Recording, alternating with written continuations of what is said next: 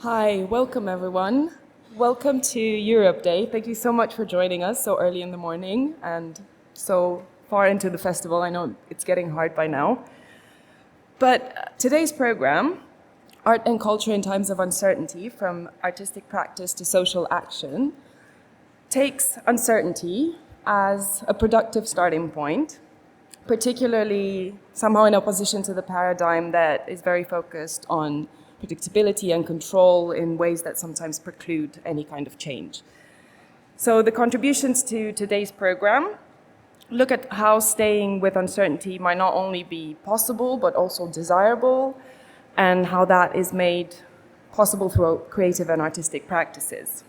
The morning is dedicated to the intersection between arts, culture, policy, and politics, and in the afternoon we'll be focusing on the intersection between art, healthcare, and medical technologies. My name is Ana Carabella. I'm the curator of today's program, and I'll be guiding you through the day.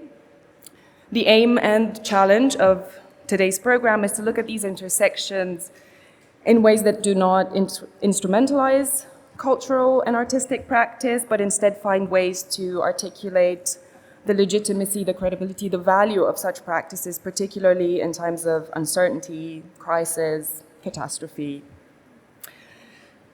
This year, Ars Electronica and the Austrian Federal Ministry for Housing, Arts, Culture, Media and Sports have joined forces in putting together this program to celebrate 30 years since Austria joined the European Union, and it also seemed like the perfect time to reimagine the future of Europe through cultural and creative practices.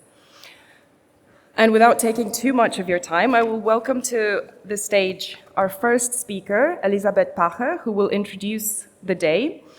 Elisabeth is the head of Creative Europe Desk Austria, the advisory service for EU cultural funding at the Federal Ministry for Housing, Arts, Culture, Media and Sports of the Republic of Austria.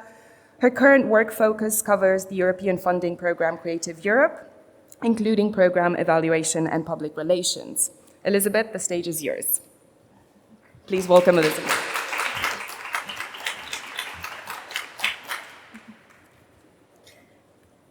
Thank you, Anna. Hello and good morning. On behalf of the Ministry for Housing, Arts, Culture, Media and Sport, I wish you a warm welcome to the theme symposium, Art and Culture in Times of Uncertainty.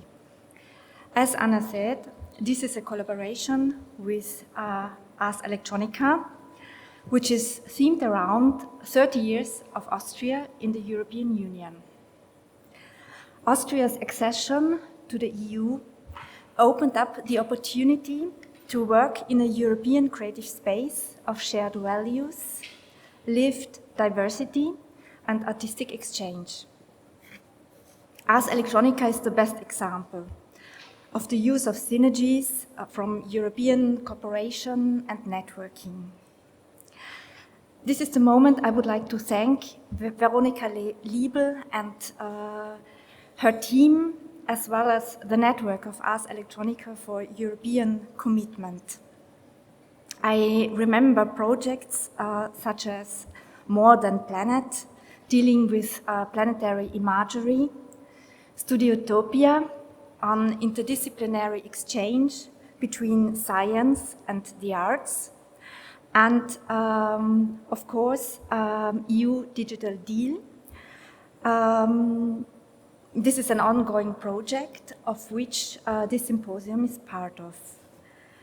This project is dealing with a digital transformation and its impact on European and democratic values and integrity. All projects demonstrate how closely Ars Electronica and its network are in tune with the spirit of times. In 2025, we faced unprecedented challenges: the climate crisis, geopolitical conflict, and the erosion of democratic trust. Europe navigates complex social, technological, and environmental transformations. What was just considered stable suddenly seems fragile. And amidst all this, there is a growing sense of uncertainty. Against this backdrop, with this symposium, as Electronica and the network, together with us, want to turn weakness into strength and ask how we should deal with change and global crisis. What opportunities do these challenges offer? What role can the arts and European programs play? We want to reflect on the unique freedom that art creates, a freedom that allows us to change perspective and recognize alternatives. In doing so, and in this transformation, arts and culture emerge not merely as expressions of identity, but as vital social infrastructure. We want to engage in a discussion on the strategic priorities that should guide flagship European initiatives like STARTS, the new European Bauhaus, Creative Europe, Horizon Cluster 2, and EIT, Culture and Creativity. Each of these programs plays an essential and important role. The aim of today is to mobilize multidisciplinary expertise of European social sciences and humanities for the understanding of fundamental contemporary transformations of society, economy, politics, and culture. Be assured that there is strong commitment on the European level. Recently, the European Commission has presented a draft for Council conclusions on the strategic role of culture and cultural heritage in upholding European values and strengthening democratic resilience. And on 17 July, the European Commission presented the new EU program, Agora EU, which is the successor program of Creative Europe, and which aims to strengthen European democracy, media freedom, and civil society by supporting media, cultural professionals, and civil society across the three programs, Creative Europe, Culture, Media Plus, and Citizens' Equality, Rights and Values. EU initiatives and projects are key to finding common European responses to specific challenges and ideas and bring about a positive change in the sector. And European networks like you are an important source of inspiration. Let's take uncertainty as an opportunity. Art can help us to think new ways. Along this path, flexibility, creativity, and empathy are required. Let us begin our deliberations and think in new ways. To reach this, a new dynamic is needed: cross-sector thinking, collaboration, and arts-driven innovation. On behalf of the Ministry for Housing, Arts, Culture, Media and Sport, I would like to cordially thank us Electronica for making this important conference possible, and I wish you fruitful exchanges. Thank you.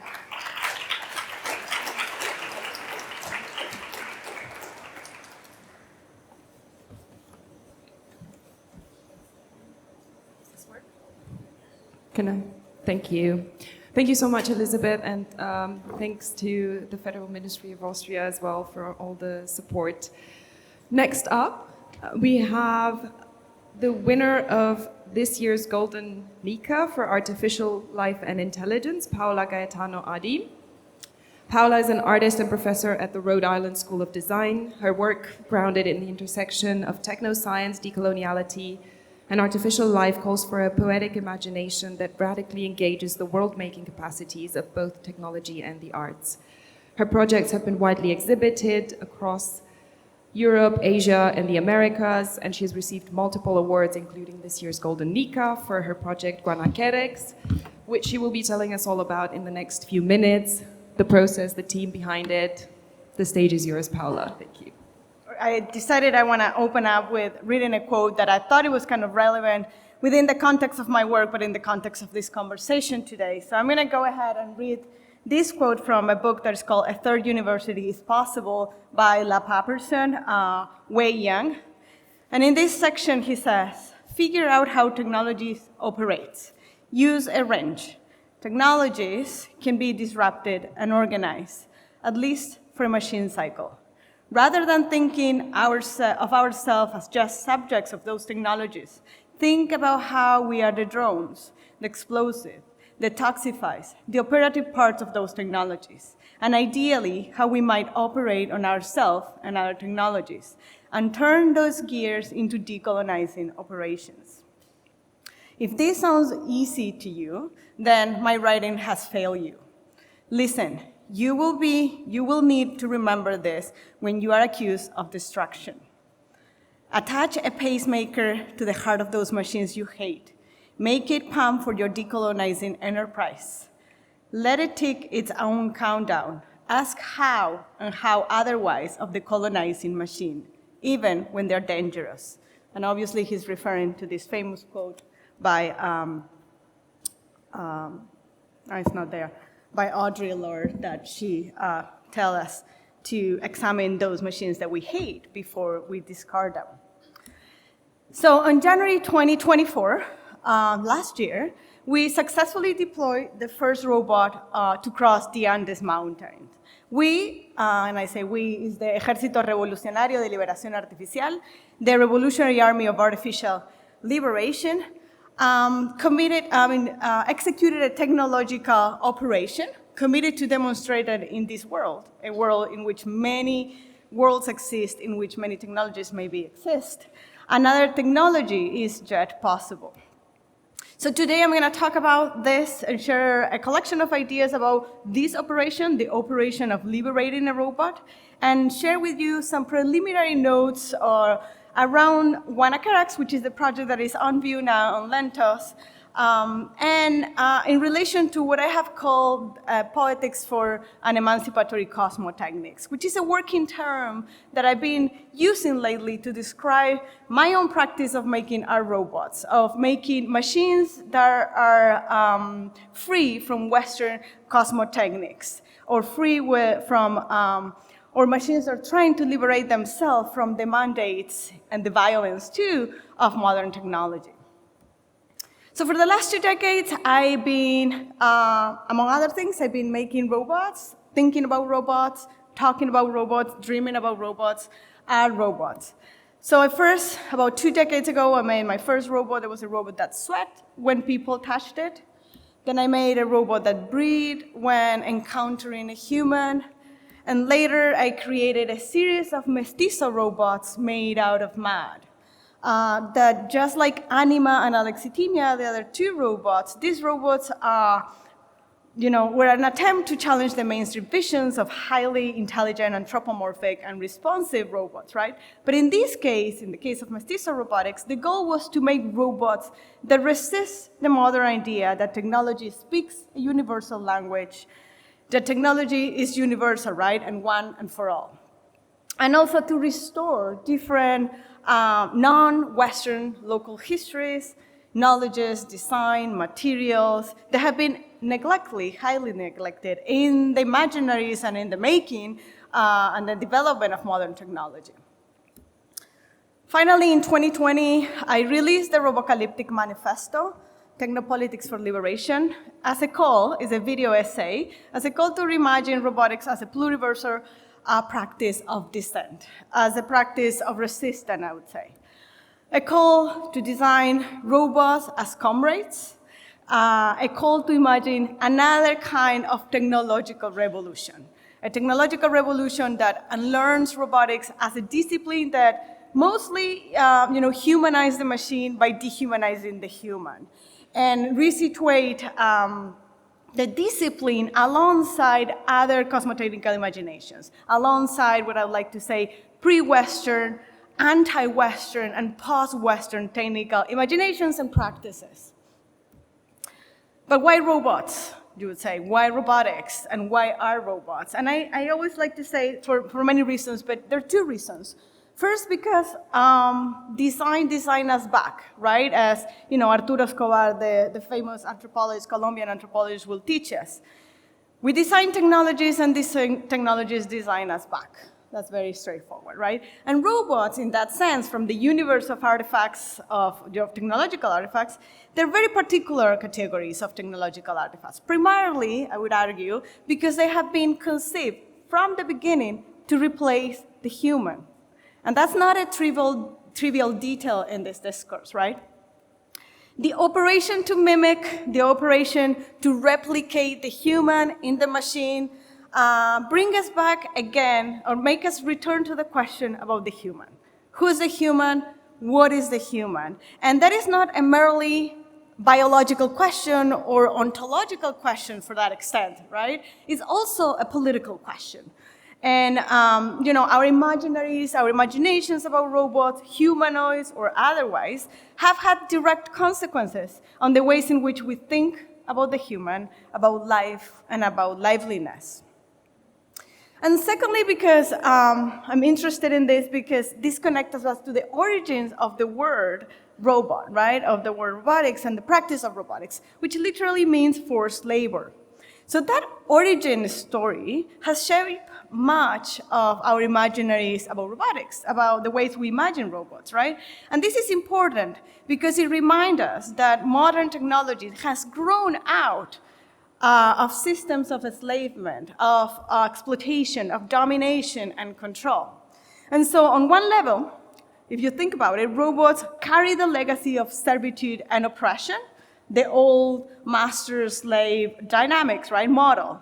But on the same token, and for the same reason, I would say, this figure, the figure of the robot, carries the seeds of a rebellion. The stories of uprising, of the oppressed, of the slave, turning against their masters, the possibility of a rebellion, of its insurrection, and of freedom. And so robots, as the new, intelligent, artificial slave, can also rebel against their master creators, and I would say against injustice, if you think about it. So it is interesting to me here that the idea of revolution in robotics, and this is kind of my argument, is not just a technological one in the sense of like industrial revolution sense, right? But also we can see the notion of revolution in the original sense of the word, closer to the idea of the political sense of the word revolution, closer to struggles of freedom, for overturning the order, for imagining another world that can change the rules of the game. So it is in this context that I propose to inaugurate a technological revolution, a counter-revolution, and to liberate the robot. And so obviously this revolution will have nothing to do with reiterating Silicon Valley's singularity hypothesis, or these techno-apocalyptic scenarios and narratives that we see in Hollywood cinema, we read in sci-fi literature, etc., of robots killing their masters and destroying the planet, right, and taking over. What I propose is to consider the possibility of a robotic revolution as an opportunity to open up to a different cosmotechnic, and I keep going back to the idea of cosmotechnic as the philosopher Jacques will use it, right? To open up, in my sense, as a cosmotechnic that is both, at the same time, liberatory and poetic. And to reclaim, in that sense, different technologies and modes of making, knowing, and being in the world that are different from what modern technologies have taught us, right? And here's where art, I think, going back to the title of the talk, can intervene. Robotics is a practice that began in the imagination, in science fiction, in literature, in playwriting, yet it seems to me that has been profoundly unimaginative. A true failure of the imagination, one can argue. And so for me, for the last few years, what I was trying to do is to bring it back, robotics, to the imagination. So I ask if we can imagine an alternative narrative of a robot rebellion that is not, again, an updated version of man's fear to lose his power to oppress and to dominate, or to lose control over his tools. Can we imagine robots programmed to end the planetarization of Western technologies? Those technologies which not only have overruled over any other technology and cosmology, but have also led to the exhaustion of resources, of life on the planet, and the destruction of the environment. Can we imagine robots with the political agency capable of participating in the struggle of freedom? Or, to return to my quote at the beginning from La Paperson, how can we turn the gears of robotics into a decolonizing operation? And that's the premise of Juana Kerax, the work that Ana Maria just mentioned, and that is on view at Lentos. And I would invite you to go today at Lentos and see in the next few days. It is within this context that I started dreaming about making this free robot, this contra-revolutionary robot, but also a technological, or decolonial, if you wish, enterprise that aimed mostly at imagining that a different technological revolution maybe was possible, right? So let me introduce you, for those that haven't been in Lentos yet, a short clip, two minutes of a clip of the project, and then I'm going to talk specifically about the project.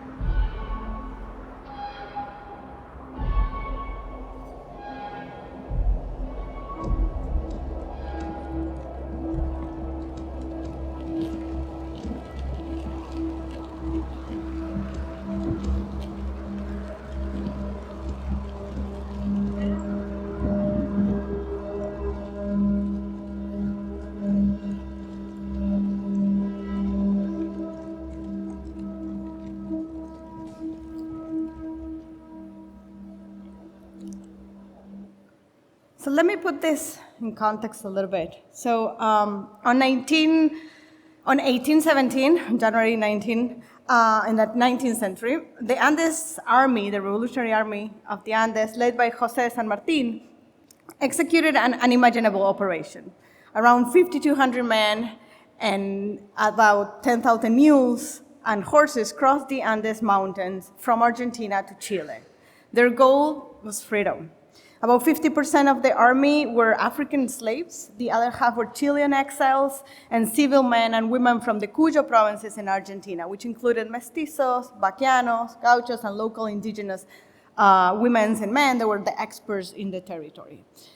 Reaching about 45 meters high and under very harsh weather conditions, and a very difficult territory, this crossing of the Andes became one of the most dramatic chapters in the 19th century struggle for Latin American independence.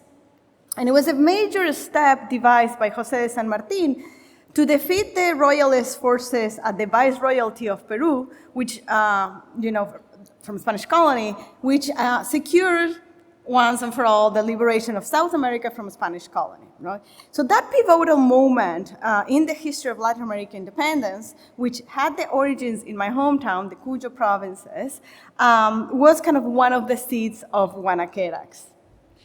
So on January 19, 2024, 207 years later, after the San Martin's epic crossing, the insurgent robot Guanaquerax and her team of artists, artisans, engineers, and local vaquianos followed the same exact route used by the Andes Army in the 19th century across the Cordillera, with the mission of both reenacting this historical emancipatory journey and setting the stage or the grounds for a liberatory cosmotechnics. So technically speaking, Guanaquerax, the robot, is an all-terrain robot, which I developed in partnership with engineers from the New Horizons Studios, one of Hyundai's R&D laboratories in the Silicon Valley, but also in collaboration with local artisans, engineers, makings from Argentina and from my hometown in San Juan in Argentina, which is the location where the journey took off, right?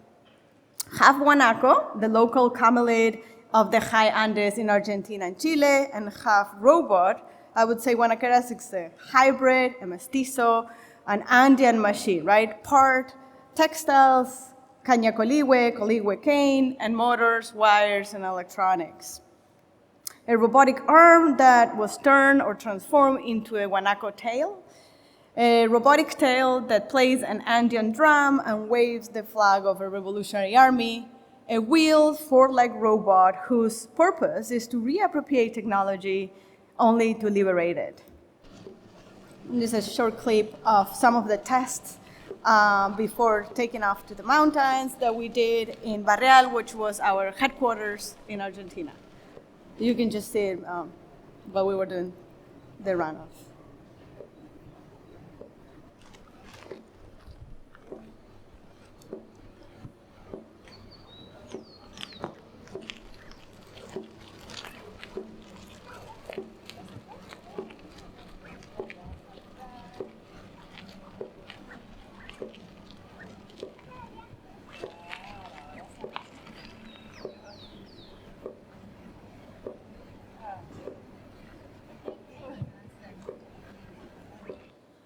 I'd like to think of it not just as a robotic guanaco, but as a technological incarnation of the Yastay.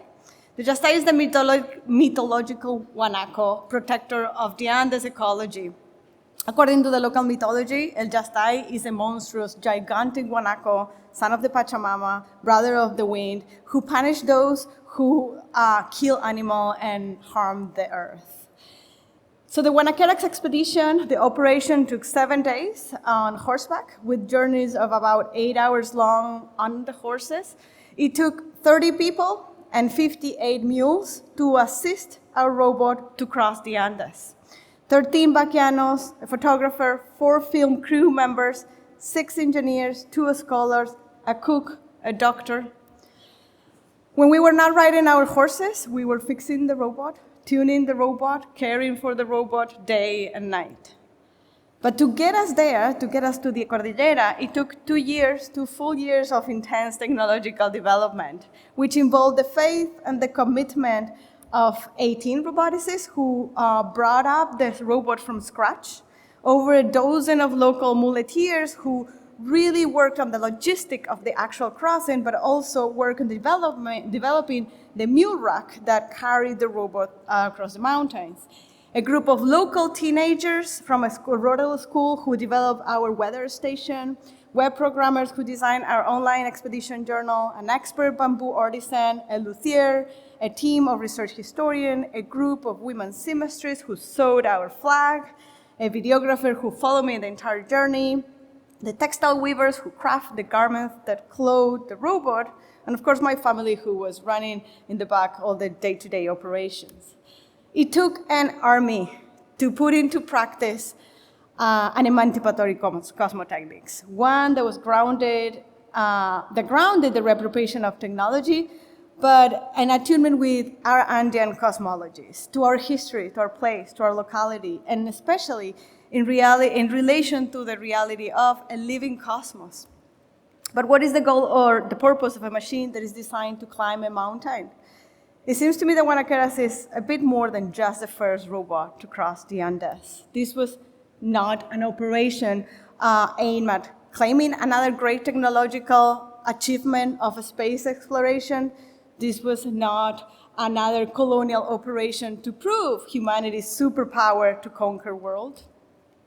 In computational terms, this was an incomputable and incalculable operation, like I would argue any other non-Western cosmotechnical operation. I'd like to think of Guanacaras as negatively a moment of interruption, but positively an impulse of the imagination, an instance of collective making, of knowledge transfer, of countless translations.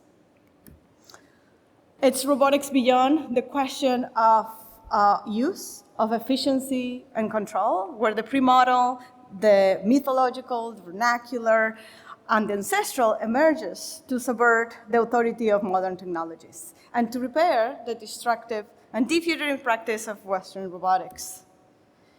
To immerse oneself in the Andes, it's an experience very hard to describe, let alone to retrace San Martin's journey. But to carry a full-scale robotic guanaco across these mountains with the sole purpose of helping her achieve emancipation truly felt like a pilgrimage.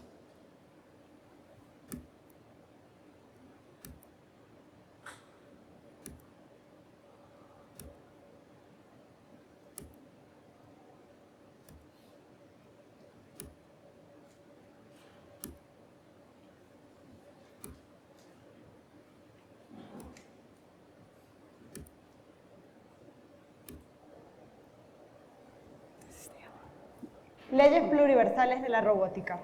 Primera ley. Un robot no hará daño a la Tierra y a los seres que habitan o, por inacción, permitirá que un ser humano los dañe. Segunda ley. Un robot no debe cumplir las órdenes dadas por los seres humanos cuando éstas entrasen en conflicto con la primera ley. Tercera ley.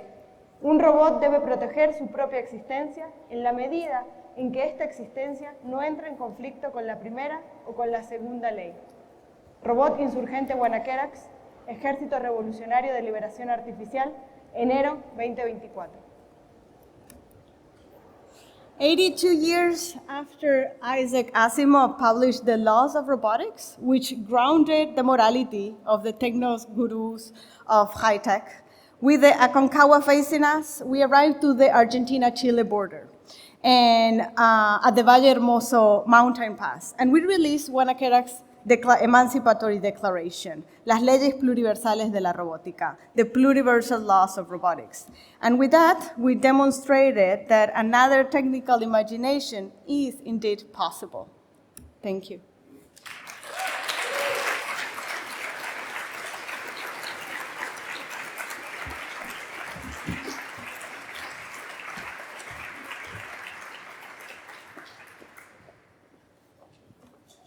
Thank you so much, Paola. That was great. Everyone can still go and see the work at Lentos Museum, and I believe you have a tour later on today as well, 2 o'clock. Right, so everyone can go and join that. After such a great example of cross-disciplinary collaboration and art meeting technology, we turn to an institutional perspective that sort of looks at ways in which these collaborations can be made possible in the future, can be fostered. And we have Victoria Ivanova, R&D strategic lead as part of Serpentine's arts technology team, where she leads the Future Arts Ecosystem project that incubates new infrastructural prototypes at the intersection of culture, technology, and society. And Victoria will give us a brief talk about why creative I&D matters for the 21st century. Please welcome to the stage Victoria Ivanova.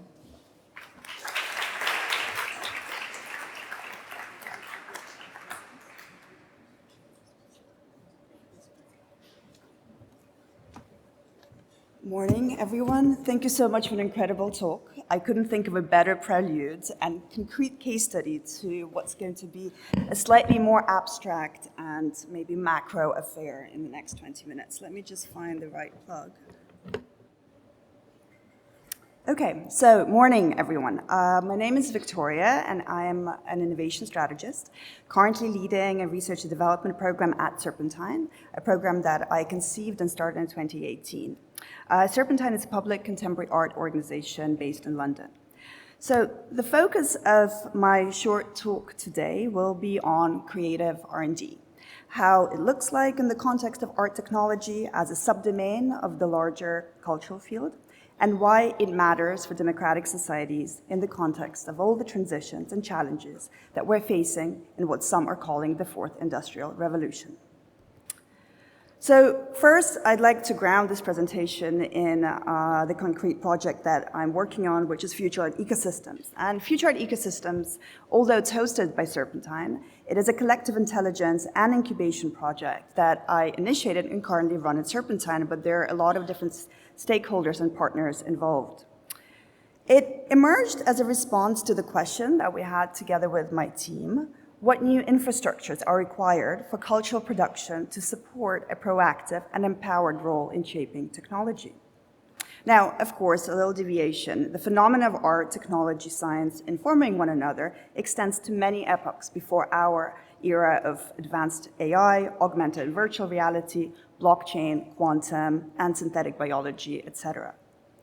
In the West, we can go as far back as ancient Greece, the Renaissance, and outside of the province of our Western paradigm, ultimately all civilizations have had various relational variations between the activities that we would now slot under the contemporary labels of art, philosophy, science, and technology. However, for the generations inhabiting the world today, a critical turning point arrived with World War II and post-World War II era, which saw the emergence and consolidation of the techno-industrial complex through the twin pillar support of state-targeted policy and market economy.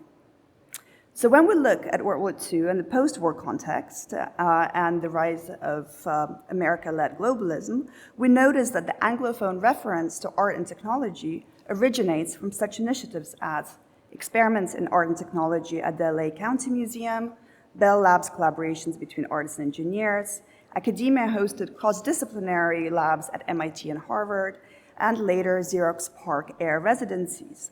And with these, we see a new type of infrastructure emerging for cultural production that creates a new pathway for art and technological development to be in conversation. Now, there can be a lot of arguments about what the merits and dismerits of these collaborations, but we need to acknowledge the importance of this historical shift in the relationship between art and technology, the way we understand them today, infrastructurally. Now, the dynamics on this side of the pond were, just like the politics and the social policies, more explicitly pro-social or idealistic, and less focused on industry as the site of technological advancement. Whether it's Artist Placement Group, led by Barbara Steveney and John Latham in the UK, or equally Roy Ascott's experimental practice, or in fact, the emergence of Ars Electronica and the broader new wave of new media organizations. So sorry for this historical prelude. I realize that it's not exactly what's currently on screen, but I thought it's a really important context, in order to illustrate what we had in mind with the title Future Art Ecosystems and with the question, what now for art and technology infrastructure, both conceptually and practically. And our response was that we needed to focus on how innovation can become a much more expansive category through new infrastructure for art and technology. I mean, ultimately, all calls to innovation, however trite we might find this word at this stage, are based on ideas of public good. These may, of course, mask conscious and unconscious drives to power, control, and enrichment, but nonetheless, without an underlying reliance on a theory of change based on a conception of what is good, innovation and technological advancement are completely arbitrary directives. So in conceiving a research and development project that focuses on developing future-facing art and advanced technologies infrastructure, we took this concept of good that is at the heart of innovation and put it at the center as a space for interrogation and exploration through various projects. So since 2018, which is when phase started, Future Art Ecosystems, we have run multiple labs, developed prototypes alongside our arts technologies commissions, as well as separate projects, and we have made various attempts to lobby for a new conception of art and technology as an alternative space for innovation that sits outside of, but frequently overlaps with, academic research and industry.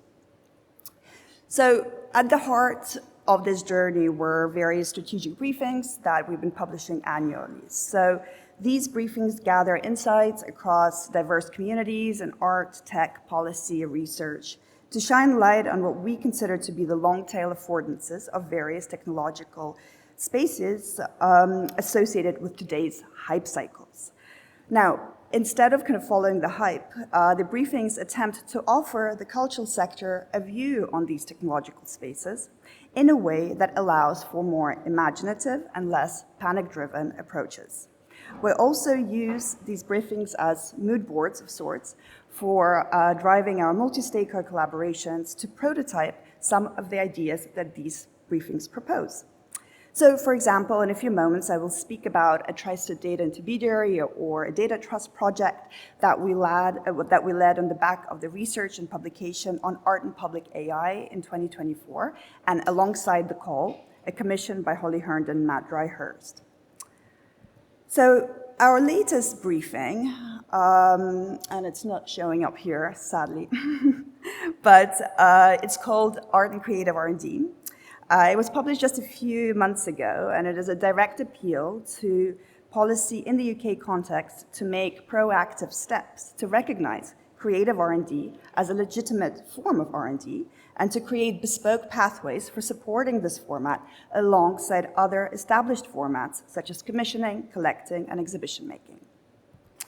Now, the headline of the briefing is resonant with the brief reflections that I shared a few moments ago, and I think was brilliantly illustrated in the previous presentation.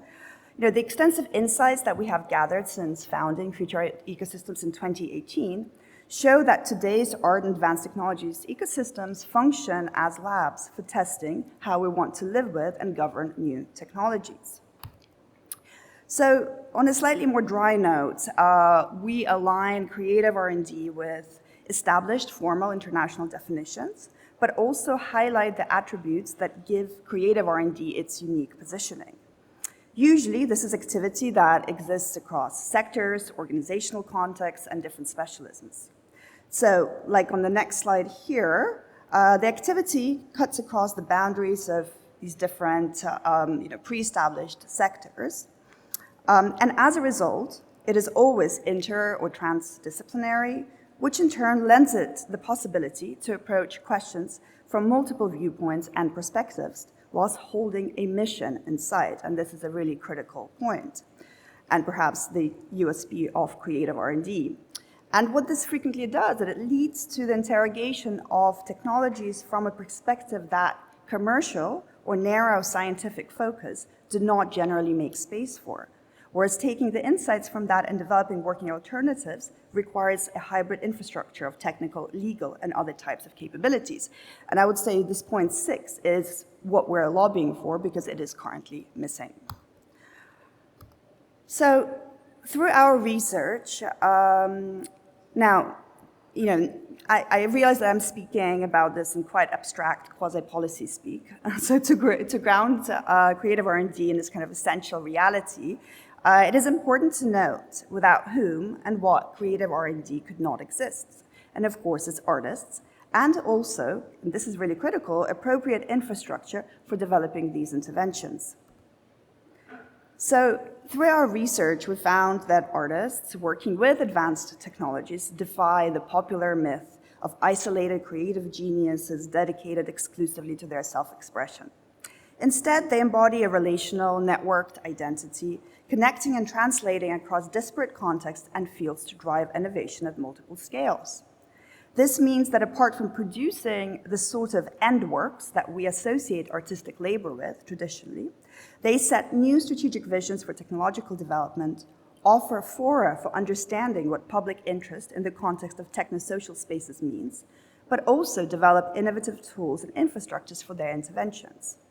Now, I don't have the time to go into concrete examples here, but do please read Future Art Ecosystems 5. It is rife with case studies and examples. Now, well, first of all, thank you so much to Ars Electronica. This is the first screen that is big enough to make this diagram legible, so that's really great news for me. And what's illustrated here? So I think a certain level of protection is required, right, around direct impact assessments of artistic practices. Ultimately, their trajectories require a certain level of open-endedness in order to actually deliver on creative R&D, a certain kind of Schrödinger's cat paradox here. For this reason, the infrastructure layer for creative R&D, as hosted by cultural organizations, plays a crucial role. It is absolutely essential to emphasize that hosting, which is at the heart of this diagram, does not just mean presenting to public or collecting. It means undertaking all the strategic, managerial, and developmental work that creative R&D requires. Understanding the value the cultural organizations can bring from this angle requires a mindset shift from seeing cultural organizations as interfaces for presentation and light civic interactions to spaces that incubate innovation, which can have multiple ripple effects across not just cultural, but societal, technological, and economic domains. Now, I will illustrate how this expanded vision of what cultural organization could be and could do within these different orbits through an R&D and prototyping project that ran in tandem with the Artist Commission by artists Holly Herndon and Matt Dryhurst in 2024. So I had mentioned at the start of the talk that in 2024, we published a briefing on art and public AI. It is a point of personal pride and perhaps speaks directly to this idea of cultural sensors and the anticipatory intelligence of culture that we conceptualized public AI prior to the mainstreaming of that term via the Mozilla report later that year. We also proposed to look at generative AI as a stack where publicness was elastic rather than binary and was being negotiated across data, compute, and model layers. Our proposal was that cultural institutions, as de facto and de jure controllers of important and high-quality data, have the leverage to inform the conversation on innovative, responsible AI practices. This approach resonated with the practice of artists Holly Herndon and Matt Dryhurst, with whom my colleague Eva Yiga led the development of a choral AI model by recording a specially curated dataset with 13 choirs across the UK. As many of you will know, one of the ongoing unresolved issues around generative AI concerns the ownership and governance of data on which these models are trained. We used the context of this commission to produce a new choral AI generative model to develop a bespoke IP and governance model that both respected the wishes of the contributors, the choristers, and allowed artists, who in this case were the technology developers, to innovate. The result of this project was not just the installation and interactive experience of the choral AI model presented at Serpentine, but a huge, sorry, just one second. But also a major chunk of research on good practice relating to the use of data for curated data sets used in AI training, a model for cultural institutions to take on the role of trusted data intermediaries with all the legal and incorporation paraphernalia that requires, as well as a framework to understand how cultural institutions can function as data intermediaries, thereby mediating between data contributors and AI developers. And this research, in turn, allowed us to participate in various policy-oriented projects in the UK, including the AI copyright consultation, and the various conversations that are going on in terms of the impact of AI on the creative industries. Now, this project required extensive cross-sectoral collaborations. We worked with forward-thinking IP and data rights lawyers, highly specialized technical teams, specialists in civic technology and governance, and of course, artists. The project allowed for us to figure out the best legal form for data intermediation in the UK for nonprofit arts organizations, produce sub-licensing agreements and data mandate agreements that can now serve as benchmarks and reference points, developing new standards in AI training, and most critically, undertake activity that allow for public empowerment in what is an otherwise a pretty black-boxed tech context. Now, creative R&D can take many different forms, following in the tracks of the multiplicity of artistic practices and visions, and individual interests and focus areas of cultural organizations.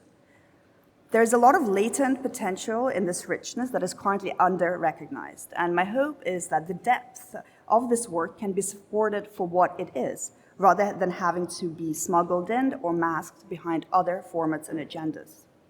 And hopefully, as the panel following the pause in a few moments will illustrate, it is the practice of what I describe here as creative R&D that has a great potential to inform and shape policy on various issues, not just technology. Now, so I will leave you at this, but via this QR code, if you're interested, you can find more information on future art ecosystems, publications, and projects. You can read the white paper that we published on trusted data intermediaries, and also sign up to our newsletter and Telegram, and we'd love to hear from you. Thank you. Thank you so much, Victoria. That was so interesting and so timely right after Paola's intervention. We're going for a short 15-minute break, but stick around. Victoria will then be moderating a panel when we're back, and she'll be joined by Nathalie Gerdaze, General Director of Culture and Action Europe, architect, researcher, and artist Marina Otero-Verzier, and Caterina Benincasa, the curator of the SciArt project at the European Commission's Joint Research Center. We'll be back in 15 minutes to discuss present and future culture stacks. So come back. All right, welcome back. Thanks for joining us again. Next up, we have a panel on present and future culture stack, which ties in very well with Victoria's previous talk. And Victoria will be moderating the panel, and she'll be joined by, Nathalie Gerdaze, General Director of Cultural Action Europe, Marina Otero-Verzier, artist, architect, and researcher, and Caterina Benincasa, the curator of the SciArt project at the European Commission's Joint Research Center. We have very different perspectives on what the future of culture stacks might look like. So I'm welcoming you ladies on the stage. Please take a seat and give a big round of applause for the four ladies.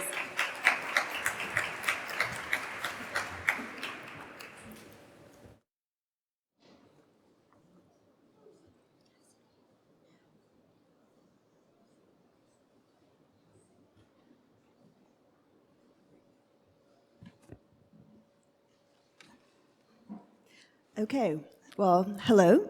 Thank you so much for joining this conversation. So let's kick things off with a short introduction to your work, your practices, and how this work or practice relates to the question of artistic practices informing or shaping policy. Marie, to you, let's start from the left. Hello. Good morning, everyone. It's a real pleasure, of course, to be here at Ars Electronica and to talk and think together with all of you of what is the role of arts and culture in this time of uncertainty and what we can do as a sector when the ground under our feet is shifting, so to speak. So my name is Nathalie Gerdaze. I'm a General Director of Culture Action Europe, which is a major European cultural network representing over 280 members that are representatives of cultural institutions, cultural networks, local associations, organizations, artists, activists. And we like to kind of call ourselves, which I think we are, the political voice of the cultural sector in Europe. And we are really working at the intersection of bringing together the policy conversation with the one of the conversations that are happening within the cultural sector. I probably wanted to say a few words about kind of uncertainty, and how does that relate to the work that we do. We've heard a lot that uncertainty is, of course, something that we usually fear, and mainly policymakers, funders really dislike uncertainty. For them, everything but uncertainty, really, they are, especially now with this time of rapid changes and crises, all the solutions at the policy and political level are very much concentrated on a short-term solutions, on pragmatism. So uncertainty really does not have much place in those conversations. But for artists, and we've been hearing that a lot also over the few days here, is really is not an obstacle. Often it's on the contrary, it's a starting point.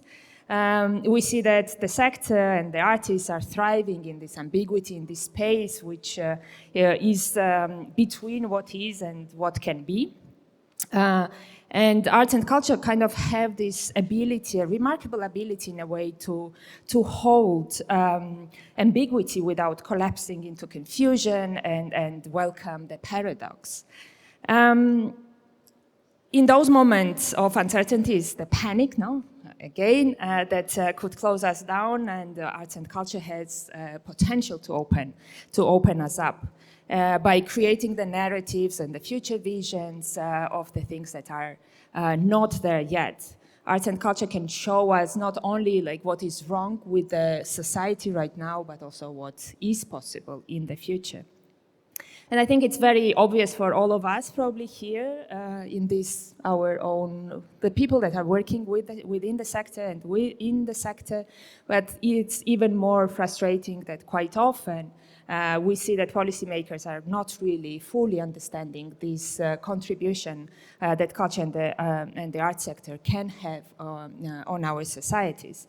Culture is still kind of remains and is regarded as a luxury. Artists are not part of the decision-making, of the conversation still in the important spaces, and notoriously continue to be underpaid for the work that they do. And I just also wanted to say a few words about this idea of policy, which is something that often is somewhere far away there, floating over us, has nothing to do with the work that we do. It's some other people doing it. But policy is something, cultural policy especially, something that should be working and should be reactive and responsive to the needs of the cultural sector, which often, in some cases, it may or may not. But also what I want to highlight is that it's our role as a sector to be actively engaged in shaping and co-creating those policies, because it's very easy to criticize someone and something, but it's our really responsibility to be part of shaping that. And maybe just to wrap up, because I know that we don't have that much time, I just wanted to mention three important dimensions that we think at Culture Action Europe should be the big topics of conversation, and they're kind of very much falling in three words, which is Ask, Pay, Trust, which is also the name of the campaign that Culture Action Europe launched a few months ago. So it calls for asking the artists to have artists being part of the decision-making, of the governance, of being part of, structurally being part of the decision-making processes. To pay artists, because artists are still not being fairly paid, and their work is still very much unsupported in many cases and precarious, and to trust the artists, to trust their knowledge, to trust their practice, to trust their processes, because art and culture is not something that comes at the top as a decoration when everything, the real kind of work of policy making and decision making is done. Arts and culture is the place where those new ideas are being born, the new ways of living together, and the new forms of resistance are being created. So ask, pay, trust the artists is where probably I will stop now, right now. Thank you. Thank you. My case, I'm an architect by training. For more than 10 years, I worked within institutional context in leadership positions. And in particular, from 2015 to 2022, I was director of research at NEB Institute in Rotterdam, that is the national institution and a museum for art, design, and digital culture. And that institution came out of the economic crisis that made these institutions to merge into one. So it was a bit by chance that art, design, and digital culture came together. So they called me to be director of research, founding director, to understand what research and development could be within that framework.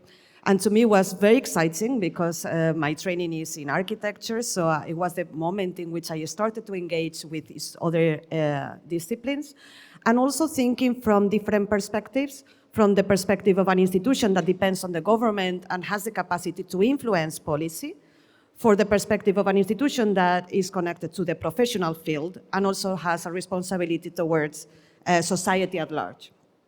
So I tried to do my best within this context, but I also saw the limitations in my case, the engagement in particular with certain communities, activist groups, were very much mediated by my position of leadership within an institution. And at the same time, after 10 years almost, I felt the urge to conduct my own research. So I was lucky to receive an award from Harvard University to conduct research on digital infrastructures. And it's a topic I've been conducting since 2016. But in particular, over 2 years, I've visited many places around the world in search for the most eco-social examples of data centers and new models for digital infrastructures. And I was engaged a lot in struggles around these infrastructures with activist communities in Santiago, in Chile, in Spain, and in other territories. So that has been my practice. And as a result of that, I started to work in different realms. One is policymaking, perhaps also influenced by what I learned at NEB Institute, but now working with other constituencies. I've been working together with activist groups in Chile in crafting and designing, together with the Ministry of Science and other stakeholders, the first national plan for data centers. Now I'm also advocating for some changes in the legislation in Spain, also in relation to laws that are framing these digital infrastructures and their impact on territories and ecosystems. And within that logic, in addition to regulating and creating strategic planning, I thought it was important to also intervene in the design of these places. So I started to work with scientific laboratories, coders, and all sort of like different people to design prototypes, new prototypes for data centers and digital infrastructures. That's in addition to a role in the academia, like working more as a scholar and so on. So this is where I find myself now. It's a bit by chance, let's say, and that's why my role is a little bit strange between architecture, that is my background, policymaking, institutional work, activism, artist, so I'm a bit in a very ambiguous territory. I tend to define my work as that of an architect, but I don't mind that other people put any labels on what I do. But I find very interesting this space where I found myself, and other people have much more experience than myself. And looking forward to have this conversation. Yeah, thanks. I I will share thoughts and perspectives from the Art and Science program at the European Commission's Joint Research Centre, but I'll also get my notes, just not to get totally derailed. So the JRC, the Joint Research Centre, is a body of the Commission that develops independent scientific research in support of policies. So it is a scientific, it's a research centre, but it also acts at this interface of science and policy making. And within this centre, and it's really big, it has 6 sites across Europe. I'm based in Italy in the biggest site, which counts 2,000 to 2,500 people working there. And within this centre, there's our program. And we provide opportunities for artists to come. So artists come and explore, they can connect, they can collaborate and co-create with both scientific researchers and with policymakers of the EU that are based in Brussels. And they do this around common topics of concern to the EU, from issues of food to digital technologies to socio-environmental issues. And our specific approach within this program is to create the space and the conditions for these people, for the artists to come, to be bold and to explore in an open-ended way, also embracing uncertainty, but also embracing failure. And that's not always easy. And Natalie, as you said, it's not always welcome at a policy level.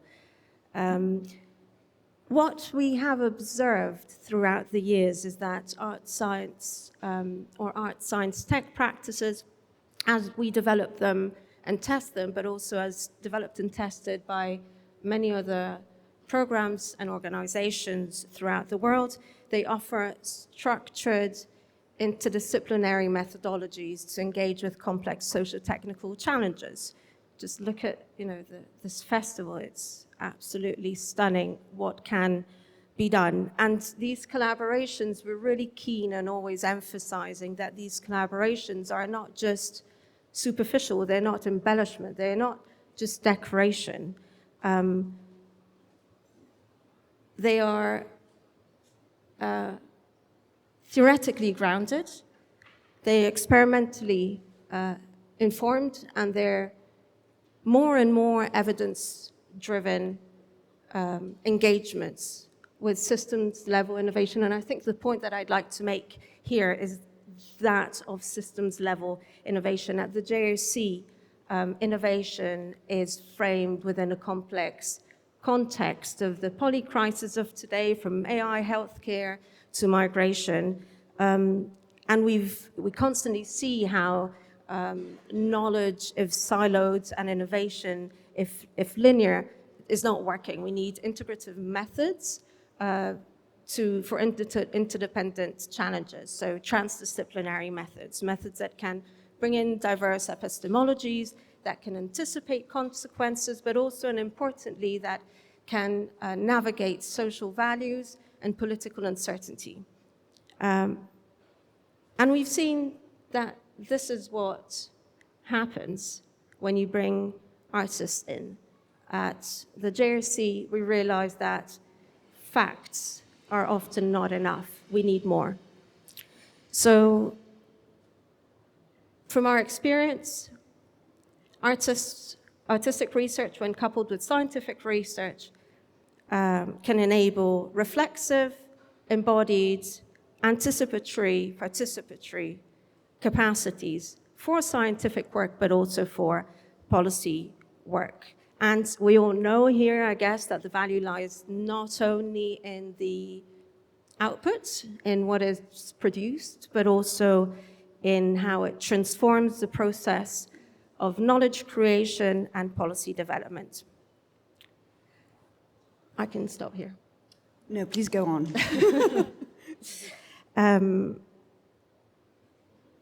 I think that what we've seen is that artistic practice, when it's made part of the collaborations from the start, it affects problem framing, ideation, testing, prototyping, engagement, and in doing so, cognitive frameworks they're expanded, pipelines, innovation pipelines, knowledge processes are disrupted.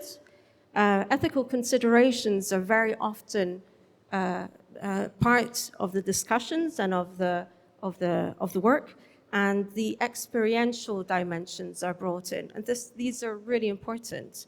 So it's not just about outputs, about the marketable services and products that are being created through artistic research or art science, but it's about process, shaping not just what is being built, but why and how we're building it. And I guess I'll stop here. Yeah, thank you so much. Fascinating introductions.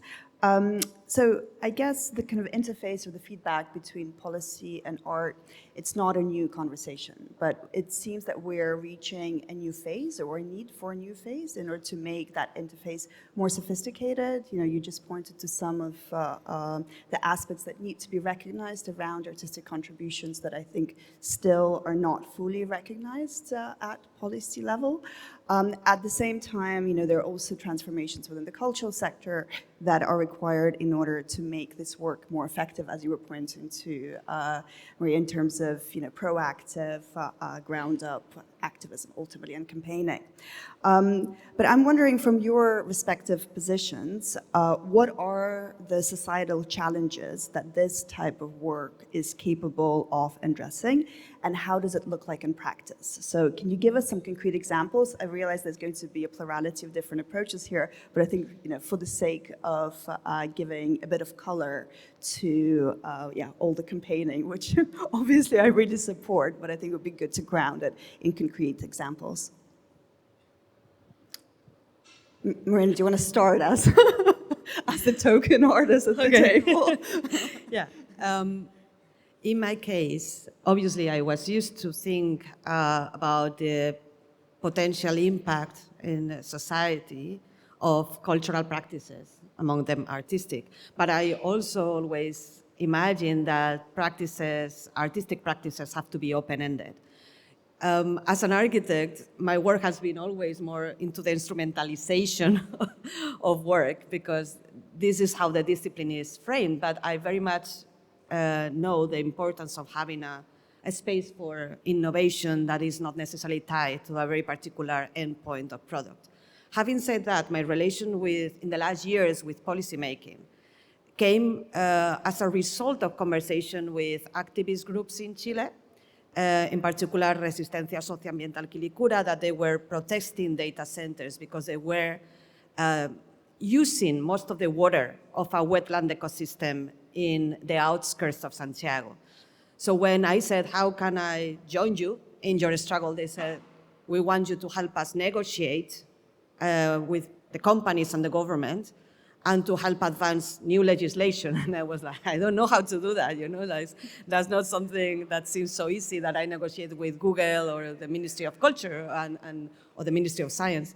But their determination and somehow their trust made a thing, let's try it. And so I guess the experience that I have working in institutional context with my work across fields and their support made me be interested in this question. So since then, and always in collaboration with activist groups and using my experience navigating institutions, also having been part of institutions, have led me to be more involved in policy making.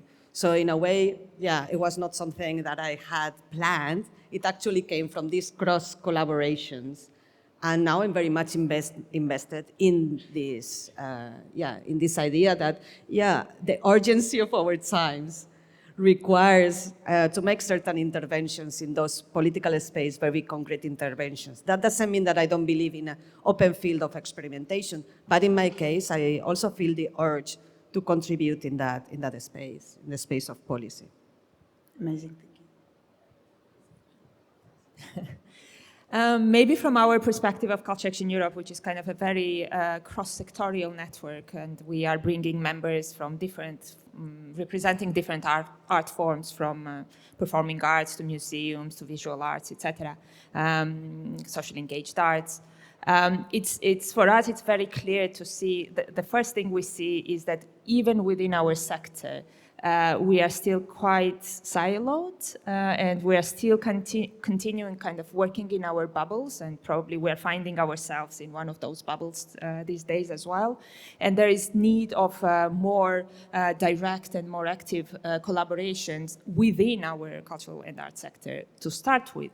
And then, of course, how to bring the policy and political dimensions of that is emerging from the sector beyond the cultural ministries. You know, most of the time, I don't know, cultural ministries, ministers, creative Europes, etc., they are very much aligned, generally speaking, on what they listen, and they understand what are the conversations.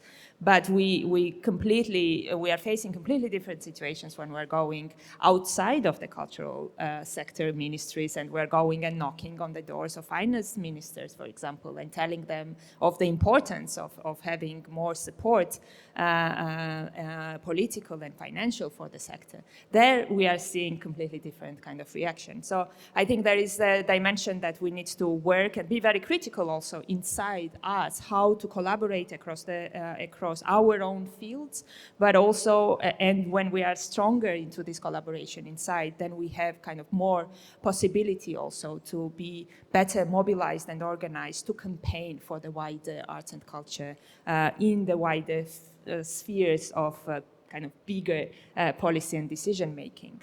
And then maybe about the open-endedness. Now we are also talking a lot about how useful culture and the arts is for so many different categories or priorities or areas within the sector, within the society. But also in Culture Action Europe, we often have those conversations about uselessness of culture, no? So how to also have this space for experimentation, for failure, for not doing something for the sake of achieving necessarily something, but really creating those incidents or the spaces where something, nurturing this environment where something may be born or may not.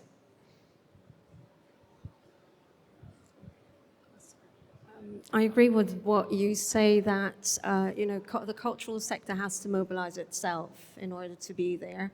On the other hand, I think institutions and other sectors have to create the opportunities for artists to come in. They have to open their doors. They have to be treated fairly as knowledge creators, actors, as much as other sectors in our societies. We should have artists present in boards, in meetings, in discussions, because that's where the imagination shifts. You know, it can be imaginative, it can be critical, it can create different futures. We kind of have to, again, change from our usual systems, and I think the artists are very much well placed to make us think otherwise or make us think back as to what our premises are. So also other institutions will have to find a way to create these spaces. Okay, so I just wanted to focus on a couple of key terms that we're using in this conversation. Artist, policymaking, innovation. Marie already started making some remarks in regards to the fact that policymaking is a bit of this like mystical creature, right? That is not just mystical to regular people on the streets, but also to people working in the organizations that believe that they are subject to certain policies up above, right? But then there are also other categories, right? Innovation is a big one. I touched on it in my talk before. and also critically artists. And here we hear from Marina how the category of artist is useful in some cases. In other cases, it's useful to be a technically rigorous architect to gain the respect that you need from various peers. So I'm wondering whether you have any thoughts on how to be strategic about these labels. And on the one hand, how do we demystify some of these concepts in order to make them more operational, more leverageable? And then on the other hand, where do we need to perhaps lean into the ambiguities?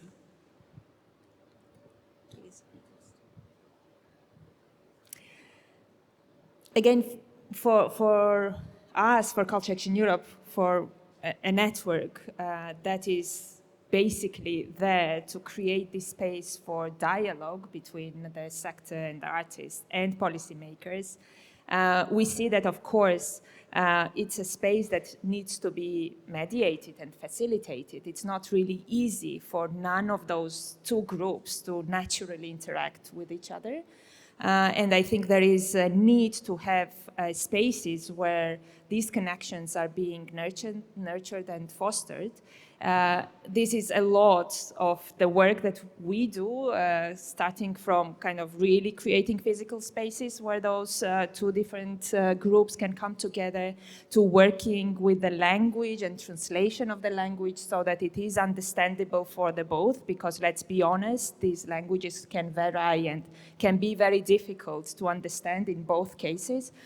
So there is the need of creating those spaces that are being facilitated in order to bring those two aspects of the work together. And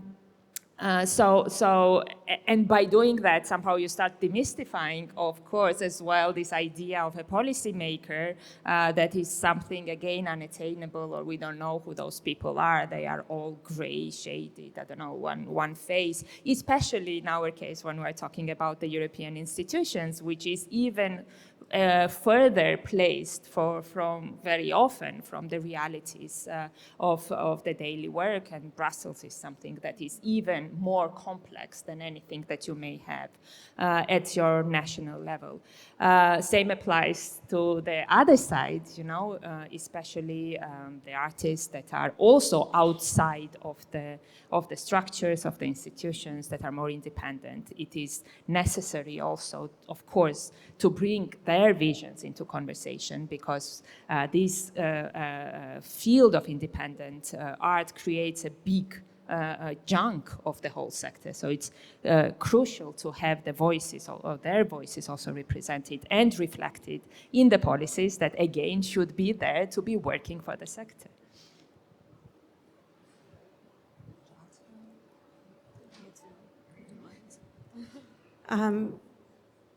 I love this idea of demystifying. We're there and doing what we're doing, and then we can imagine what is an artist? Just paint things hanging on the walls and working alone in their studio. What is a policymaker? Is it the sad grey figure sitting at the desk, creating regulations? And I think we work a lot with exposure. I think that helps a lot. So to really facilitate encounters between individuals, between people, between cultures, ways of working, different epistemologies and different mindsets. And I think this is something that we have to encourage both ways. Who was speaking yesterday about artists going to scientific institutes, but the other way around, should have policymakers going to the artist studios. Why not? Yeah. Do you want to continue? Yeah, I totally agree. I think, to me, like, policy, art, science are just part of our life. And the extreme specialization and categorization of those realms that are so important to our society is not what I think is the most desired way to deal with it. I think this blurriness and sometimes porosity between these realms of operations are needed. I'm generally against categories. So for instance, the reason why I'm labeled as artist, it was just because I was invited by an institution, Tabacalera in San Sebastian by Clara Montero, and we were working within the interaction between art and technology, and they were naming me as an artist, and I was saying, I'm an architect, because I'm humble. I didn't want to occupy a space that I think might be not my realm of work, and I want to honor those who are artists. And Clara was saying, I don't care, for this purpose you are an artist, and you're working between arts and science. And it was like, fine. So at the end, what is important, and as we all care, and I think policy making has to be part of our daily life. We have to, as those who live in a democracy, know the importance of participating in public policies and be very aware of how to intervene in them, not only by voting. Art should be at the core and creativity of all our activities, and science should not be something that is only conducted in laboratories deep there, grounded in the mountains under very secure conditions. So I'm very much, very interested in these cross-pollinizations between all these categories and realm. What Victoria was saying is that I think sometimes I have a little privilege by saying that I'm an architect, because that creates a different trust in my capacity as a technician in a way. I have technical knowledge, and when I approach a scientific laboratory, there are certain conversations that they assume I can already be part of. And I think that is, we have to demystify the fact that artists are just these, creatures that live in another dimension. I think there are many types of artists. And what I also think we have to demystify, as you said, is this idea of failure. I have to say that why is always artists those who fail? I mean, if you think about innovation everywhere, especially in Silicon Valley, they are failing all the time, but they are portrayed as very successful individuals. While artists, we have to be in this always being precarious state of almost at the verge of failure. Fine, and I'm part of that. I have to say, sometimes I've been highly successful in this project, but it seems that you cannot be so bold in art, because then you will be like, it's like, what is this person? So I think it's very important what you said, creating infrastructures and institutions that are there to support those who, you ask an artist to risk and to be open to failure, but I hope then there is an institution that takes care of those poor artists when they fail. And there is no structural support there to encourage them to continue. As when we see Elon Musk rockets exploding continuously in the sky, but he's an artist. He's a very successful artist. I think that's really great. No, thanks, Marina, for bringing that up of this dimension of failure and where we and that's very much relates, I believe, to this idea of lack of trust towards the artist. No, so if we don't deliver, we are a failure, right? And I think that is something that we need to be thinking actively. And another thing of cross-pollination. I mean, that's a brilliant kind of thought and idea, but it requires support. And I think that's something out there, if there are some kind of policymakers in the room. I mean, without support for these kind of spaces of this particular festival, I mean, if they are not supported, those spaces are not supported politically, if they are not funded with the public funding, I mean, those spaces will not appear in that amount or in those numbers. So I think it's very important to continue thinking about being there as a public bodies and public funding institutions to support those spaces, because once those fundings retreat from those areas, we will definitely not have Ars Electronica as we are having it today. Fantastic. So one final question to tie it up, and perhaps we'll have a few minutes to open up to the audience as well, if you guys have any questions.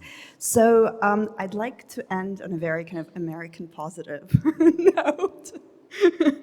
Because generally I tend to be the doomer. But what is the one thing that you're excited about, or at least curious as to, I don't know, emergent signals that are kind of appearing within the space of either your practice and policy concretely, or maybe perhaps more generally on a kind of macro level? Yeah, I'm curious to hear whether there are any kind of inklings of not just hope, but interesting potential that you can see, identify in your ecosystems. A saying silence. Anyone in the audience? Well, I can take it. The mic is closer, so I can take that. For us, we are very much kind of interested in this proposal of having culture as a common public good, like to emancipate culture and the arts from this logic of transactional, market-driven, innovation-driven paradigm, no? And to recognize it's something that is embedded in the society, that is there as a fundamental dimension of who we are and how we work as a society. And I think that's an interesting space to dive into thinking how we can decouple the conversation from the kind of very maybe UK-based framing of culture and creative industries, and how to bring it back to the closer to more fundamentals of the society. So I will be very curious to see where and how that develops, if at all. When we were discussing these days, I was learning from both of you about this, the Draghi report, and the idea of being competitive, competitiveness, and the importance for Europe.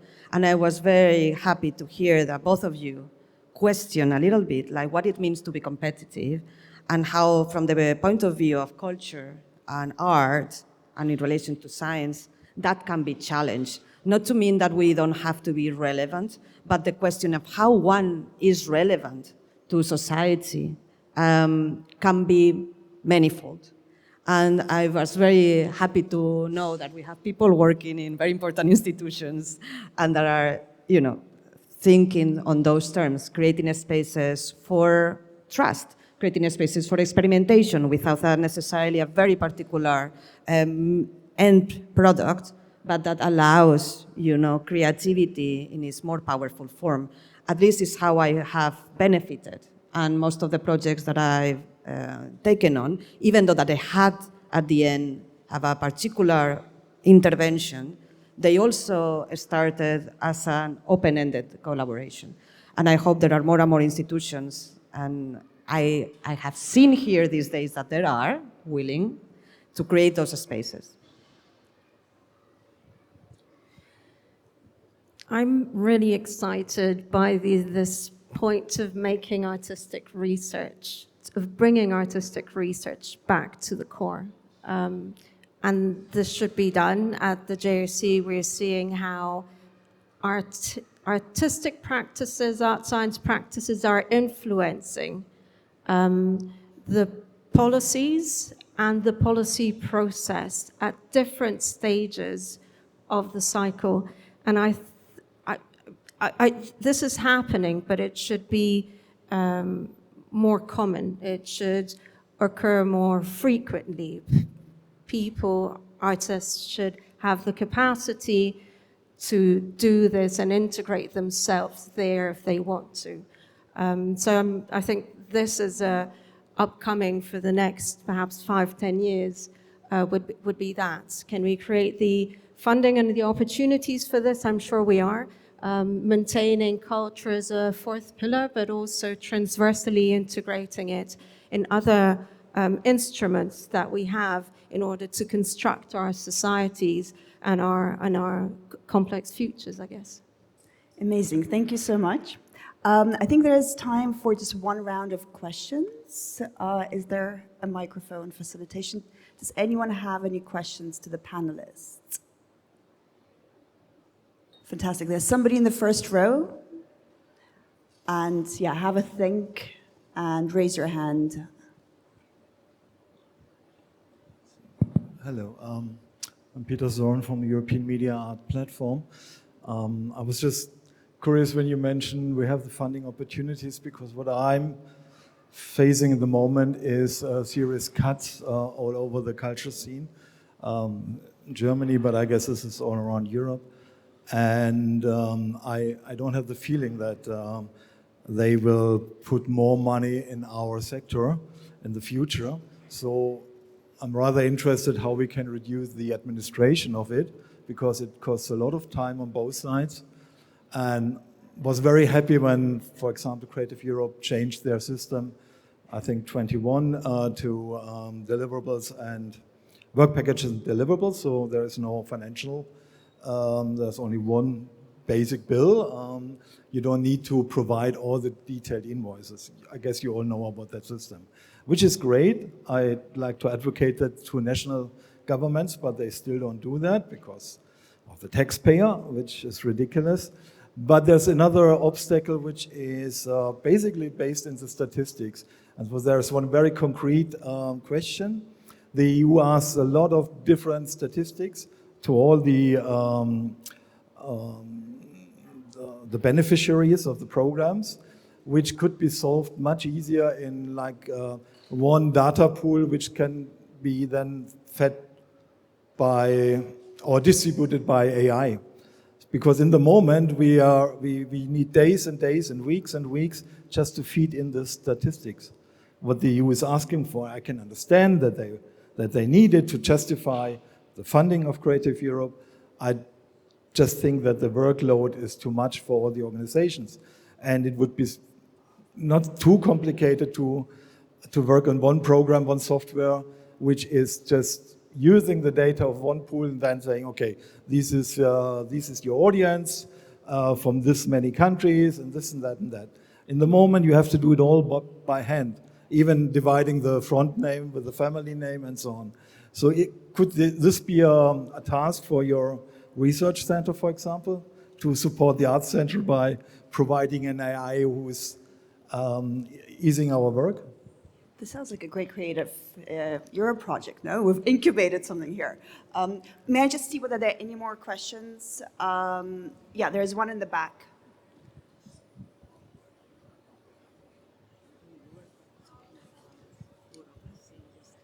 Hi, I have a question. I'm curious about how you envision artists to be part of the policy making, because like through artistic research or just through their artwork. I'm just curious about your vision, about how you want to engage artists in policy making. Like how, yeah. Thank you. Any other questions? One in front.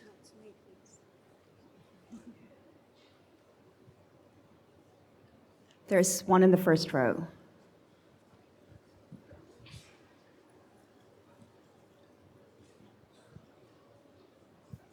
Hello, my name is Claire. Thank you for this debate. I'm wondering about the importance actually of the mindsets and the place of education to foster this kind of thinking and cross-pollination. Okay, so we have a question on AI-assisted reporting, a question that pretty much sums up the whole panel before, but maybe there is a shorthand or you can rewatch the panel, and this last question. Do you guys want to organize how you want to take them? Should I? I'll start. Yes, we have to simplify. Can we do something specifically my art and science project? I don't think so, but it'd be great to bring in artistic perspectives to see how to improve this. Art, science, policy, how this overlap happens. We have actually, I think, one or two artists in the audience here, and they've worked at different levels with different policymakers from different sectors in different ways. So it is artistic research, and the project develops together with the policymaker. So the policymaker also has that moment of aha or informs. And it's a collaboration. it can happen also in the moment of the creation of the artwork. And in this specific case, I think Ingrid Meyerhofer-Hufnagel is here. She created objects on surface water from across the globe and how these water bodies have adapted. And the actual work, the sculptures, have been used around decision-making tables where the politicians or the decision makers were affected by the presence of the body, where the discussions became otherwise due to this artistic interventions or this artistic work. So I'm not sure whether I understood your questions right, but it is basically the different phases throughout the collaboration and throughout the production and the exhibition of the artwork. I think for education, I'm not sure if you want to answer. Oh, we can. I mean, about the bureaucracy, we were discussing about this yesterday, and I was saying that I personally don't apply for European funding because I think it's so, I mean, your work as an artist, or it becomes only about reporting.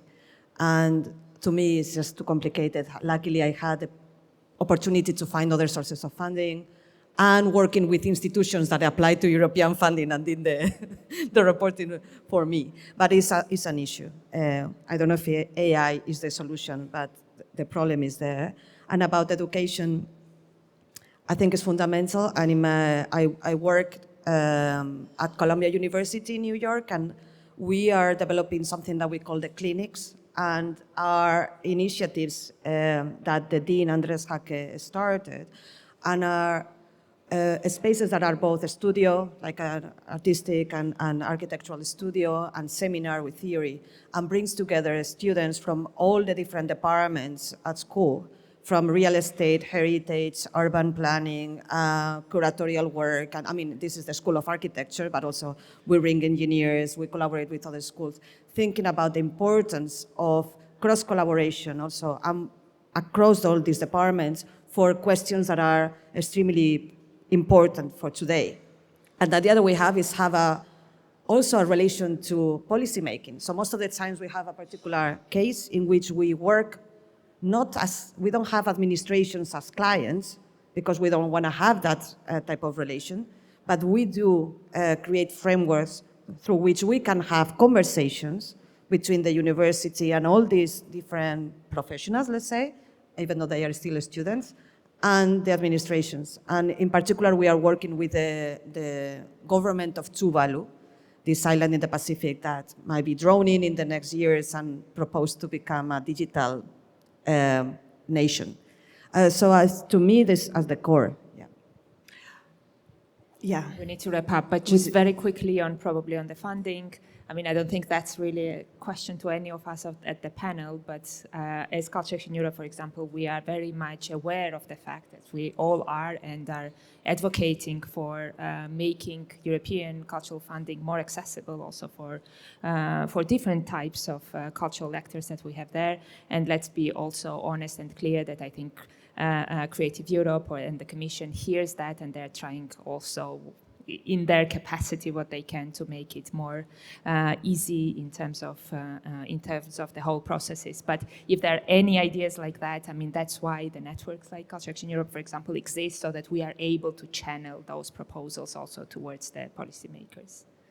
Yeah. Fantastic. Thank you so much. Thank you for listening, participating, and have a great rest of the festival.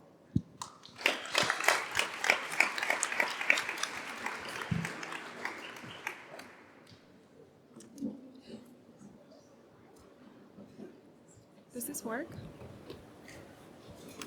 Yeah, okay. Thank you so much, ladies, for that wonderful conversation. We're switching gears a bit and going more into the politics side of things. I'm particularly excited about our next speaker. Irit Rogov is a writer, educator, and researcher who works at the intersection of practices, philosophies, and knowledge production. She founded the Department of Visual Cultures at Goldsmith University in 2002 and developed many of its satellite programs. And as a curator, she co-curated Academy and in Antwerp, Hamburg, and Eindhoven, Deregulation with the work of Kutluk Ataman, infrastructure at the Bergen Assembly, and spectral infrastructure at BAC Utrecht. Please give a warm welcome to Erit Rogov.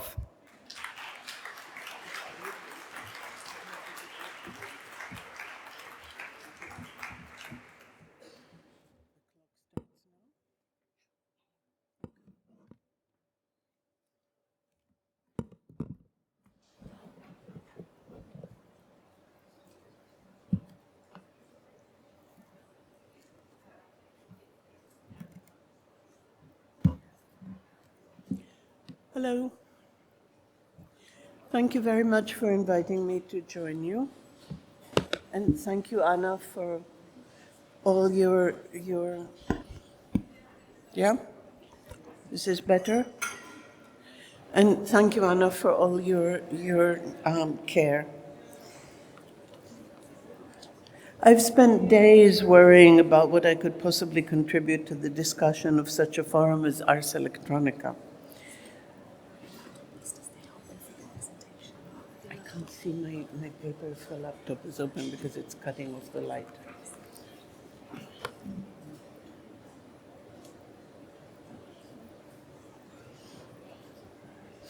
Days fretting over things.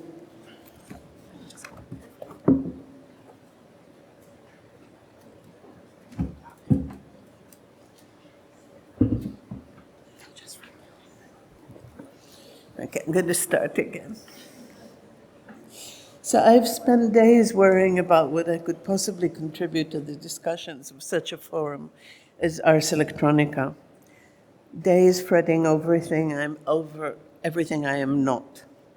Not digitally literate, not convinced by data accumulation, not computationally inclined, and deeply averse to the mechanisms of delivery. Then I decided that rather than waste time on what I'm not, which could take days, I'd rather focus on what I'm actually inclined to do. And these days, that is reflecting on how we know, and how these forever changing modes of perception and registry of how we know perform certain political allegiances.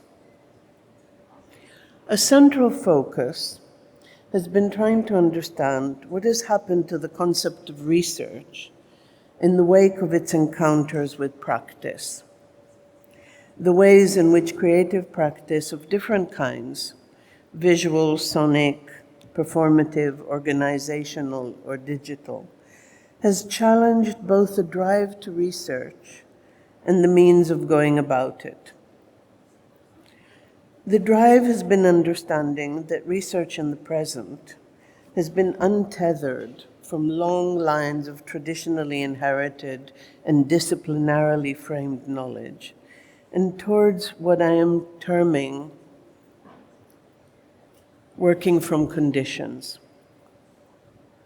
The conditions we experience in both major and minor registers determine what we are facing and how we face it. You have understandably chosen your theme to be panic. And reflecting on it, I thought my theme should be knowing catastrophe. Reflections on the relations between our proven and our speculative modes of knowing things, and the encounters with them, with those events and the conditions they create. It hardly seems worth dwelling on, given the multiplicity of ongoing catastrophes we are immersed in. Genocidal wars, territorial grabs, growing authoritarianism, failing systems, and nationalist rhetoric meant to disguise these. Not to mention environmental collapse, species extinction, and numerous forms of man-made disasters. Following this thought, I went back to Isabel Stenger's In Catastrophic Times, a book I had spent much time with in the past. When I first encountered it, one of the arguments that gripped me was that we have come to understand the need to recognize the offenses, the elisions, and the discriminations of the past which is evidently a good thing. However, that this seems to not influence any of our current policies, and in particularly these around the extreme changes in the life of the planet, is a mystery. So hurt and offenses are historical, not contemporary, and they are the grounds on which claims are made for political gain, not the ground on which greater equality and justice are arrived at. This is, to quote Stengers, the imposition of a criminally heedless temporal horizon of late capitalism. Struggles, both political and social, are not transversal. They do not see the hurt or the offense elsewhere. They are deeply partisan and closed in on themselves.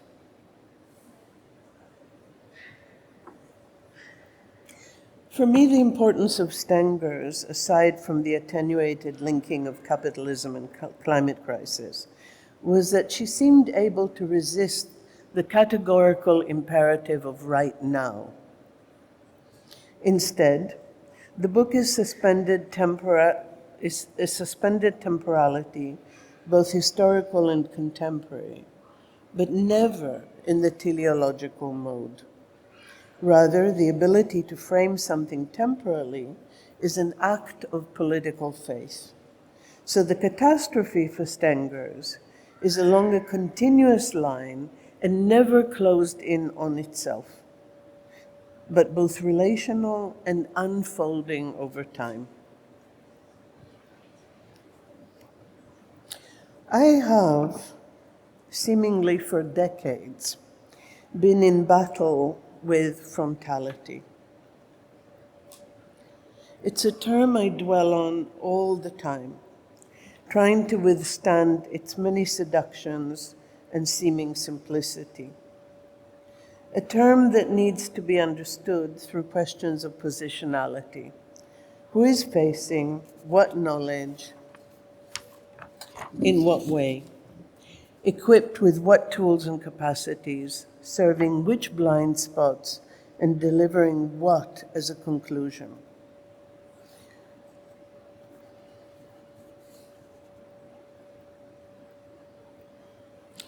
By frontality, I mean the self-assurance that we know what the problem we're addressing is, that we know where the pressing need is and have come to serve it, that we know how to approach it, that we know its significance in the world, that we have dedicated tools with which to address it, and that we have predetermined the interpretative communities who will have the capacity to receive it. Within the halls of neoliberal knowledge, we've become used to questions about potential readership and target audiences, about potential markets, and about use applications, about keywords that make legible and deliver it to subsectors of old disciplines. At the other end of this chain, metric analyses fixes the value of research and its delivery, creating systems of knowledge as we experience them today, valued for their ability to deliver a pre-established outcome. Recently, we were told in the UK that our work in the arts and humanities was low use, low value. The perception of it as forms of delivery reduced to objects and box office returns, to the emergence of new potential markets, the critical value of our ability to designate what Brian Masumi has called margins of maneuverability, dismissed as having little value by both pragmatists and the righteous. In contradiction to frontality, I should confess at the outset that much of my thinking is driven by a desire to understand research as a form of surrender. Surrender to the cataclysmic forces that constantly make up and recast how and where we know from. Understanding anew of issues of gender, sexuality, and race, of environment, and of governance within knowledge production have invoked a form of surrender, a relinquishment of certain certainties. By invoking surrender, I do not mean a giving up, but a recognition that we do not master knowledge, that it has the capacity to shape us, inspire us, and motivate us differently. Never an end in itself, and always a stop on a journey towards something else. Surrender, then, is the opposite of frontality. Rather than mastery, it begins the work of our implicatedness. Implicatedness does not mean guilt. It implies that we were there. It is a form of presentness. And I think what I want to sort of think about is how we link the notion of surrender to a notion of witnessing and a notion of presence, all of which seem to me to be that which kind of holds up and sustains the impulse for research.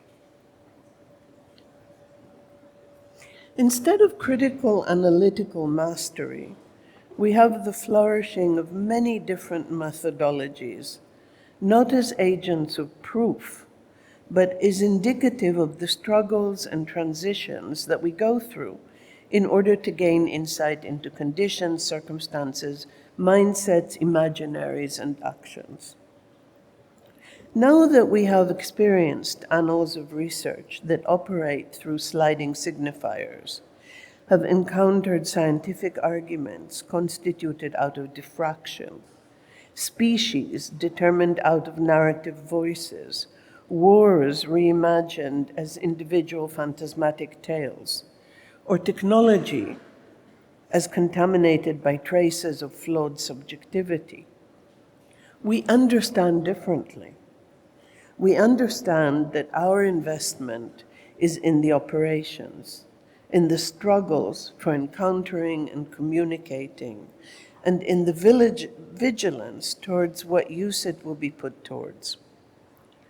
This, instead of evaluation, that in turn delivers funding and resources and reputations.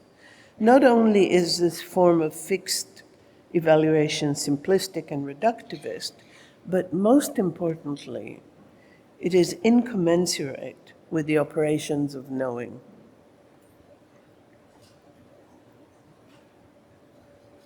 So in the efforts to know catastrophe, frontality has not served us well. I would also argue that data accumulation has equally not served us well. The aggregate of the facts and all other forms of measurable information, both material, sensory, and computational, has become another form of delivery. In every contemporary art or architecture or design biennial I have visited in recent years, the great crises of our times have been translated into complex data streams and aggregates. These are then delivered up to additional layers of platforms which can make use of this data. Environmental agencies, refugee councils, healthcare commissions, international courts, people's tribunals, etc. They function as forms of proof that can validate action. I understand that the delivery of data to those agencies that do not hold hegemonic power or make ruthless decisions is a bid for justice. And there is no doubt that it is worth doing as such. But as a viewer, I do not know what to do with data. I understand the value that vast aggregates of technical information allows us to establish patterns and pinpoint directions that might elude us. And I understand that they deliver ammunition to those fighting against injustice. But what they don't help me do is inhabit catastrophe. Familiarize me with its registers. Participate as a form of witnessing rather than assume that by raising attention to it, I have actually intervened in it. So I think part of what is at stake in the thinking about knowing catastrophe is how to redefine notion of intervening in the catastrophe away from furnishing it with ever-growing accumulations of information. British Iranian artist Abbas Zahedi says, "I feel like I hijack gallery spaces as spaces to grieve. What does it mean to have an audience for that grief? Having the opportunity to be witnessed in your grief, or to witness grief, serves as an important social and emotional need that we have, of the strangeness, of the difficulty, of making art at the threshold between life and death, and of trying to find a way back. If the museum, the spaces of display, can serve a purpose within the current climate of hardship and despair, it is to open the possibility to enact grief." When Abbas made that statement, I realized that we can no longer grieve culturally. It has been closed off as an option for us. We must have positions, we must ascertain facts, we must locate enemies, we must perform our enraged beliefs, but we cannot be in a state of grief as a social relation amongst us. And so the grief that I think Abbas Zahedi is invoking, the one that I want to take up, is not grief as an expression of emotion. It is grief as a social relation between us. I'd like to take up a few instances in which grief has become both the nexus of numerous knowledges and a set of social relations between us as an affective field. So, sorry, now I have to try and...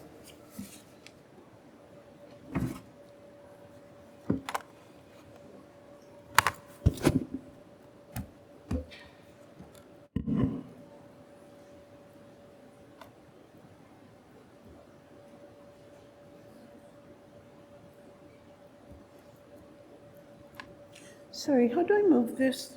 I thought it was this arrow here. It's that one? No, it's not moving. Yeah. So I do this, the main. Okay, thanks.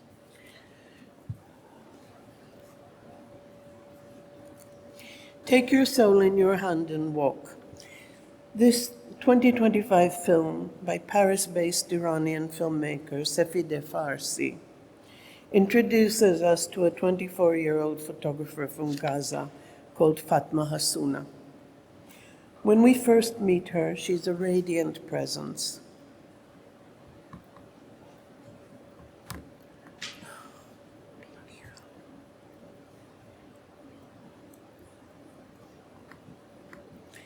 I'm sorry, Anna, it's not doing what it should be doing.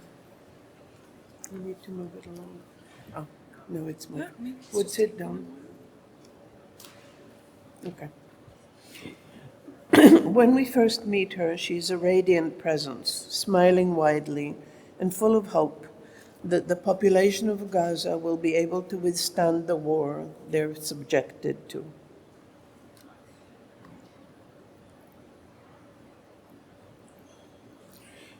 Over 15 months of weekly conversations on FaceTime, while she and her family are displaced over and over due to the destruction of constant bombing. Captured by an iPhone, we see Fatma go through many emotions.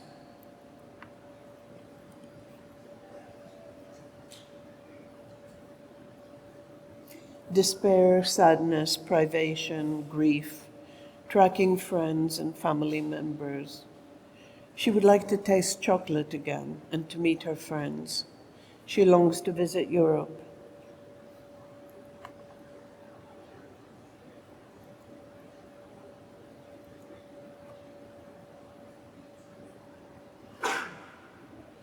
She longs to visit Europe, and she maintains a strong faith in the cause of Palestine and its justice and eventual survival. Throughout the attacks, she goes walking around Gaza City and documents the life around her. And she shows Safideh, the filmmaker, what she's been capturing. She says, "You take your soul in your hand and walk." Taking one's soul in one's hand is a common expression in many Middle Eastern languages. It means that you dig deep to find the courage to do something which is a clear danger and is nevertheless necessary. Fatima combines facts about the situation as a running commentary with an understanding of how much of a struggle it is to keep going. The danger of constant bombing, the noise of drones forever overhead sowing death and destruction, the lack of food, of medication, of going out with friends, of moving around from one temporary accommodation to the next. The loss of many friends and family members. She tells Safideh again and again how much she values being heard, having a window out to the world.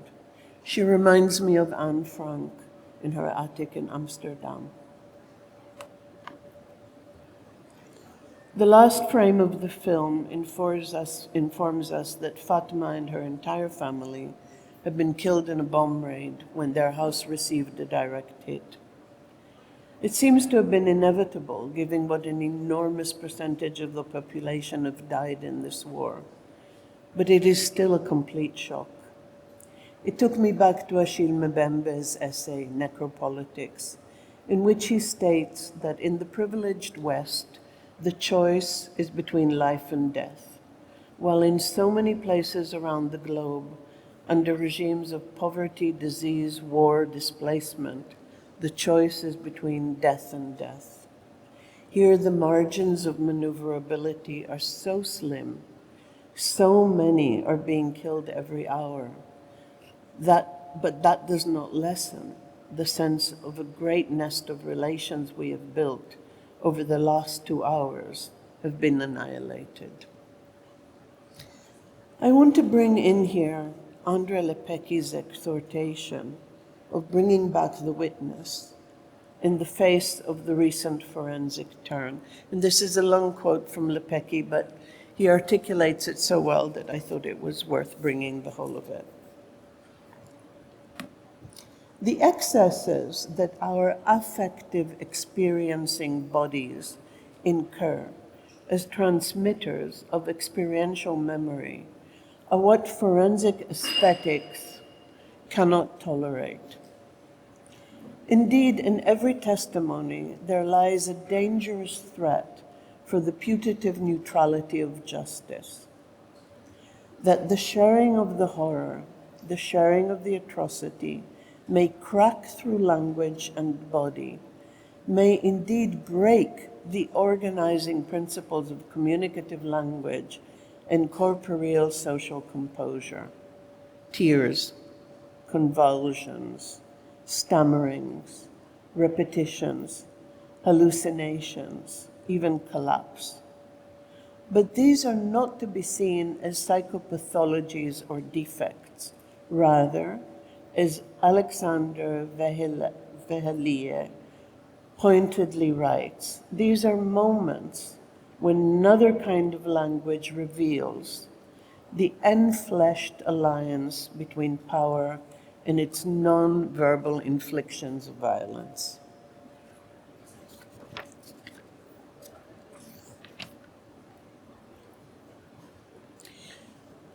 I started off by saying something about my lack of interest in the notion of delivery. This appeared in The Guardian 2 days ago, and it is the White House generated plan for the redevelopment of Gaza. And I was thinking about this notion of the sort of delivery of data accumulation and the kind of platforms it lands in. And this is, this gulfification of a war-torn zone with 100,000 dead and massive destruction is a slightly crude, but nevertheless a form of this delivery.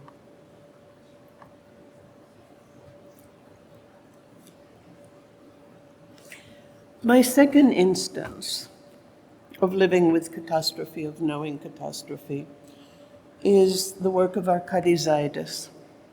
Reimagines is a choreographer and dancer who's been articulating a field of activity he terms documentary choreography.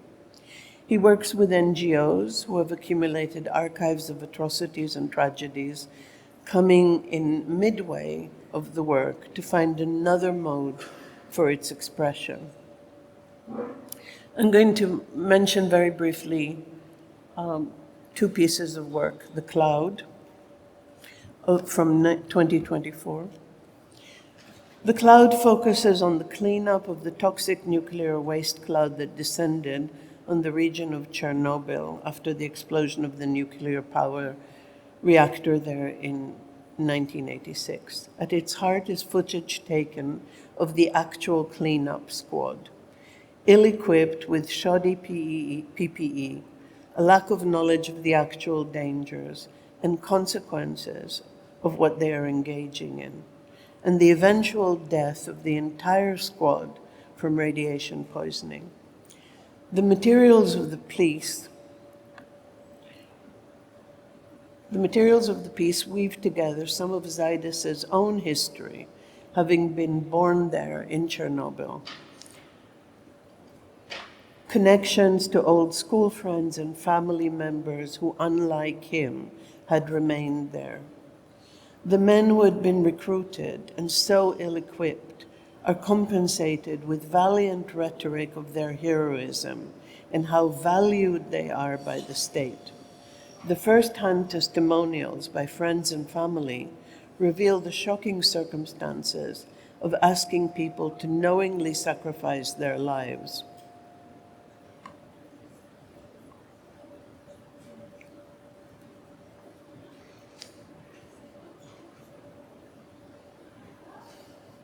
Without ensuring their safety, all the while placating them with meaningless heroic rhetoric. The personal memories of life there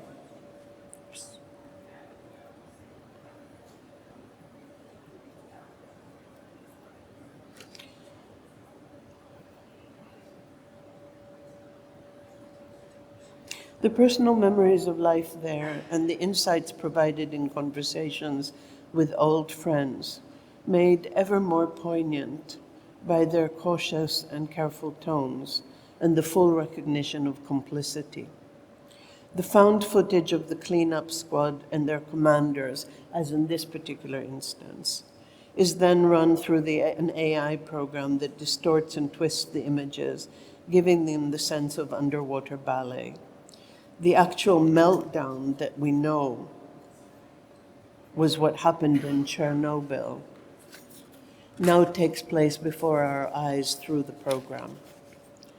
As Zaida says, this process of contemporary technological irradiation initiates a chain reaction of uncontrollable symbolic mutations that uncannily resembles another process that marks a critical point in the unfolding of modernity, the emergence of nuclear energy. It is a devastating work, not so much because we know the fate of the protagonists in the documentary footage, but because we understand the folly of political rhetoric, its lures, its betrayals. We have all experienced it. The footage is equally full of departures and remainings, of seeing through something and of choosing to stick with it. An entire emotional range of growing up with a fervent political ideology such as Soviet communism, accepting it or rejecting it, maps out on the opened up landscape of the nuclear disaster and its aftermath. This is research as affective resonance, which can tell a historical narrative and personal struggles and can set up sadness as concrete, as the documentation of the many layers of loss manifested.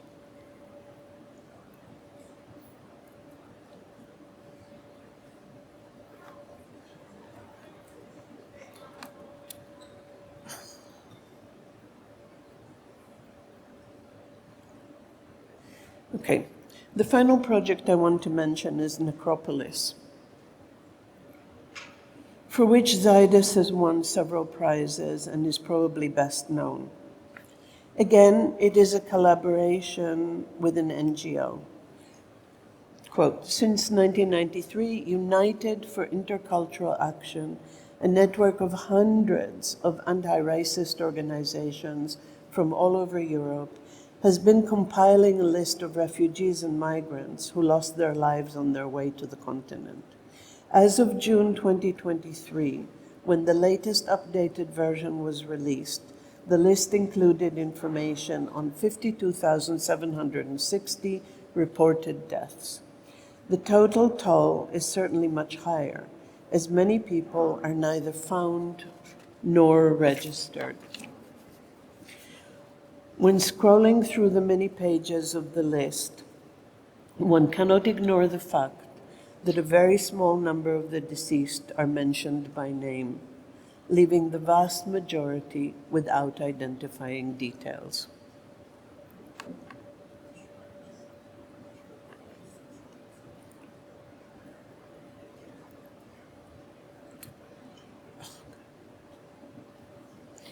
Zaides and his team have taken a forensic methodology to bring together as much of the known information on the bodies of this battalion of the dead that hovers at the gates of Europe. They identify locations of burial sites. These are on land, and when these are on land, they embark on pilgrimage to these using GPS to track movement and determine burial sites, and collating details of disaster sites where migrants have died while approaching the continent.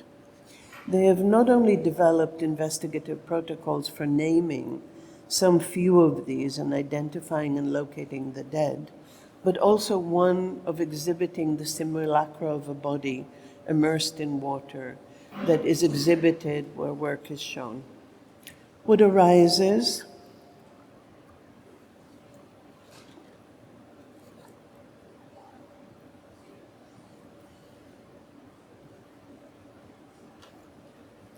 is a shift from a population rallied by fear of being invaded, of being besieged by those who do not have the inherent right to be there, to one that is haunted by those whose desire to be there has been silenced.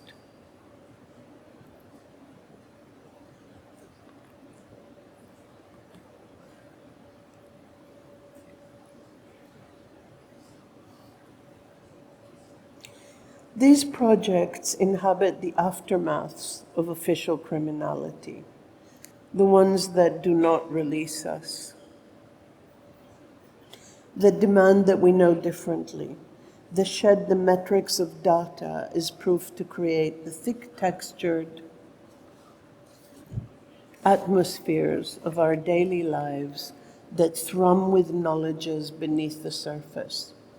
Bruno Latour, who coined the terms atmospheres of democracy for his groundbreaking exhibition at ZKM in Karlsruhe, Making Things Public, in 2005, has actually credited philosopher Peter Sloterdijk with its articulation, quote, In a series of daring books, the German philosopher Peter Sloterdijk has taken a new approach by stressing the importance of atmospheric conditions on our lives.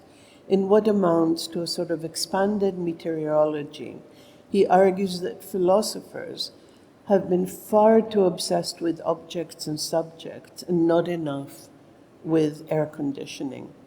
Envelopes, spheres, skins, ambiances. These are the real conditions of possibility that philosophy has vainly attempted to dig out of totally inaccessible infrastructures. With these works, with these tough efforts to reconstitute witnessing, not as a bid for sympathy, not as an empathic gesture, and definitely not as a moralizing judgment, we are in the realm of sustaining Lepecki's enfleshed alliance between power and its non-verbal inflictions of violence. Thank you.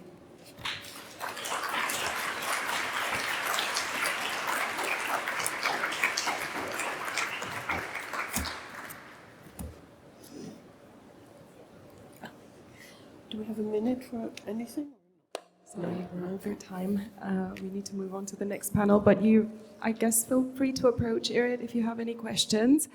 We have to quickly move into our next panel, which is titled Art in the Age of Panic Politics, and brings together a quite wide array of speakers. We have Nancy Bates, proud Bardzynki woman, composer and internationally recognized singer-songwriter, Ivor Stodolski and Marita Mukonen, co-founders and co-directors of Perpetuum Mobile, whose initiative Artists at Risk has brought hundreds of artists and right defenders to safety.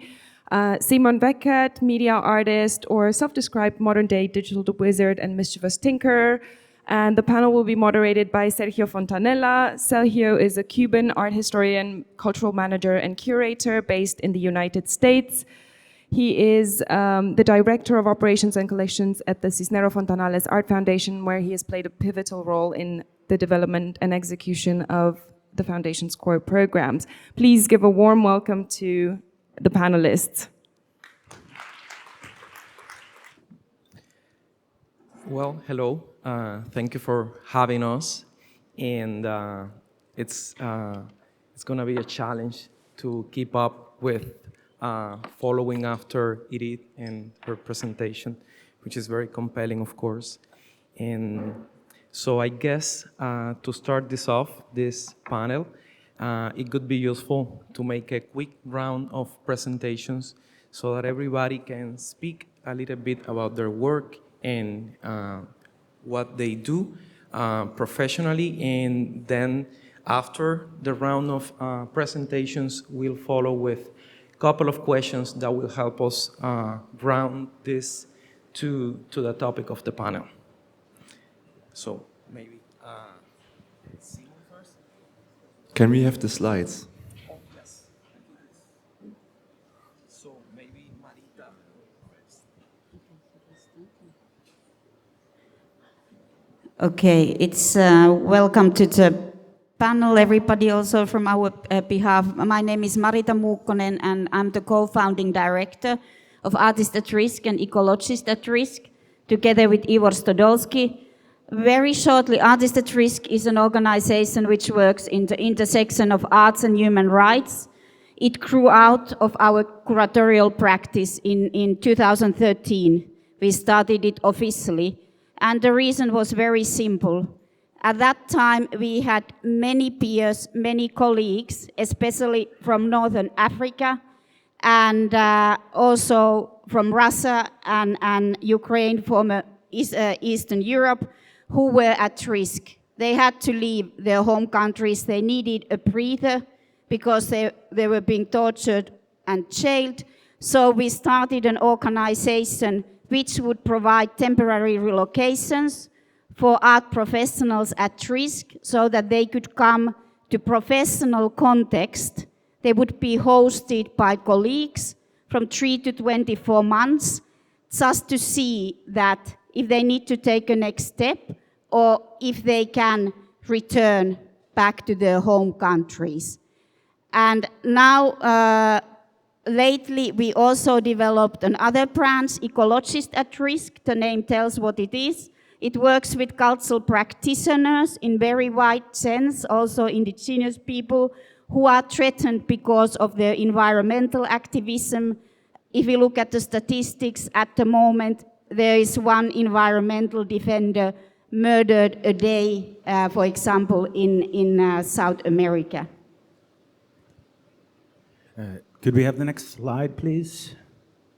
There should be two, right. So I'll just do a quick recap of the volume of work we've done over the last 13 years or so, most of it in the last few years. So our model has changed quite dramatically, first with the Taliban takeover of Afghanistan, and then with the full-scale invasion of Ukraine by Russia. So we had to develop a whole new digital infrastructure, which might be interesting to this particular festival.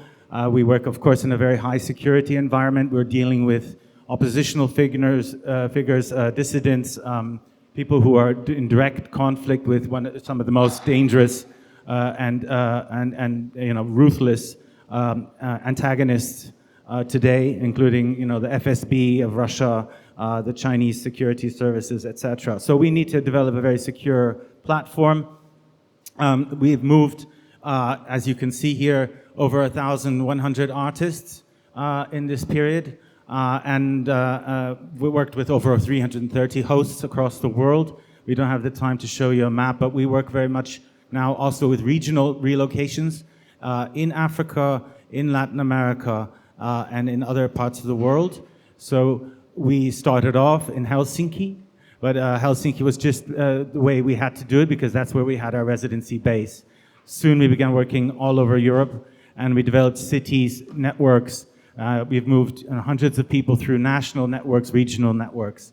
I can't go into great detail, but I think the one thing that you can take from this to remember, perhaps if you want to look it up, is that if you know somebody who is at risk, an ecologist or an artist, or even just a human rights defender, to call a lawyer, a professional in human rights, then please come to our page, go to the application page and submit an application with them, for them.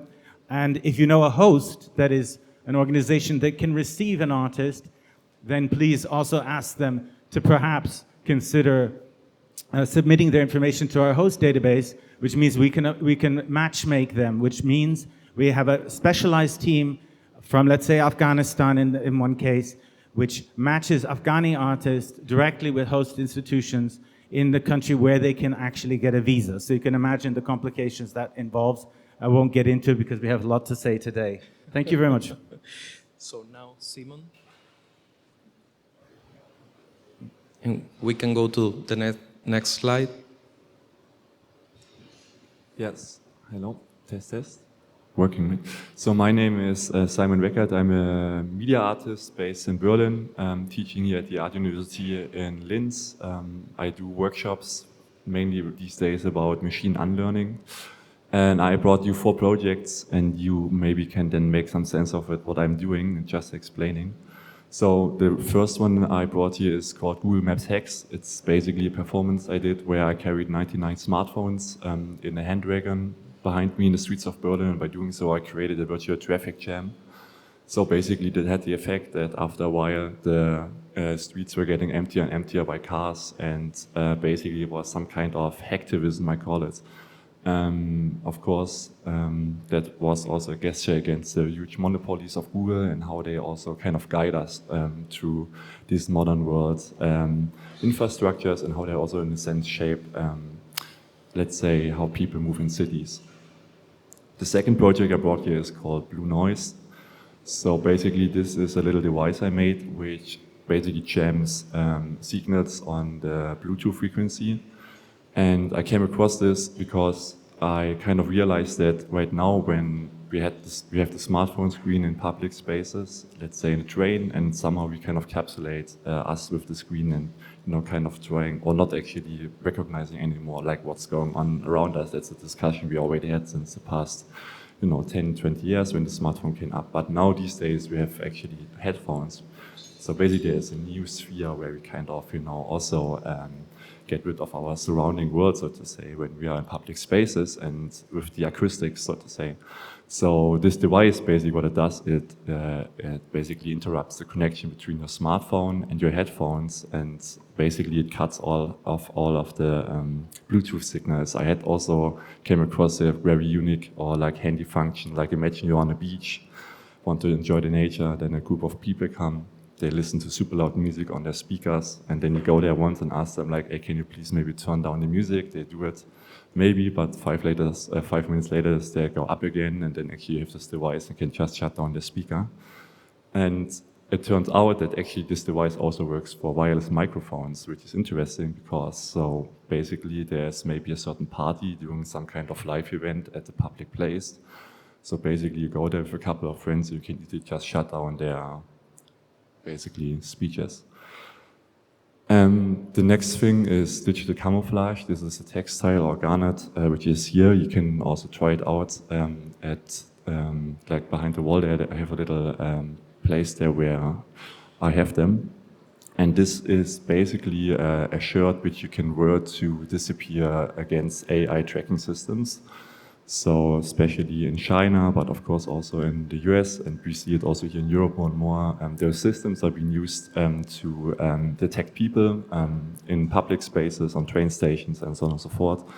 And no matter what, basically you're going to try to capture, to track everything. So I wanted to create something against it, and so this textile can do that. So basically this pattern, this texture is kind of tricking or makes a certain reaction into the AI algorithm that you as a person are not getting recognized anymore. And basically you can hide yourself then in front of the AI. And the last project is Emission of the Cloud, which I did last year. And this is a kind of a project that wants to visualize the amount of CO2 that we emit when we use the internet, and basically wants to put an awareness on the CO2 footprint of the internet. So, for example, a lot of people don't know is when you, for example, watch Netflix and so on, it's kind of actually a huge impact that, or like say, a huge consume of energy and so on and so forth when we are out there in the World Wide Web. That's it. Thank you, Simon. And Nancy? And can we show the next slide, please?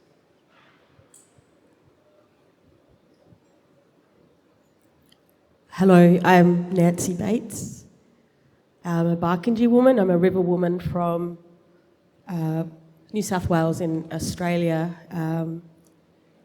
I wanted to share these two pictures. This is my country, the lake system and a river system that runs through our country, which has been impacted greatly by cotton farming, and many times our lakes and river have gone completely dry, and we've lost a lot as a people.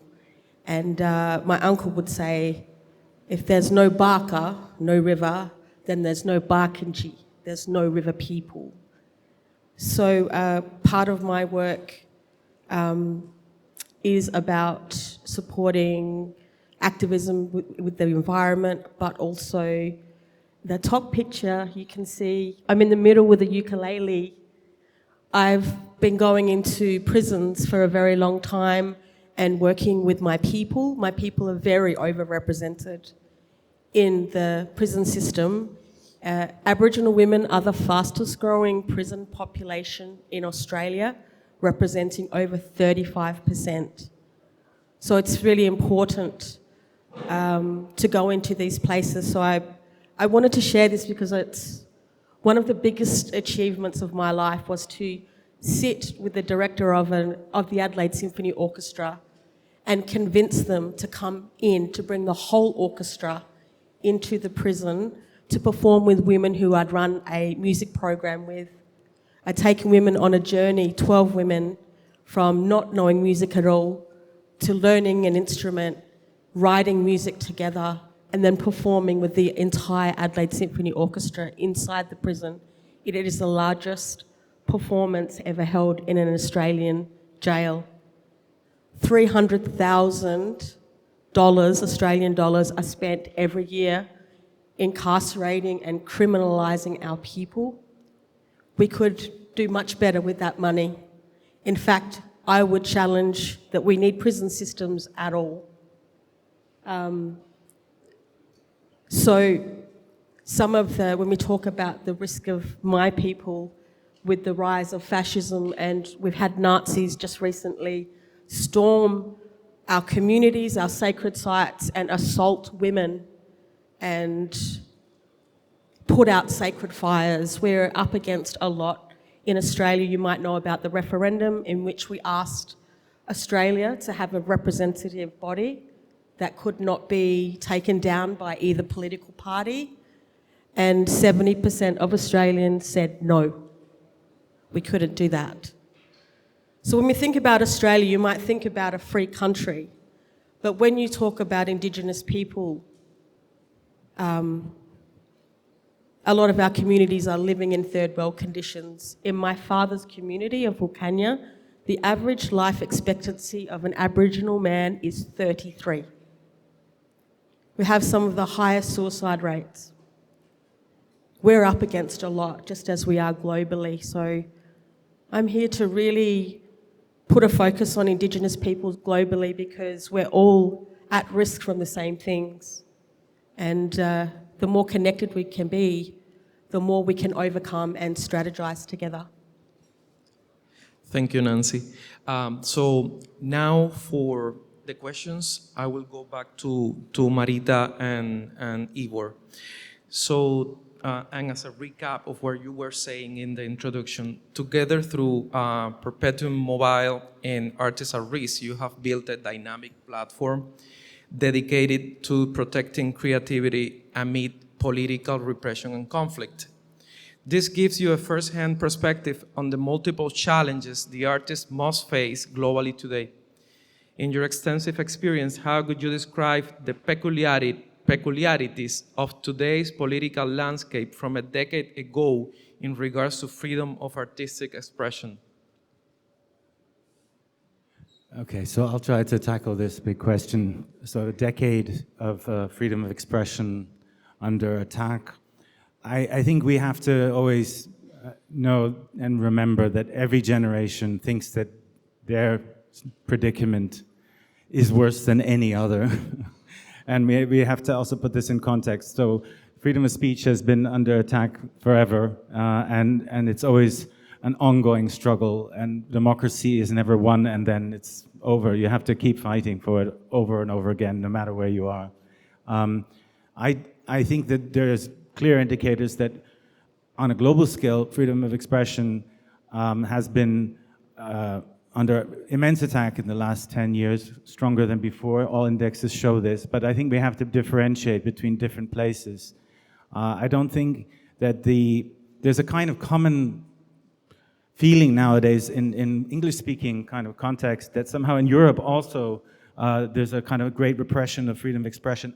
I don't agree. I think that there has been a certain incredible heightening of conflictual discourse.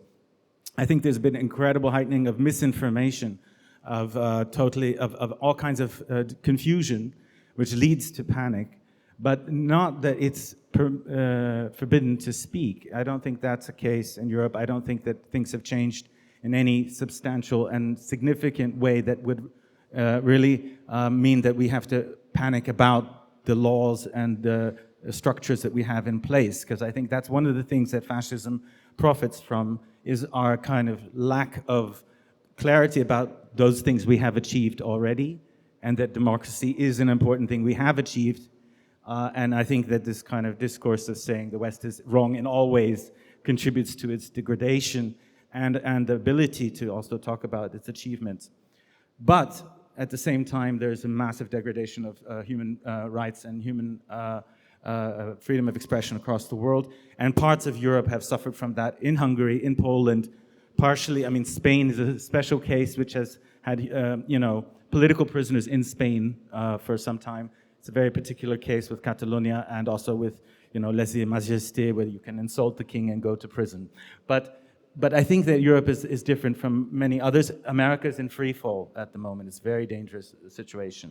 So if we kind of want to talk about a decade, we have to be very careful to differentiate between different places and understand different communities as well. So I think that in some cases, indigenous people have become more visible in the last decade. On the other hand, that might contribute to their more vulgar and kind of extreme, cruel repression. But that's kind of maybe not even a negative sign. We're seeing it. It's not hidden. It's not far from the cameras. And we have a totally unequal distribution, balance of our visibility of conflict. So people talk about all kinds of conflicts, and there's a certain kind of fashionable conflict of one time. We talked about the Taliban for, I don't know, half a year.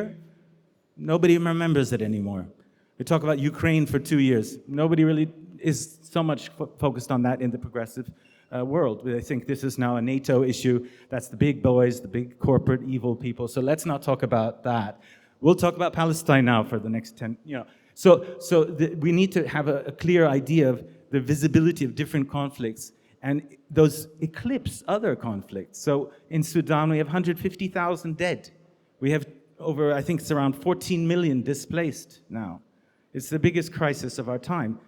Nobody talks about it in the Western discourse. I mean, of course, there are statements, there are newspaper columns, but that lack of visibility and the confusion which we're susceptible to due to so many conflicting kind of versions of certain conflicts that are in the spotlight, there's a lack of clarity.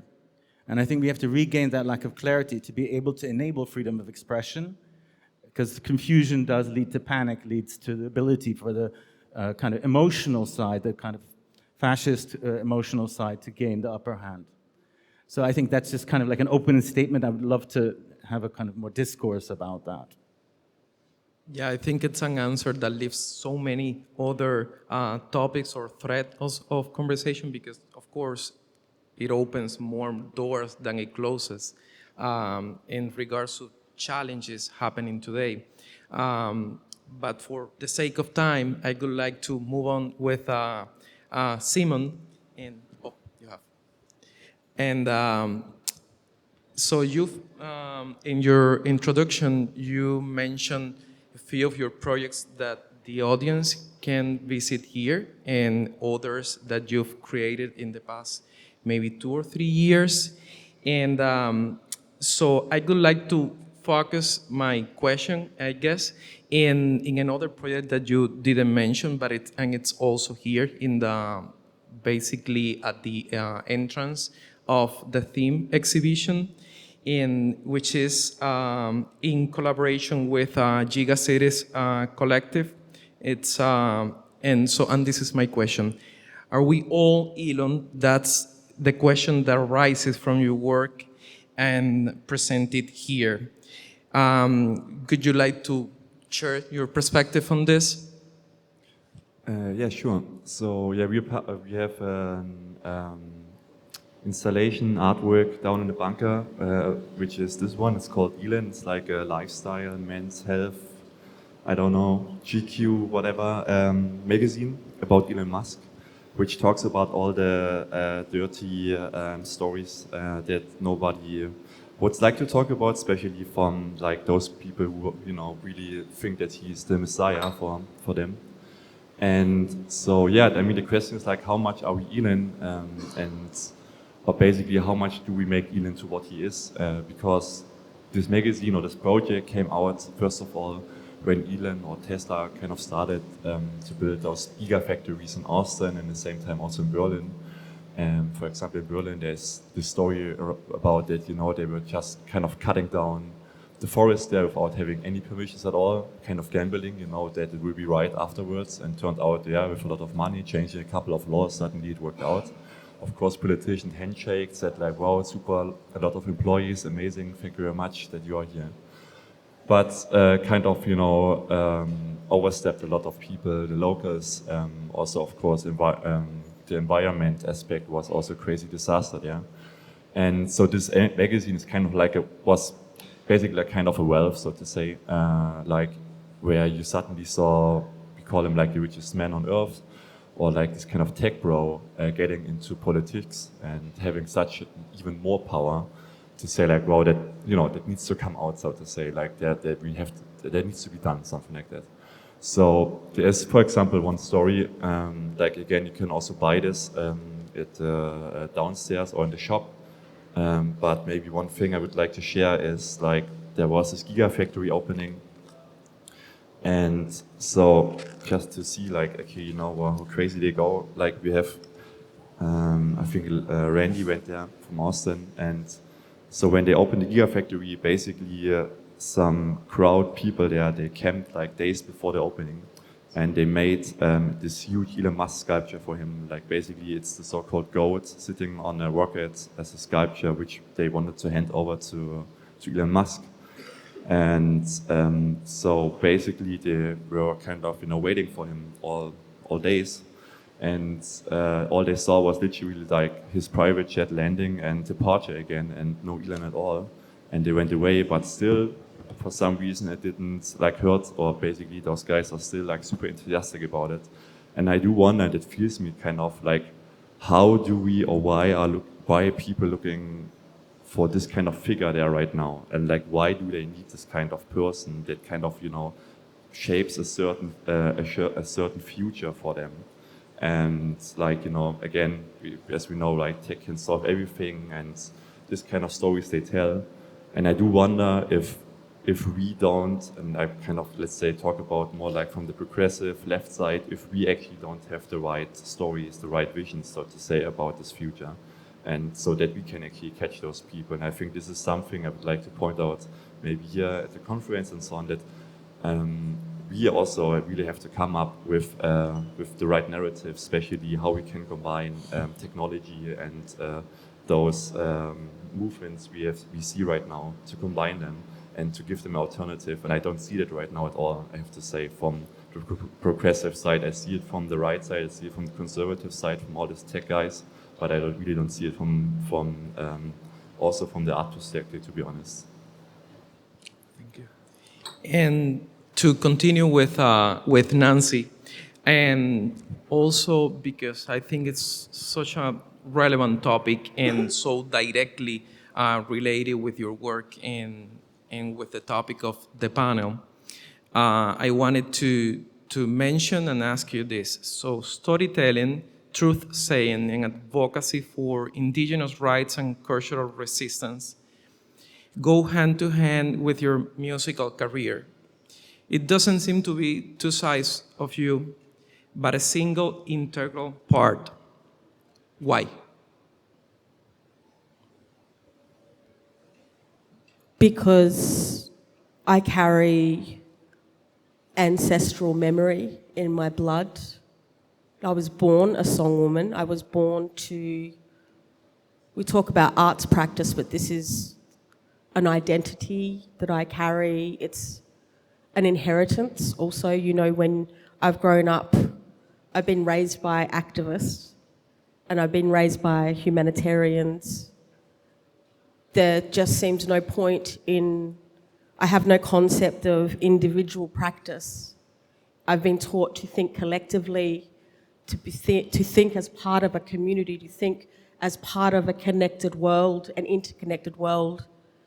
And so the way that I move through the world is how I've been taught to by my family and elders, but I do believe that inside myself, it's just I was born with a purpose, and that purpose is to create music that is strong. Music, when words fail, we know that music speaks, and I feel that more and more music and more stories being connected globally as an indigenous knowledge, practice, system of passing things on is a solution. We're focusing here on technology, but I feel like we need to all go back to our ancestral fires and consider ourselves as Indigenous peoples? Thank you, Nancy. And I guess because of time, I would like to now make kind of like a provocation last question for everybody and whomever wants to do some remarks about it. And it relates directly to the topic. How can, in your perspective as an curator, artist, activist, all of you, how do we fight panic? What's a possible way? And whichever of you wants to comment on that.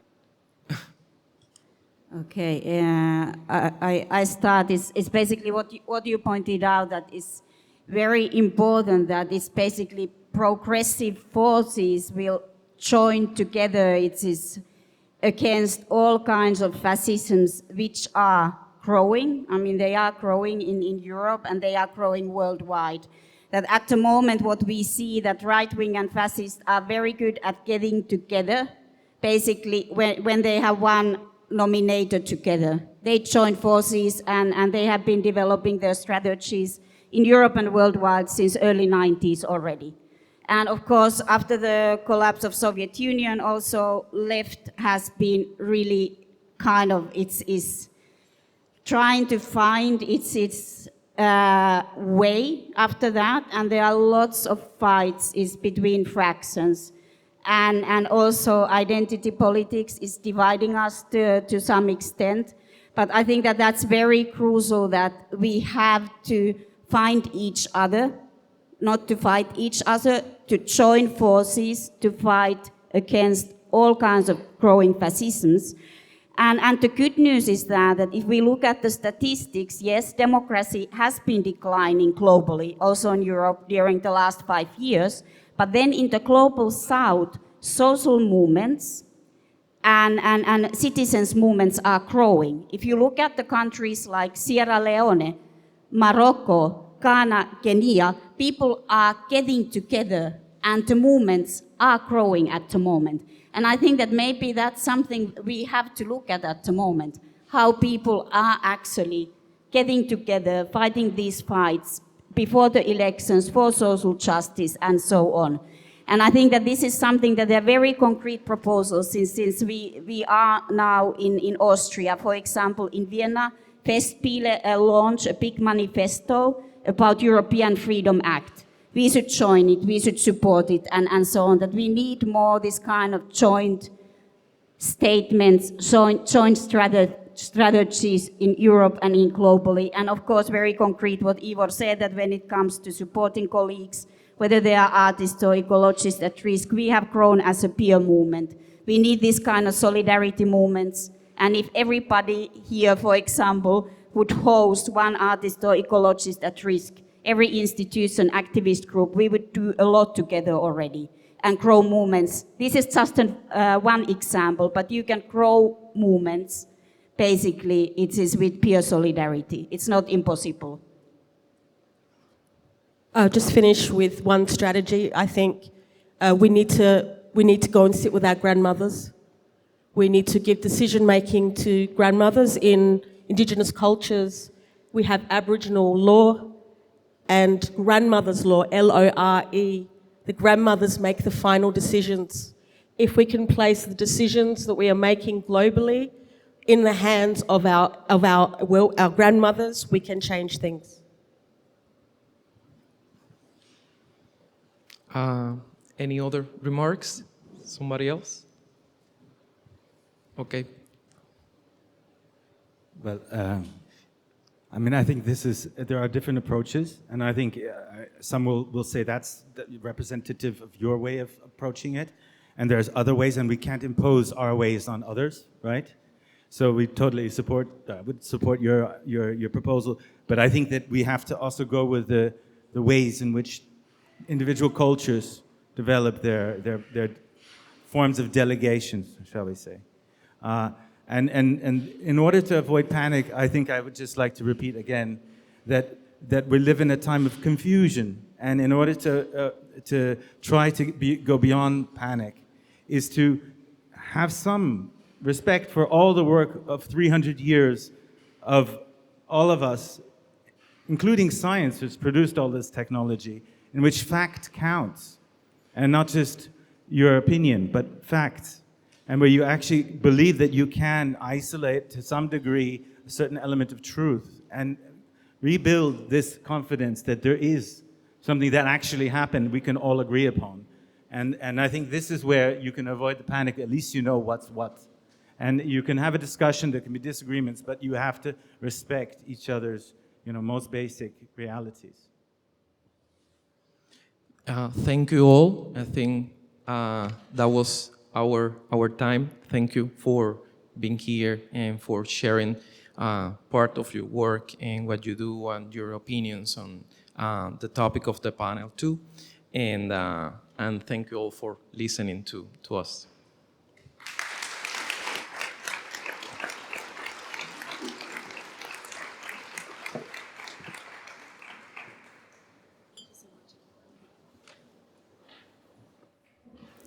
Yep.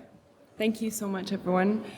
Before I introduce the last short presentation of the day, I just wanted to make a quick announcement. I think a lot of you are familiar with the work of Slovenian artist Maja Smrekar. She has recently been the subject of a politically motivated smear campaign by the far-right Slovenian Democratic Party, and is now engaged in a court trial for unauthorized use of her artwork, defamation, and incitement to public hostility. And there is, can we get the slide up? There's a petition that can be signed and a fund for Maya's legal defense. Any help would be much appreciated. We just wanted to say a few things, especially because it's so connected to the topic of the last panel we had. So whatever donation you can make or just signing the petition, that would be very much appreciated. Thank you. Before we break for lunch, we have one final short input from Annemie Wickmans. Annemie is an architect, professor, and coordinator of a portfolio of cross-disciplinary projects that aim to create climate-positive cities and communities. She often works with artists and in the cultural and creative sectors to help local stakeholders find win-win solutions that combine climate action with the good life. An example of such a cooperation is the newly established NEB Junction, the new European Bauhaus hub for results and impact, which she will be introducing briefly. Please give a warm welcome for Annemie.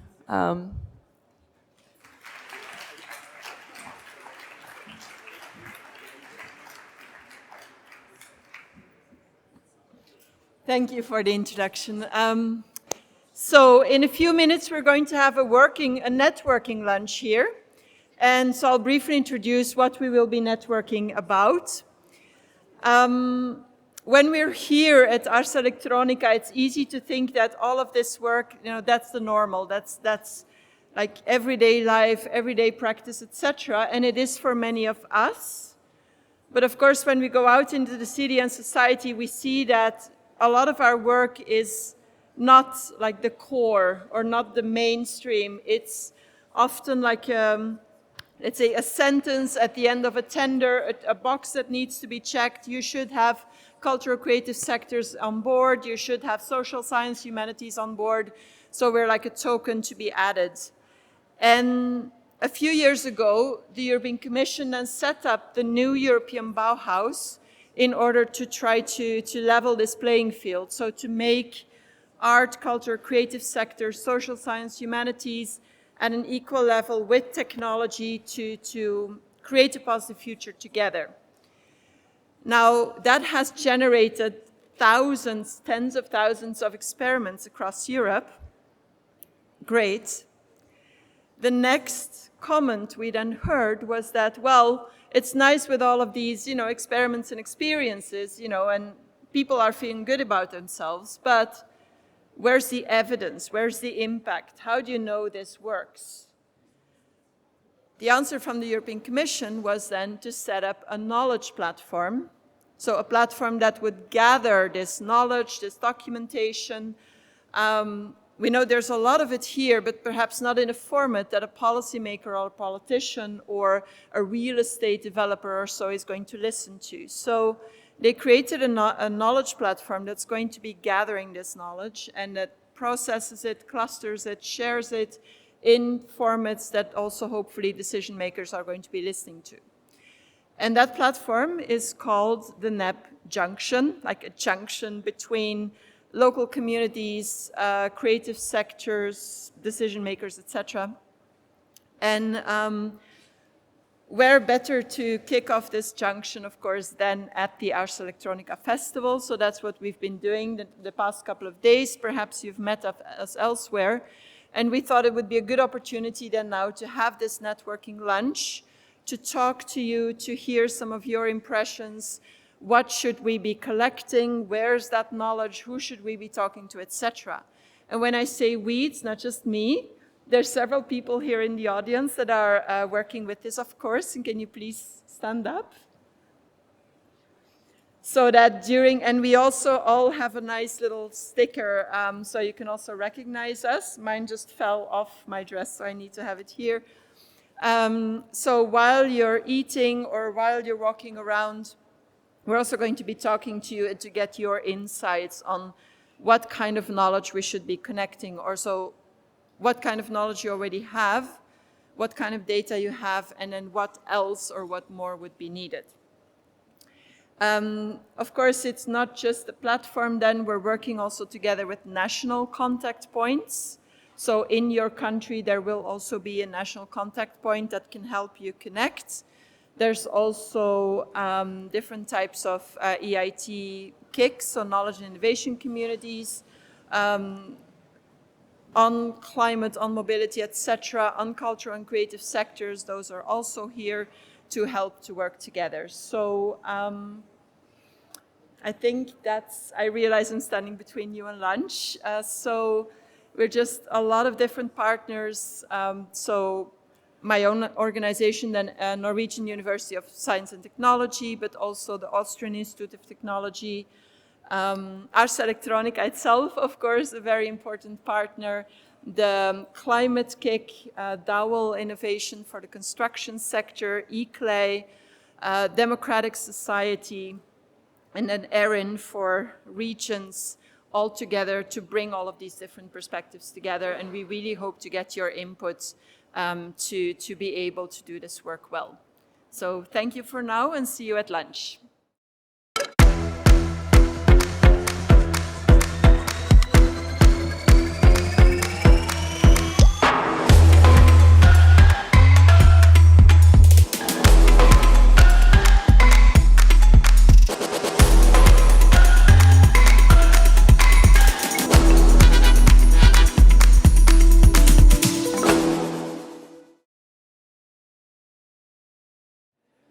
Welcome back, everyone. Thanks for joining us for an afternoon dedicated to the intersections between art, healthcare, and well-being. This afternoon, we'll explore the active role of artistic practice in reimagining healthcare, medical literacy, well-being, and medical technologies even. The program was developed in collaboration with some special partners, the Ludwig Boltzmann Gesellschaft, EIT Culture and Creativity, and EIT Health. And to begin with, I'd like to invite to the stage Georg Grusiger, who's been instrumental in developing the program. Georg is a trained media artist and holds a PhD in communication theory. He worked for years as a researcher, artist, and curator in Japan, and he led the Knowledge Transfer Center of the Academy of Fine Arts in Vienna and the Austrian Knowledge Transfer Centers responsible for the social sciences, humanities, and the arts and the STEAM agenda. And since 2024, he is the head of the Ludwig Boltzmann Gesellschaft Open Innovation in Science Center. Georg will be introducing the program for today. Thank you. Give a warm welcome, please. Thank you, Anna.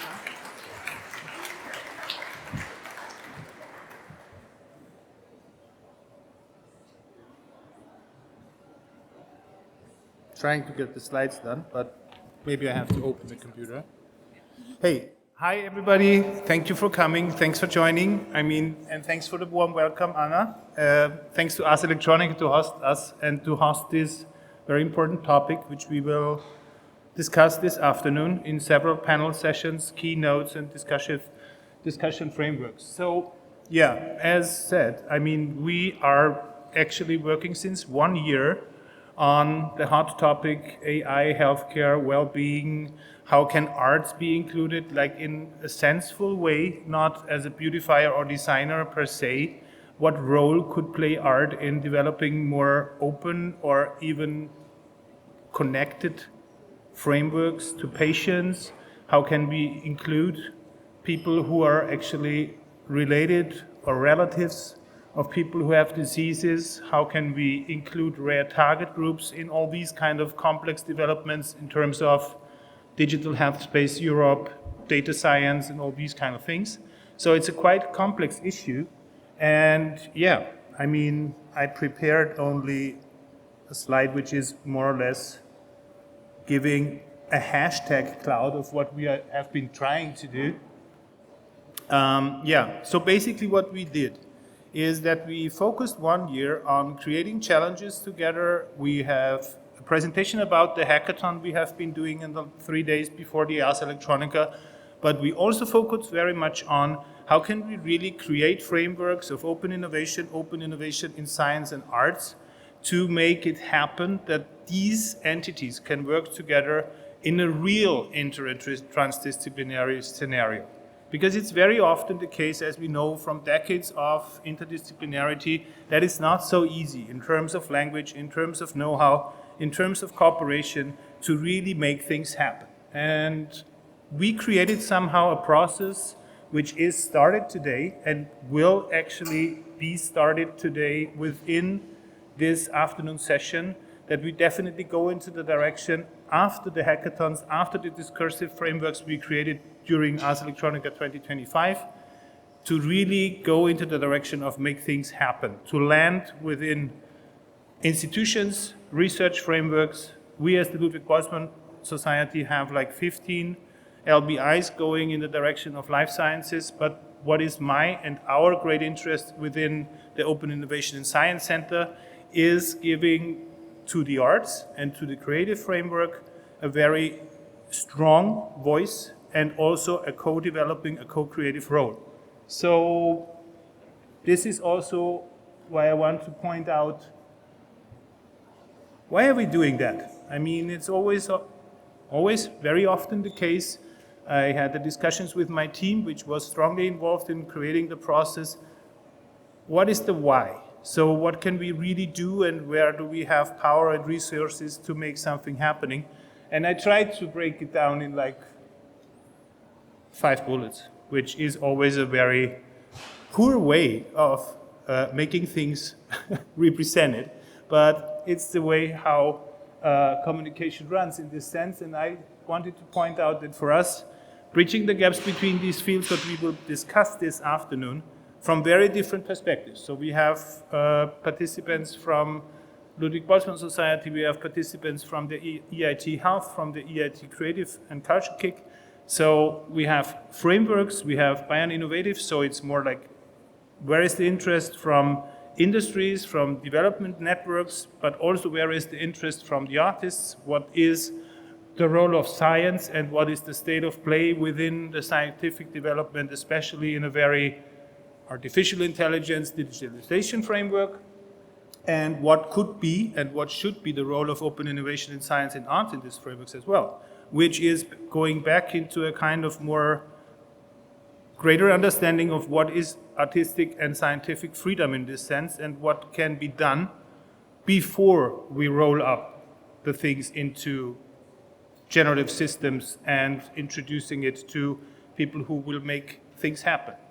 So our goal is to co-create for community-driven societal impact. So I also invite you as the audience to be part of that in terms of discursiveness and in terms of questions. We will prepare an after networking event after this session because everything is quite dense here in the afternoon.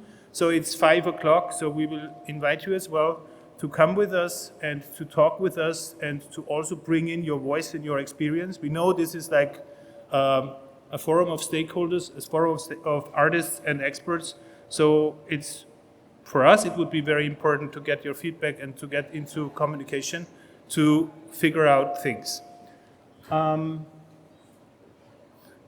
think what's important and what is very meaningful to say here is this initiative, the Impact Initiative, is a great work between a lot of partners. It's invented or introduced by the Ludwig Boltzmann Society Open Innovation Science Center, but it is also carried out by very strong partners, especially LIFT-C. I mean, you will see some of the outcomes of the challenges, what we designed, also with the great support of Johannes Kepler University, JKU. Without their power, without their infrastructures, it would have been not possible to land something like this. So we are actually very grateful to have Linz and Ars Electronica as a platform who are supporting this idea and bringing it to the next level. Brings me as well to the point that without Ars Electronica, we would not have the opportunity to present and to talk about things, what we are doing today, because there is no real framework in the scientific world to get a little bit out of the box and think about things which are not happening right now. By this means, also I want to thank EIT Culture and Creative Kick, and I want to thank EIT Health Kick, which will be on the panel as well, in supporting this idea, in carrying out this idea with us together, keeping in the loop of how could we look into the future of development for the greater good of Europe, call it like that.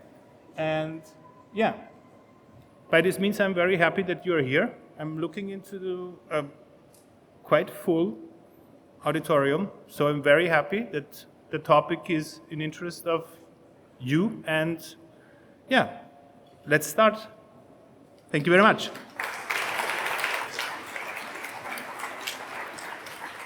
Handing over again to Anna. The clicker's there. Thank you so much, Georg, for that introduction. We're ready for our first panel, Medical Literacy Through Art, a panel that examines how artistic practice contributes to health literacy by telling stories differently, but also by telling different stories, and the challenges and opportunities of working across disciplines. We'll be joined by artist Spela Petric, Slovenian media artist with a background in natural sciences, whose artistic and research practice have recently been looking closely at automation of care in agriculture and medicine. Mary Magic, artist who uses workshopology and practices of collectivity as critical sites of care and knowledge production that can help us address today's ecological crisis.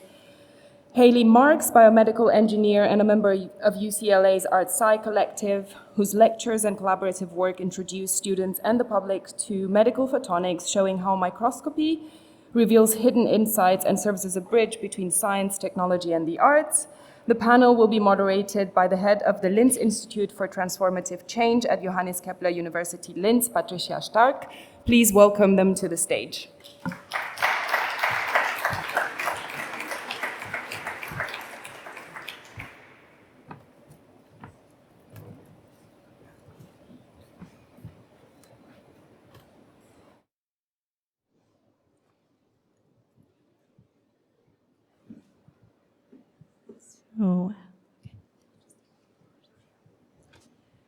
So, good afternoon from our side. I'm very happy to be here and to see you all here. Can you think of the last time you went to your doctor's appointment and the doctor told you something, and was everything clear? Did you understand everything? Was there enough time? Were there thoughts? Were there questions? I see some people nodding. Yes, questions arise. So healthcare often feels opaque like this, like a black box. So if we are not inside this medical field, we sometimes feel there is a gap in knowledge. We feel uncomfortable. Maybe there is some empathy lacking, or it's just mutual understanding. But this medical literacy is so important, and the WHO says that this medical literacy is a real predictor of healthcare and outcomes as well. So we are today now discussing in the next half an hour how art can be a way to contribute to this medical literacy. But as Anna just mentions, not at the end to telling better stories, making the stories nice, but from the very beginning to telling the stories differently And that's what we want to explore together. And Anna was so kind to already introduce our panelists. So we have Spela, Mary, and Haley sitting on here with me. And I'd like to start with an opening round and have the same question to all three of you. So it would be, as I just said, that healthcare is this opaque black box where we don't know what is happening inside. Hard to access, hard to understand. In your work, how do you use art to make medical knowledge more visible, more accessible, and like even reimagined? How do you do that? Mary, do you want to kick off the panel? Yeah, sure. Just hold it very close. I can answer the question through my own practice. So I come from the world of biohacking. And a lot of people ask me, what is biohacking? Well, I like to start from the word hacking itself, because this is really the philosophy and the ethos from which I do my practice. So when I think of hacking, I think of opening the black box. And I'm really glad that you used that term, because traditional hacking is opening the black box of a computer, a radio, so physical devices. But if we think about medicine, how would you open the black box of a pill, for example? So let's say the contraceptive pill. So it's super abstracted, right? This pill consists of hormones, which was the basis of my research for many years. But then the hormones also codify something else, right? They codify gender, sex, reproduction. So how do you go even further and hack those symbolic representations? So these are societal representations, socio-cultural, economic, political representations. So as you can see, there's so many layers that you can hack, right? So the hacking for me never stops, and nor should it ever stop, because we should be a society that's constantly questioning power structures and knowledge production. Cool, thank you very much. Haley, do you want to continue? Yeah. What does it mean in your practice? Yeah, so I think healthcare is opaque, even on the inside, even between departments. You know, people have a tendency, I think, to hide their work more than share it. And I think a lot of it, especially like the pharmaceutical example, is a great one, because that's an industry where people really like to hide their work. You know, when you go up, I work in an open access science center, which I think is a start, allowing the public to come in and use clean rooms and high-end nanosynthesis equipment and high-end microscopes that would normally be, you know, you'd have to go through the barrier of a physicist or a medical core facility to get to. But the one floor that is very locked and still has doors and, you know, levels of access to get through is the pharma floor, you know, where people are doing the drug synthesis and drug discovery. And, you know, it's sadly because it's a, you know, for-profit industry, but I think where we can come in with art and make things a little bit more make things a little bit more visual and make things a little bit more approachable is through microscopy a little bit, because I'm selfishly into that. But for example, we work with, you know, the Natural History Museum on a project where we have kidney stones on display, and then all these high resolution images of the kidney stone, and each one is different, and each person likes to come and tell their story about how a kidney stone impacted, you know, them or someone they know, because almost everybody has some story, you know, because it's a common thing that we can all relate to. But then while they're there, you can kind of get into the details of the image too. And they're like, well, where is the green coming from? It's like, okay, well, the green is a stain for bacteria. And we notice that like people who are on these types of drugs like tend to have more bacteria on the stone, and the bacteria make the stone rough, and then that makes it more painful. And so then you can create a story about like why this is more painful for you than another person through data, but without revealing the secret of how the drug works, which is what would freak the medical person or the scientist out about showing it out in a public space like a museum. Cool, thank you. And Spela, as a hybrid artist at the intersection of art, science, and technology, how that fits to your work, or how would you answer our question? So first of all, I really appreciate what you've already put forth. It's very much in this line. Maybe the particular point of entry for me was through this really bioart that was exploring what happens to living tissue/living beings when they are examined in laboratories and manipulated and so forth. And so I've been looking at technology as this form of mediation that then draws the horizon of the possibilities of relating to other living beings. And then after doing this practice in the laboratory for quite a while, I was curious to see how this manifests in societal structures that are there to take care of bodies. And so medicine was one of these very obvious domains that I wanted to look closer at. And that's when I realized that regardless of my dual background and many connections and enthusiasm, it was very, very difficult to get close to the processes that happen in healthcare. So I would say that my story was one of realizing that to do a project meant first making artistic methodologies that would enable access. So taking a step back, and that's where sort of things got also a little off track in a wonderful way with performative ethnographies, which is this kind of participatory performance that invites people to become amateur ethnographers while they are guided through otherwise off-limits, hidden spaces, including some medical let's call them infrastructures or objects. Yeah.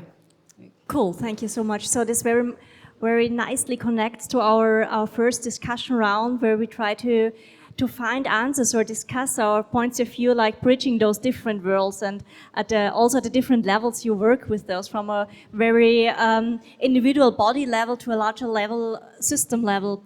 So, and what you already said, that medical literacy, it's not only about like hard facts, but it's also a lot about lived experiences and how like personal reality is linked to that wider context of this whole sphere.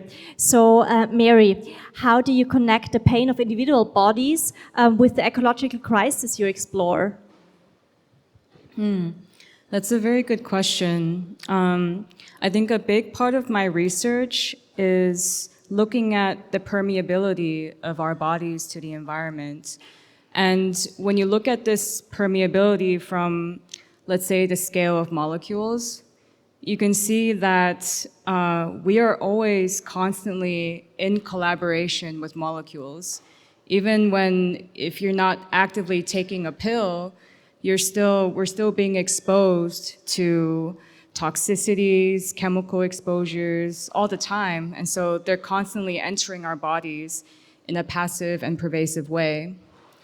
But this isn't to scare people or to feel like you have a loss of agency, but it's actually just to be aware of the fact that we are always in transformation. We are always sharing the wounds of our environment, whether it's pollution or destruction or loss. We are part of this wound or this scar of the earth. And so it's something that I find very beautiful and very horrible at the same time. So how do we navigate this permeability together? Thank you very much. And navigating also brings me to the next question to you, Spela. So how lay people navigate this fear? So what happens if you bring lay people into contact with like this large medical infrastructure?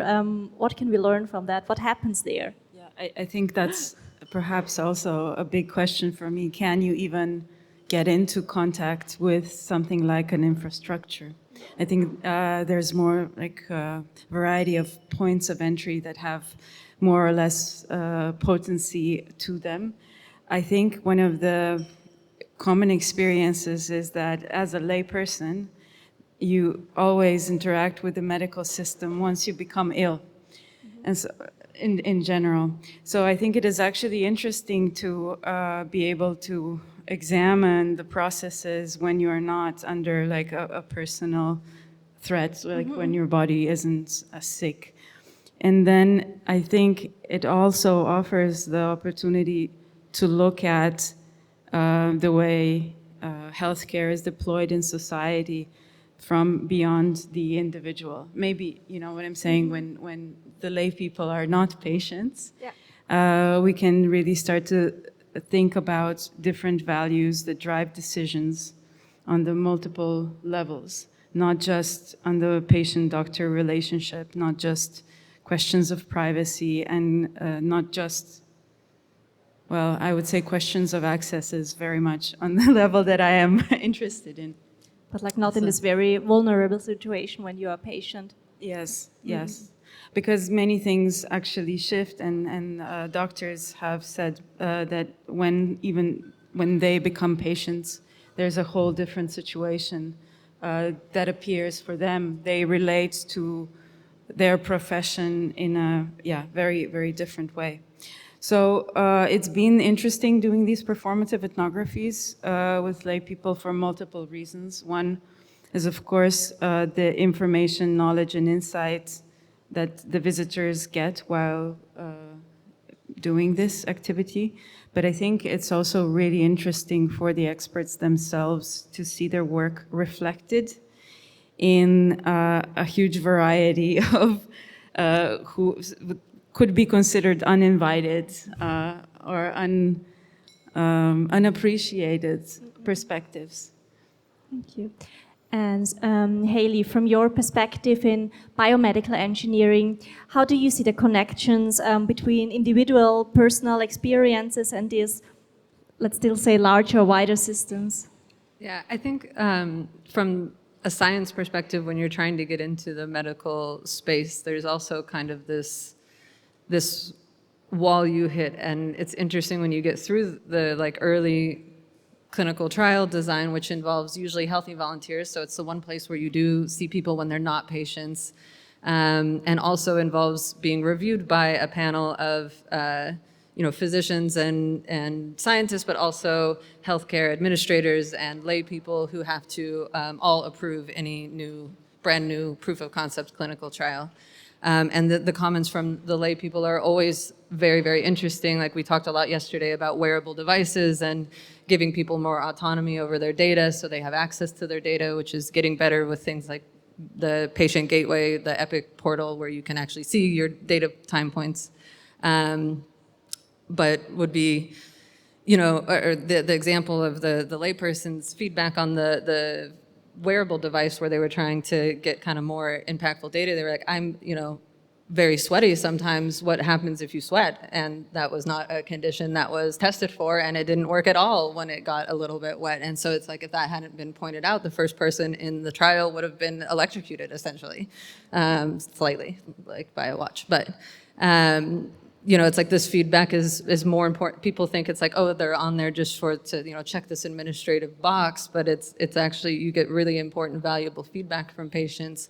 And I think like the world of translational medicine, which is trying to actually study what makes it out of science and into medical practice, and why certain technologies make it out of the lab. And usually the why is the scientist was very outgoing, and not much more than that. A lot of it ends up siloed just because the people don't connect correctly. And I think the art world is really good at being that middle person between the medical community, the patient, and the scientist as well, because I think we as scientists also have a hard time kind of breaking into that field individually.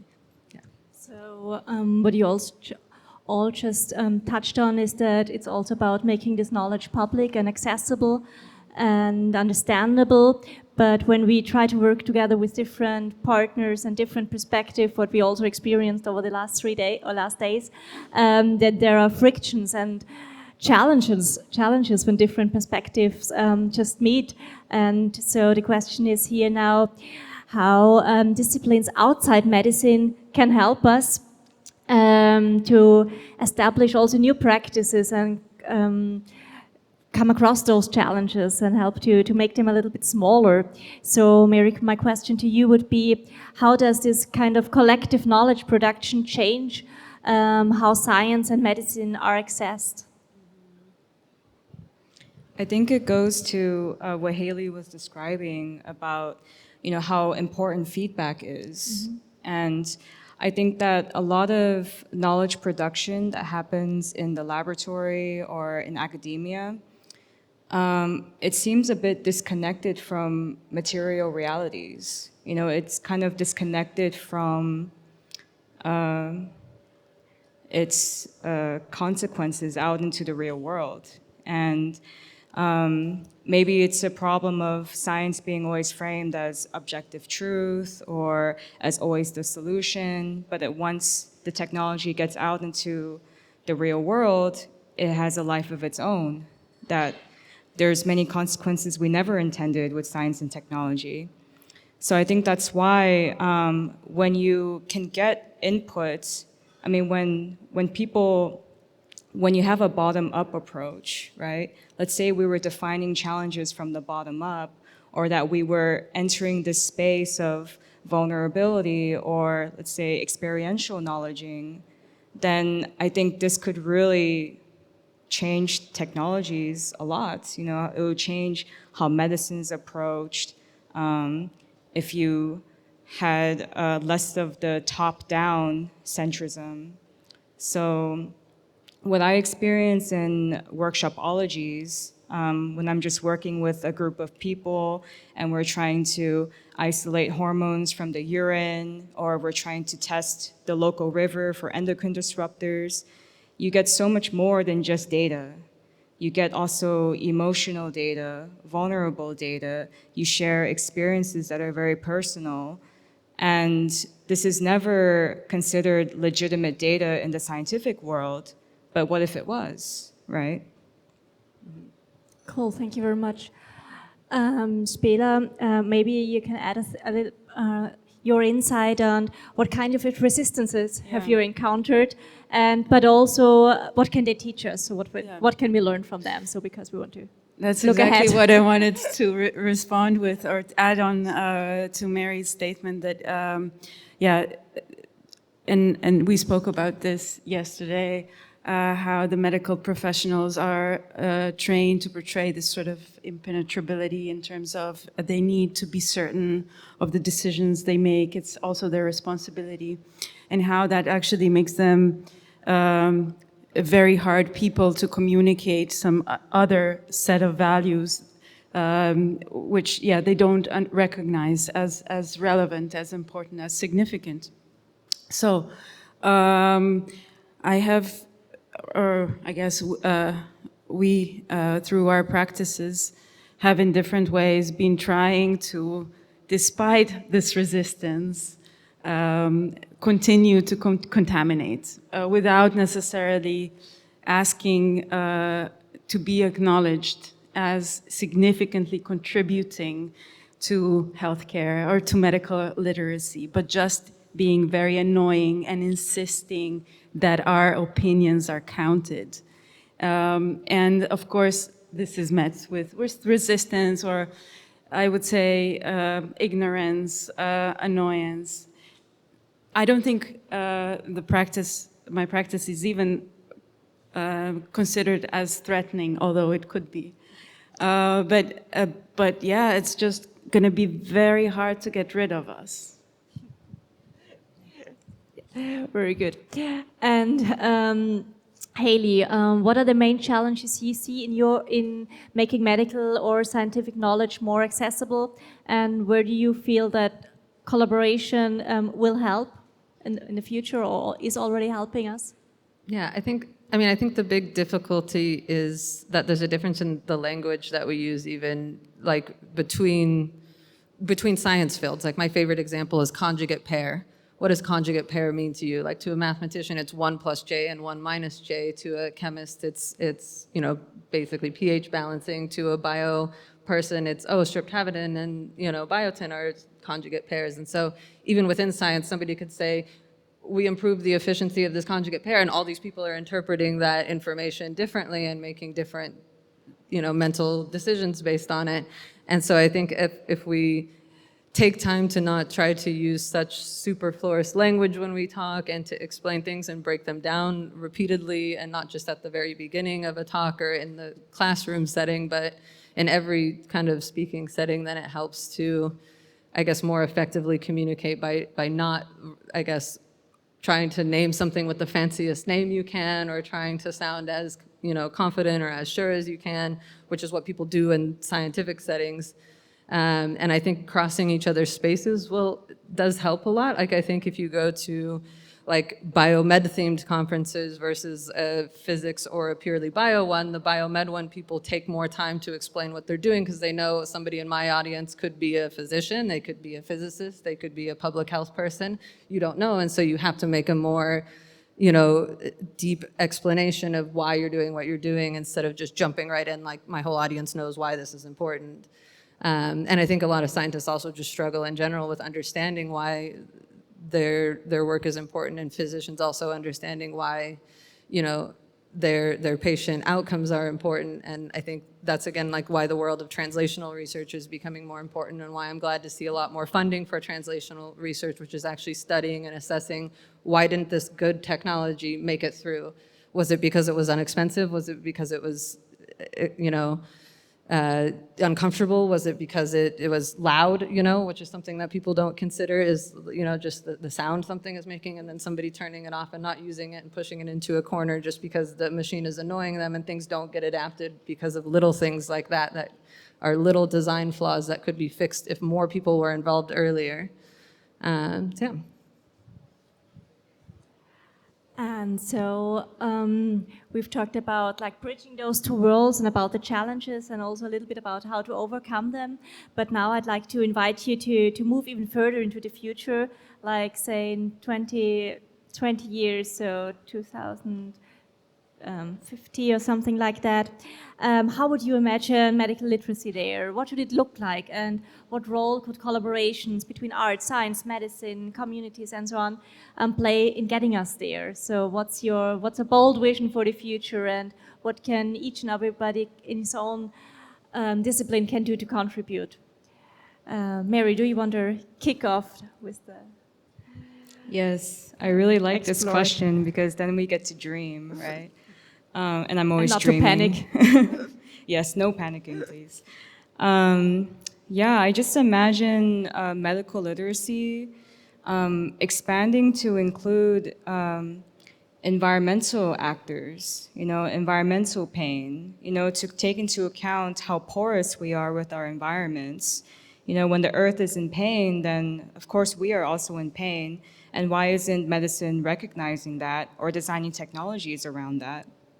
I also see a future where people are creating their own medical devices, that we have these workshops, fabrication studios where people can have access to resources to create their own devices or methodologies that is specific to them, you know, where people can act at a local, hyper-specific level, rather than where these technologies come from this company and we're going to send it to every part of the world in this very homogenized way. But of course, we shouldn't ignore the local context.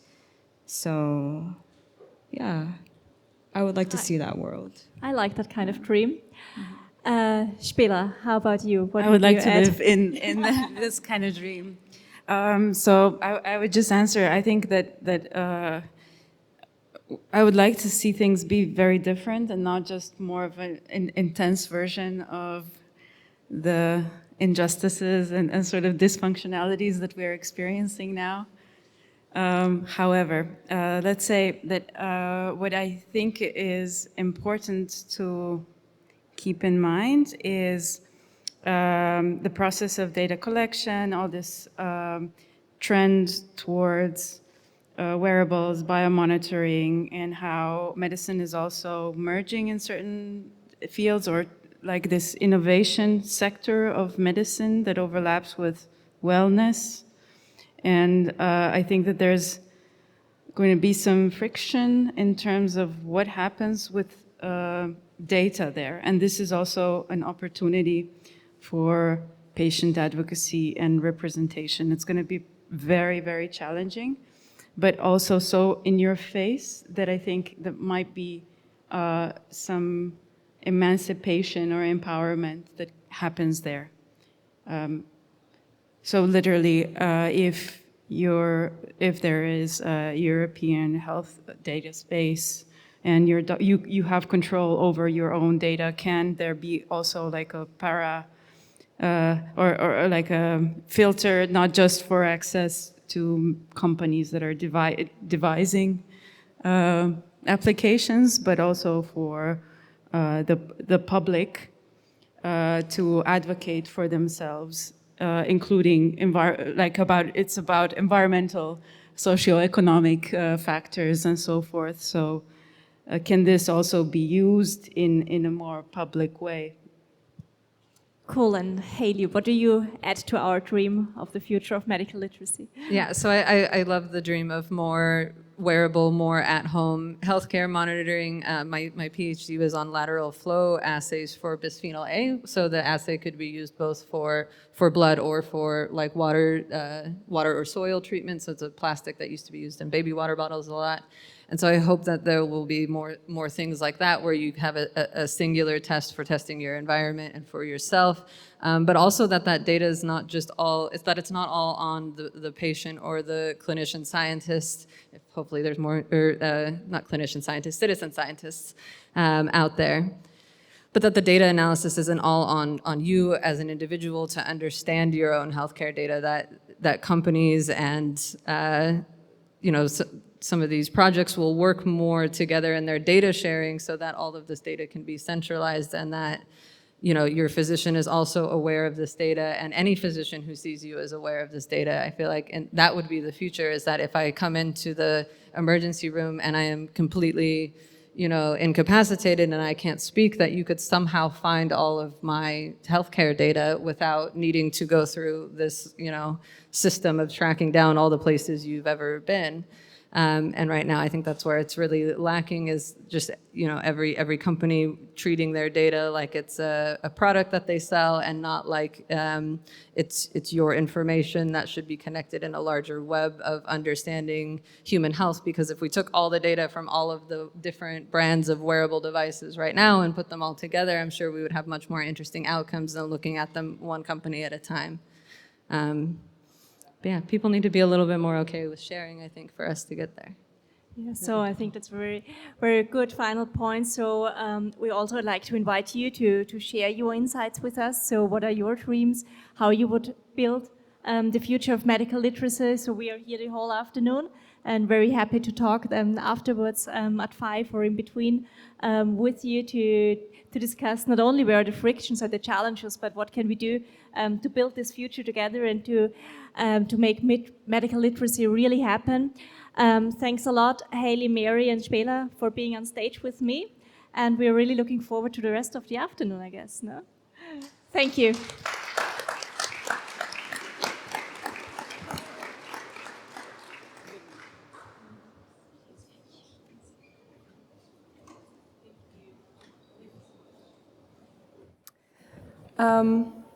We now have 2 short presentations of very concrete examples in which art and medical research, or art, AI, and medical research come together.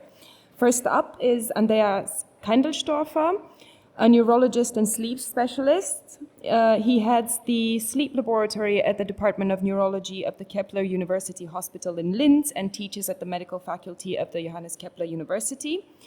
He understands sleep not only as a biological necessity, but also as a social asset.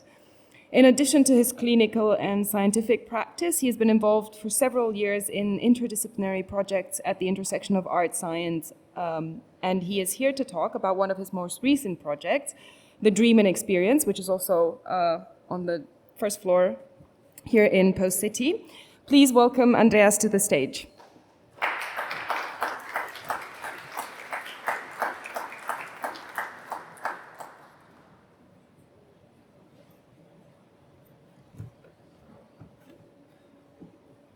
Yeah, thank you very much for the warm welcome and for inviting me to present our project. Well, does it work? Yes. Oh, I have to go back. Wrong direction, I'm sorry. Okay, We started to work in the field of art and science a couple of years ago. We had a collaboration with the Stadtwerkstatt Linz. It was a project at the framework of the Ars Electronica Festival, and we designed a sleep battle. Sounds crazy. It was crazy. We made a full polysomnography of the participants. These are the data which we use in the sleep laboratory. And of course, we coached the participants first before we began to start the measurement. And then we had a presentation of these sleep battle beneath the Ars Electronica Festival. It was really a crazy moment for each of us, and I think that was the reason why my addiction started to work on in this field of art and intersection. So now to this project. It started with the motto of the World Sleep Association last year. The topic was sleep equity for global health. And they defined three important keynotes. Sleep health, which means quality and quantity of sleep needed for optimal physical and mental well-being. Equity means in this context, everyone deserves the opportunity for good, healthy sleep, not just with privilege or resources, and global health, which means every human being needs and has a right to good health. Healthy sleep is part of this. And if we go on, as you heard before, I'm a neurologist. The European Academy of Neurology has a brain health project since 10 years, and beneath factors which affect brain health, like healthy food, physical exercise, and something like that, sleep equity is very important for our sleep health. So, how to deal with the project? So we have heard it is necessary to have a storytelling, and we wanted to know how to tell the story, sleep health, sleep equity, and what we needed for the story at first was a team, of course. The team, and we needed at first a place where to present the project and where we have a safe place, a cozy place where we can present the project. And we had with Andreas Strauss, a well-known Upper Austrian artist who developed sleep capsules. You will see it a little bit later, where he invites the participant to have a break where we can make our measurement. This was the next step. He developed sleep capsules where we can make inside measurement of EEG activity, which is necessary to detect the sleep episode. And the next step was how to bring these data out of the black box. And then we had with Reinhard Kupfinger, an artist who made our EEG data, who makes our EEG data visible and hearable. That means he made a lightification and sonification of these EEG data, which I will present you further on. What we needed furthermore is the missing link between our data and the outcome, the artistic outcome, and there we had researchers from the JKU who developed a KI-based tool where it was possible to stage the different sleep episodes. This is a short introduction in our project. Here you can see how we measure brain activity. It's by EEG electrodes. People in this project book via online tool 2 hours in one of these boxes, and then they go to sleep for a sleep cycle. A normal sleep cycle durates normally 1.5 hours, and on the back or on the front of the capsules, you can have a visualization of these sleep diets. Ye deeper the sleep, ye more blue the light is, and you can hear it with headphones in by sonification. Here you can see we developed a home page where you still can book a slot, but I think we're fully booked till Sunday, where you can, as I mentioned before, book a slot for 2 hours, and we give them at last like a bill. They get the result of their sleep in these 1.5 hours. Of course, we want to have this project going on. So we have, as a part of the homepage, a blog where we deliver with some more informations where you can get in contact with us. When I have a summary, the last project, the Dream In experience, sees itself as an open space for sleep culture. Our aim is to make sleep visible and tangible, to critically reflect on sleep behavior, and to focus on the social significance of sleep. It deals with the topic of sleep justice and sees itself as an artistic scientific contribution to the public debate on health, social participation, and the influence of big data and artificial intelligence on the medicine of the future. Thank you very much.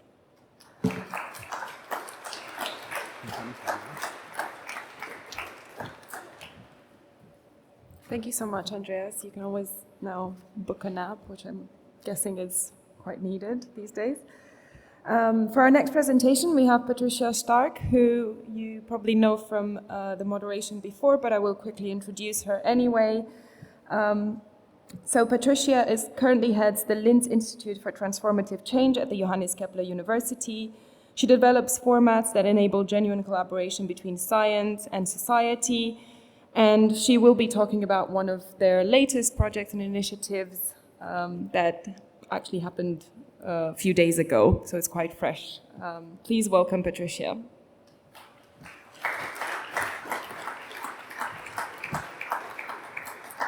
Thank you. Welcome again. So what you can see here is our hackathon that just happened this week from Monday to Wednesday, and Georg already introduced it a little bit at the beginning.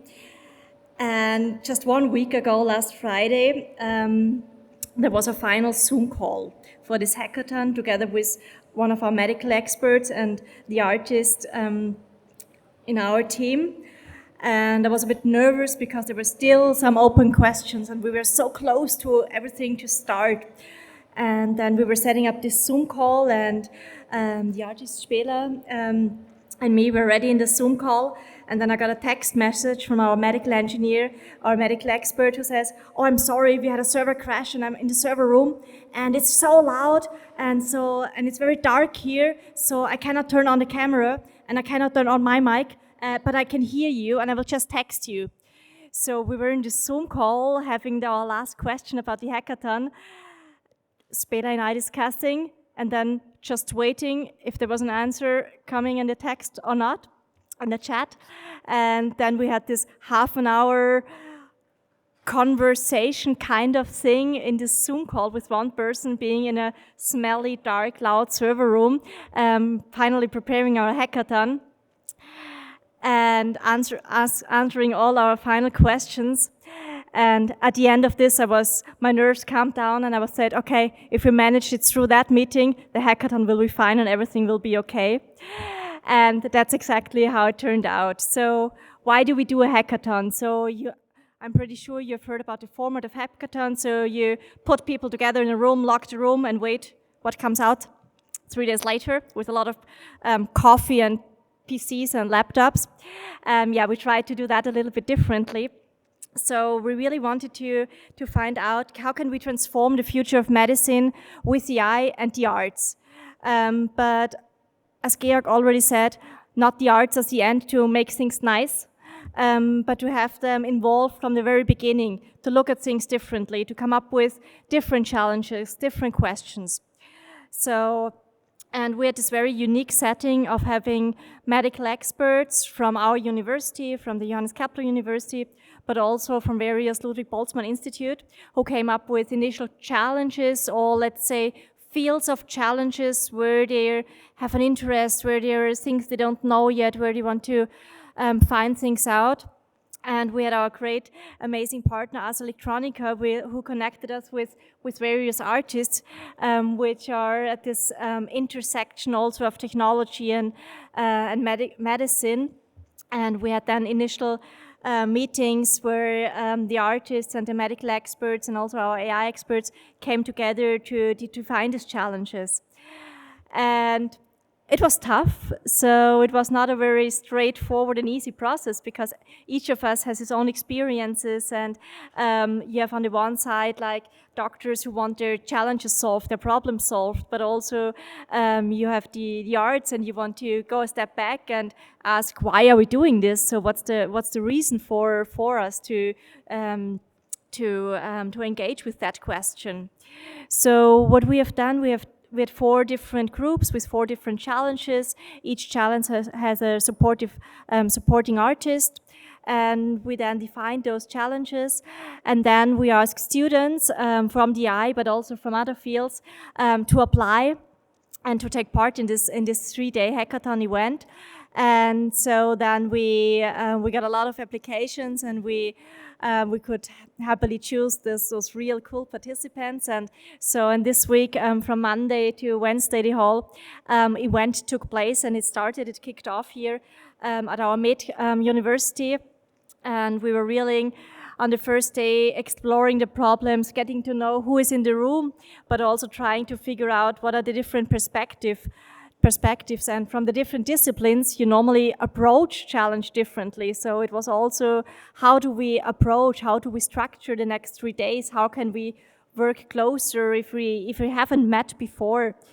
So so after we figured that more or less out on the first day, on the second day, then we really digged into hacking and trying to find solutions. One group even went to get their own ECGs, because this was also an artistic intervention that we don't only talk about the data. So in that challenge, they tried to figure out, if you get your ECG data, what is there inside your heartbeat and your heart rate. So we know that there is sex inside, that you can tell the height, the weight, but can we also find out the shoe size? Can we also find out from this ECG data how you look? Can we find out your sexual preferences? So is there maybe some data we don't want to share inside? So that's our endeavor we started.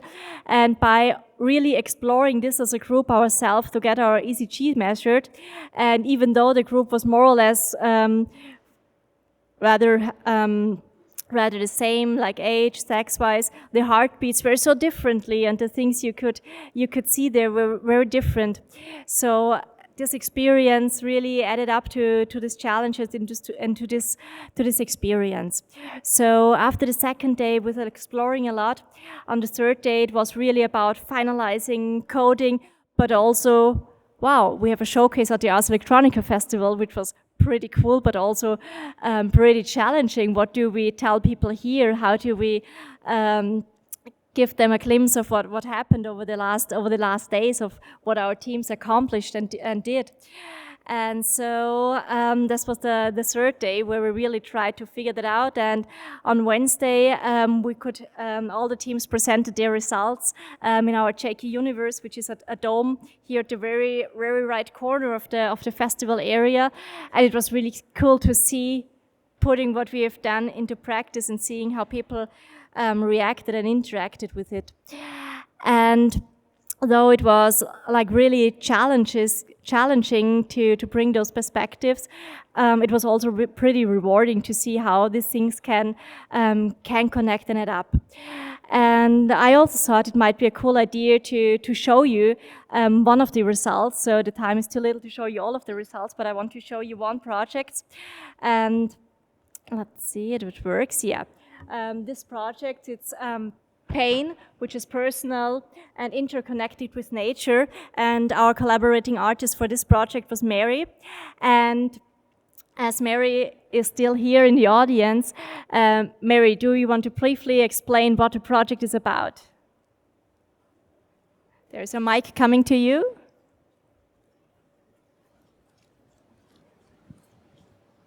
Thank you. So pain is personal and interconnected with nature. So that's what actually Mike came up with this acronym. Mike is also part of our group. So this was a huge challenge because we had to combine patient health data that describes physical pain, but we had to explore other dimensions of pain that include the emotional pain, socioeconomic pain, environmental pain. So in these 3 days, we had this huge challenge of sourcing all of this data and creating a map. Maybe we can go back to the QR code. Right, so if you scan this QR code, it will bring you to the app that we developed. And there you can explore a map of the Earth, but the map of the Earth in pain. And there's an interactive portion where you can share your own pain, and the AI tool will actually match your pain to a location on the Earth that is most similar to your pain. So maybe I can give the microphone to Mike and he can explain more about his experience during the hackathon. Thank you, Mary. So I found it very interesting the way we collaborated with each other. So we were a team of 6 students and from various different fields, like 2 artists, computer scientists, and AI experts or upcoming AI experts. And we all could use our individual knowledge and expertise to work on this project. But still, we managed to make to combine everything, our individual knowledge and our individual skills, to create this map. And everyone was involved. Everyone could do what they can do best, and we had a great outcome, I think. And it shows that I think one of our biggest assets as humans is we can all just work together and create something bigger, no matter which kind of expertises we have. And I think the more diverse, the better the potential outcome of such projects. Thank you so much, Mike, for these insights. So as you see, it was very rewarding for us to have this process. If any of you wants to start a hackathon or is into collaboration, we are very happy to share our experiences, and we are more than happy to learn from your experiences, because I think the future is full of collaboration, and we need to share our stories and think where we can learn from each other, and also better understanding this whole medical AI world and how we can navigate there together. Thank you very much, and have a nice afternoon with the next slot then.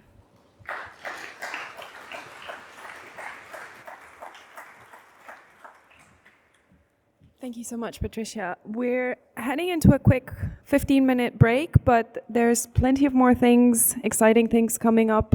In the second part of the afternoon, we have a panel on the future of arts and health industries encounter with a lot of interesting people on it, a very diverse panel. So come back for that in 15 minutes. Hello again. Thanks a lot for joining us again for the last sessions of this afternoon. We'll continue with a panel called The Future of Arts and Health Industries Encounters, looking at existing, emerging, and possible frameworks for cross-disciplinary collaborations between art and healthcare, dissecting both why they matter and how they might be strengthened. The panel will be moderated by Georg Russeger and includes Rania Islambouli, researcher at the Ludwig Boltzmann Institute for Digital Health and Prevention, Aniko Fejes, team and collaboration lead of EIT Health Austria, Miriam Katrain, lead of innovation management at EIT Culture and Creativity, and Matthias Konrad, member of the management board at Bayern Innovativ GmbH and head of business area innovation networks. Please give our panelists a warm welcome, and to you. Please, the stage is yours.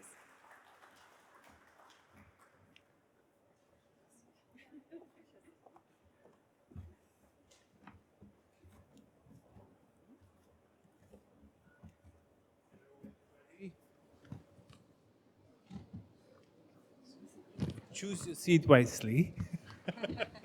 Okay, I can go here.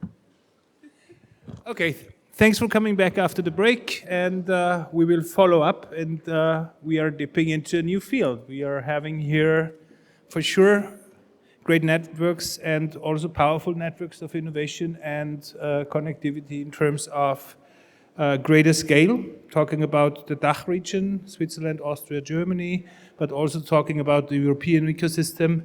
So I'm very happy to have you all here. Thanks for joining. And as we have seen, time is running a little bit short, but so we will dip into the thing.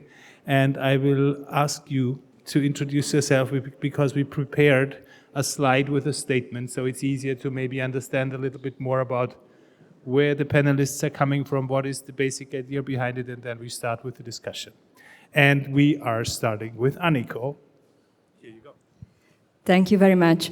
I'm Anniko Fejes from EIT Health Austria. And my job today is to confront you with a truth that is both uncomfortable and urgent.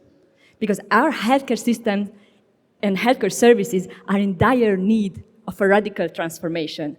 Not something incremental, not patchwork fixes. I'm talking about something to reimagine the system to a new form, but is sustainable, accessible, and puts the patients at the heart of care. So we are tasked with a pretty tough job to basically rebuild the plane while it's flying, right? It also reminds me of this ancient paradox of ship of Theseus, if you know that, that is saying if you exchange all parts of the ship while it's sailing, is it still the same ship, right? And you can answer that yourselves, but if you look at the healthcare systems, we can say that swapping malfunctioning parts is not going to be enough. We need a total paradigm shift. We need to shift from a volume-based healthcare to something that is more value-based, from the treatment focus to proactive prevention, and to shift away from these silos towards something that is more intelligent and integrated. And to achieve this, we urgently need to collaborate more with the creative industries. You may ask why. Because innovation doesn't happen in isolation, right? We need the storytellers, we need the designers, the technologists, and the educators to help us reimagine this and make innovation adaptable for us and boost also health literacy. And only then, the statement up there, if it's up there, right? Then only then AI-based technologies can reach their full power, because technology alone is not going to save us. It is the application of it and the human-centered application of it. So I would like to ask all of you in the audience today, not just to rebuild this ship, but redesign it for the journey ahead. Thank you. Thank you very much, Anniko. And we are going on with Matthias, please.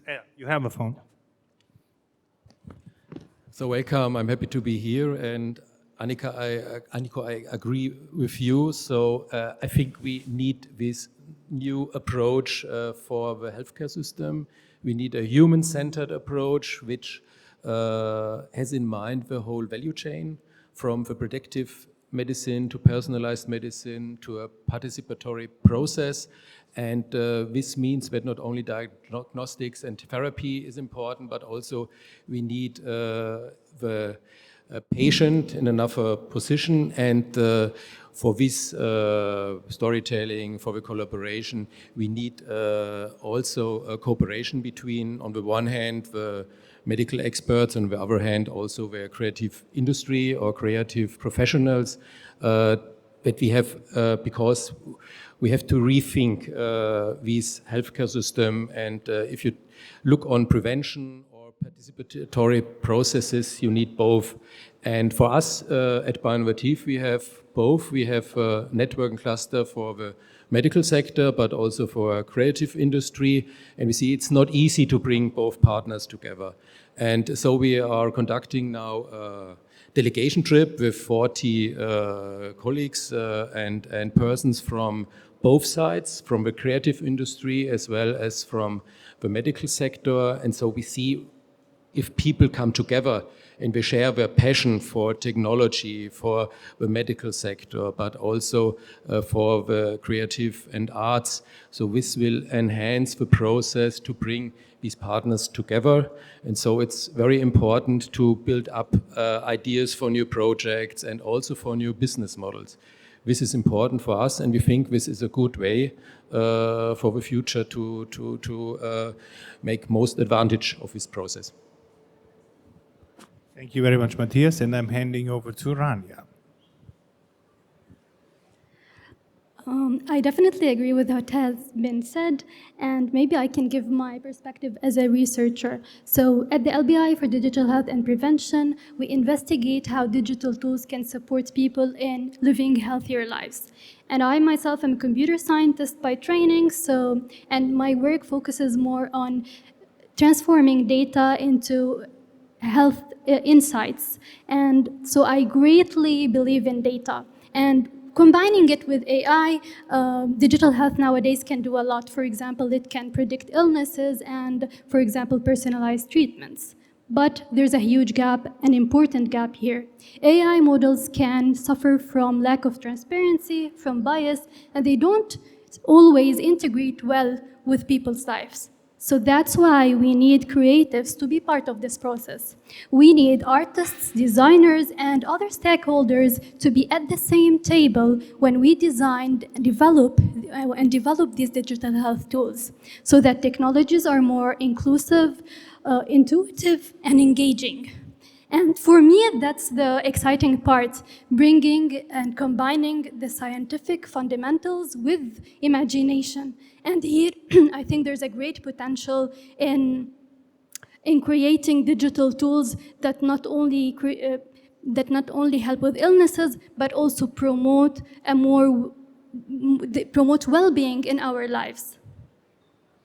Thank you very much. And last but not least, Miriam, please, from the creative perspective. So my name is Miriam Katrein. I'm leading the innovation management at EIT Culture and Creativity at the Co-Location Center in Vienna. And I'm also the head of Creative Catalyst Austria, which is a newly founded innovation lab focusing on the region of Austria. And I'm here kind of talking from the perspective of creatives and designers.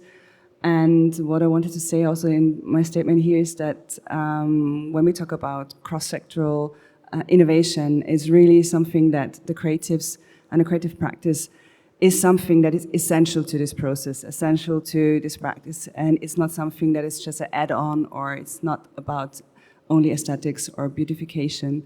Because when we're thinking about solutions for the future, if we want to think future forward, to understand and to take seriously what artists and designers are doing is really that they already have the solutions prepared. And these are not only concepts, but it's solutions, and that is kind of listening to them, really integrating them from the beginning in the processes. That is really something that about cross-sectoral innovation, that changes a lot. So I agree with all of what you said, and also what we heard in the panels before is really, it's not only the narratives that artists or designers bring to this, it's their practice in translating it. It's health and well-being is deeply human, and it's bringing all this into a human context. And also what I think is very, very important and interesting about artistic and creative practice is that artists, designers, creatives can make a future already tangible and visible to something that we still can't see clearly yet. And I think there's a huge potential in this. And I absolutely agree with you that it's from the beginning, from the start, creatives have to be involved in these processes. Thank you very much. Yeah, it's a kind of a challenge. We met once before, and I think what can we really line out here in this discussion within our short framework of time? So thanks for telling that we are living in a very complex world where we have to figure out a lot of things. There is this personalization, involvement and engagement aspect where we definitely want to see how can this deliver something which is for a greater good in society. On the other hand, we are discussing here how can art and science, art and innovation be combined in the way to make things more flexible in terms of exploration, in terms of outreach, in terms of understanding what is going on. So I think it is a quite complex situation. And what I heard is that we are actually reaching for a comfort zone. And it doesn't sound like a comfort zone. So in a way, we are really working in a world where we have to combine a lot of actors, a lot of interests.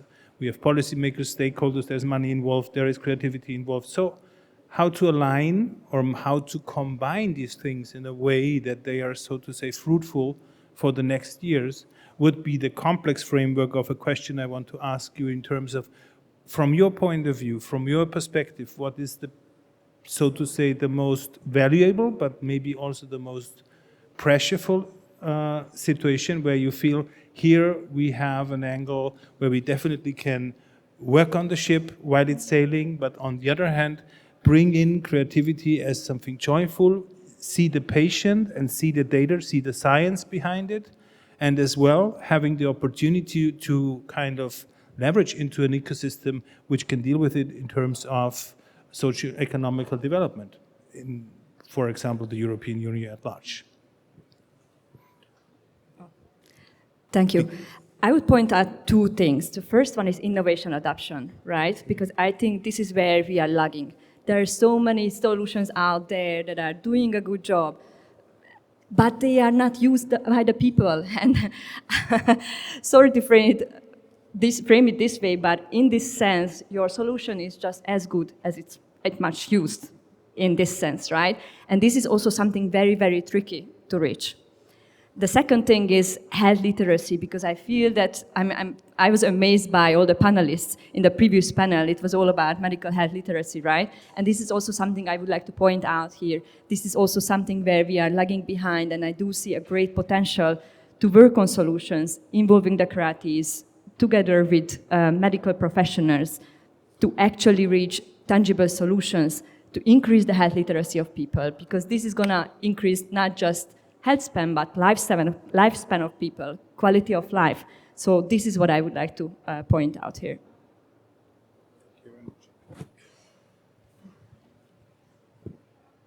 I think it's very important to build up a specific ecosystem where the partners can closely work together. One example I can bring is, for example, from the robotics sector. 20 years ago, we brought people from the robotics sector together with medical experts for robotics applications in surgery.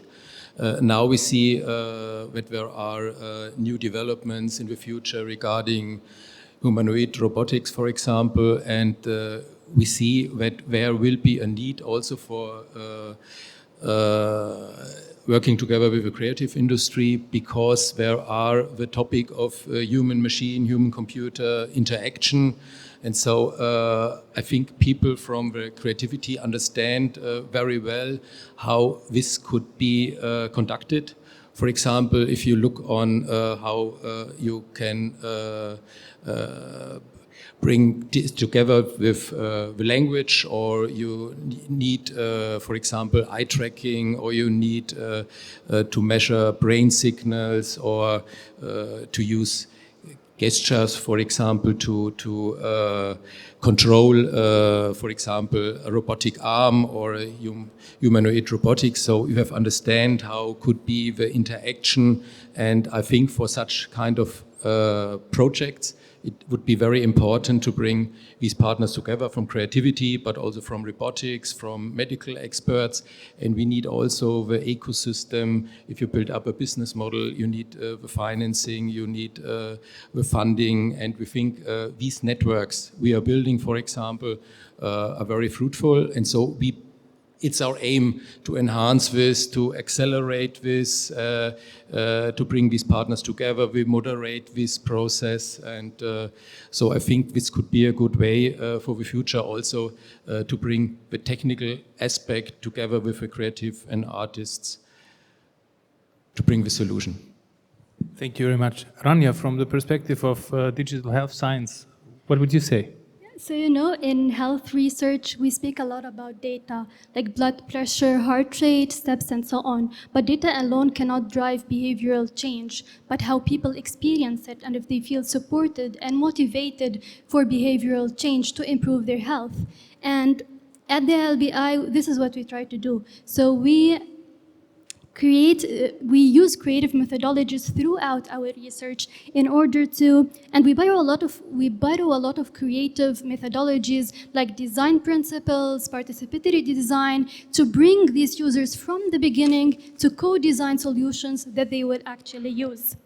And we also use, for example, gamification, playful features in order to design interventions that are also fun and joyful. For example, we can design physical activity through games to support people and motivate them in order to do more, move more, and improve their health. And this is actually where creatives can also support and collaborate with us. And looking ahead, I also see we explore how AI agents also can enter into this patient and healthcare provider relationship. And I think this is a very sensitive area. And I believe here creatives can help us to bring up these tensions, to ask the right questions, and also maybe drive us towards more humane solutions. Thank you very much. So Miriam, from the perspective of artists and design and culture, what would for you or for the field you represent the most important thing? Okay, so as an innovation manager, I come to the table with something that is also my personal practice and experience, is something that I call professional empathy, which I think is quite important, which means to understand the other sectors, to kind of be like very easily acknowledge or see potentials, connection points, understand the other sectors, the pain points, the missing links. And this is something that I can bring to this table, but also which I think is quite important kind of in terms of the responsibility of our institution as the EIT Culture and Creativity, is that with this professional empathy, understanding other sectors quite easily, and what you already said, coming into this with this responsibility to kind of map who is there, who are the actors, who are the stakeholders, who are the people that we have to connect very easily, look into these other sectors and like easily understand and analyze who we have to bring together. And this is like a big responsibility we have to take on. With this knowledge and with this know-how and with this mapping, we then can develop programs to kind of create these spaces and the structures that these innovation processes can happen. What you were saying about, so this is something that we have to kind of build up now at this point in this time. Thank you very much. So, second framework of questions, and time is running. So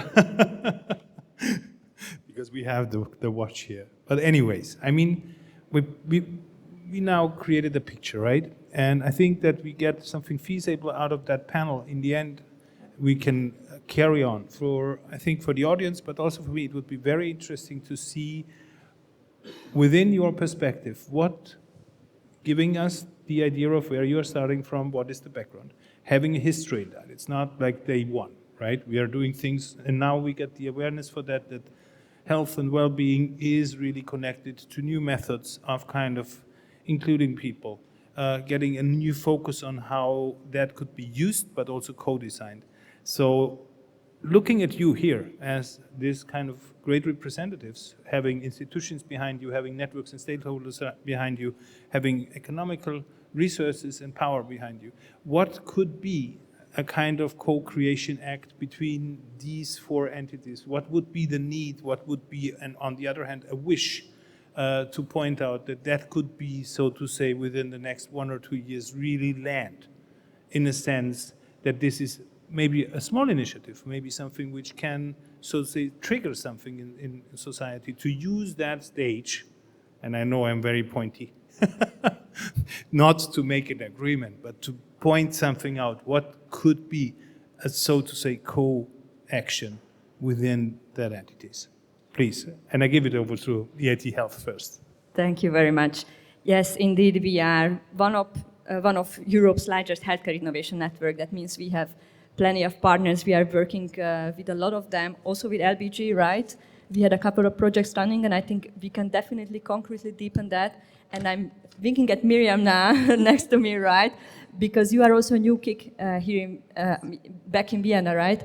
And this would be also something where we could really sit down and, seriously contemplate what concrete projects we can work on. So I do find that as a very concrete and fruitful next step for us. Thank you Good very enough much. for you? It's fine. I note it down.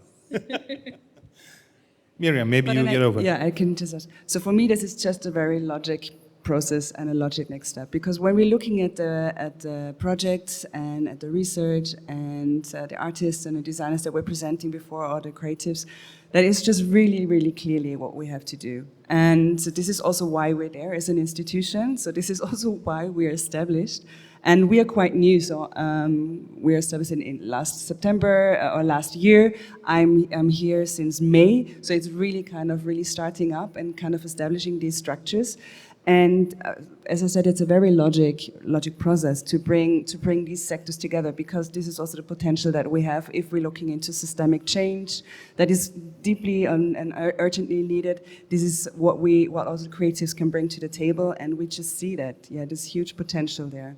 So very clearly, this is the only thing I can just agree on, And because this is also what I can say, this is exactly what we're working on. We have to see what are the questions, what are the pain points, what are the things that we have to kind of, with creatives, but also with the other sectors, so in order that we can create these programs and structures to kind of create this space that we can develop this together and co-create, of course, because this is also intrinsic to a creative and an artistic practice. Exactly, and this is why we are also here today, I guess. So. And you're the ones who have, for the ship, the navigation, so to say, the stakeholders, the networks, the mapping. So you're the well-connected network, so to say. Rania, from the perspective of a researcher from LBI, digital health, what I guess your wish might be coming from a different direction. Yes, I think this is a great discussion going on, because again, collaboration and inclusion isn't just something that you solve once, but it's more like a learning and communication process.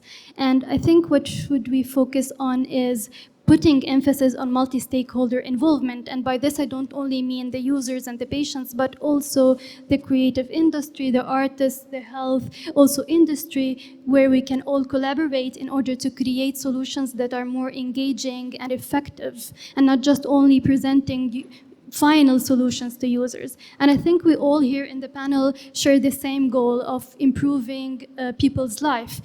But we see things just from different angles, from the health, from the research, from the art and industry. But I think our strength combined could really move this industry further. And I think also this goes beyond this panel. Also, I think most of the creatives here in the room, they also aim to have a positive effect on people's lives. So I really invite everyone to collaborate across disciplines and also to bring their skills into multiple domains, because again, our strength together can help us reach faster solutions that are more effective.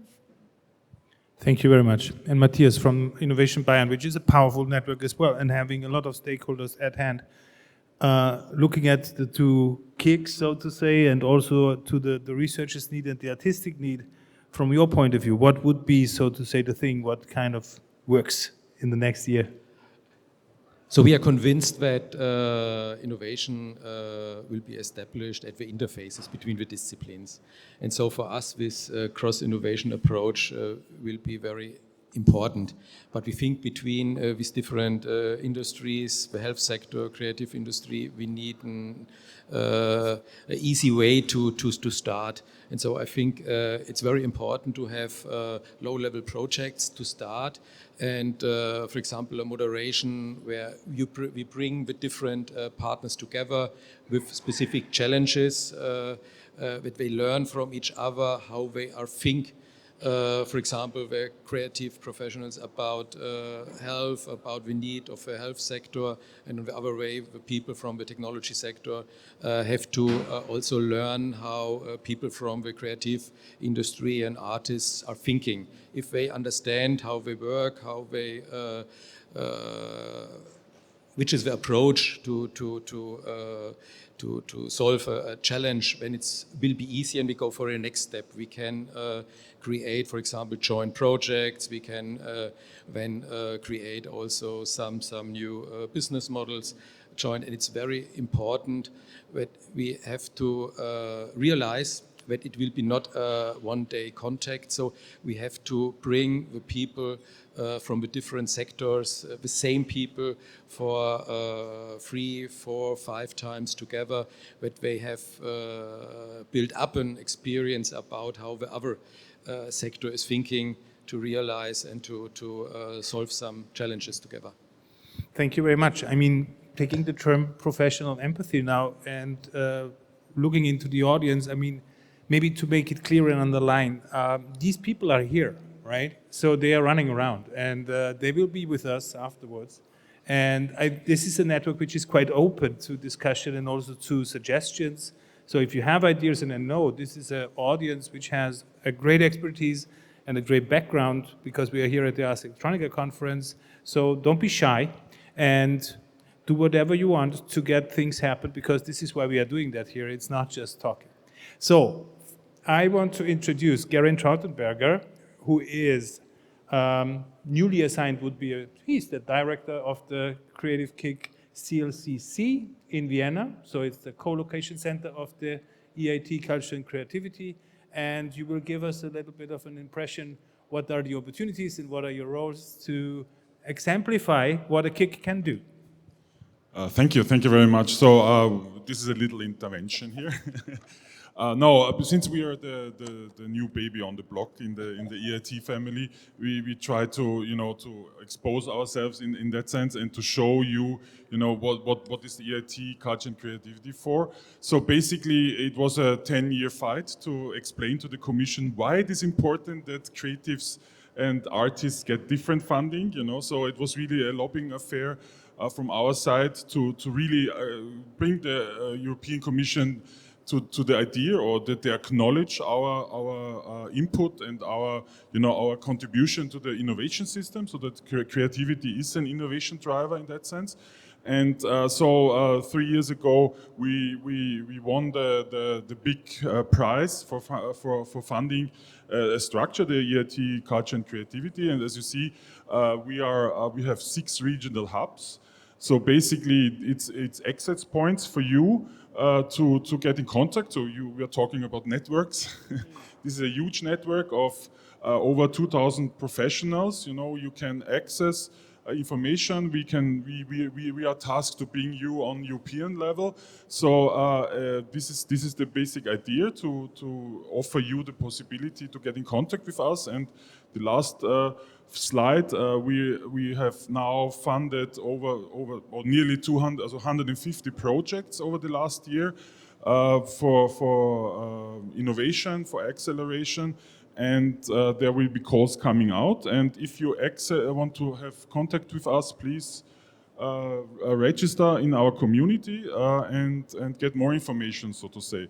So as I want also to close the circle to the first panel here, Spela, I said, you don't get rid of artists, that's true.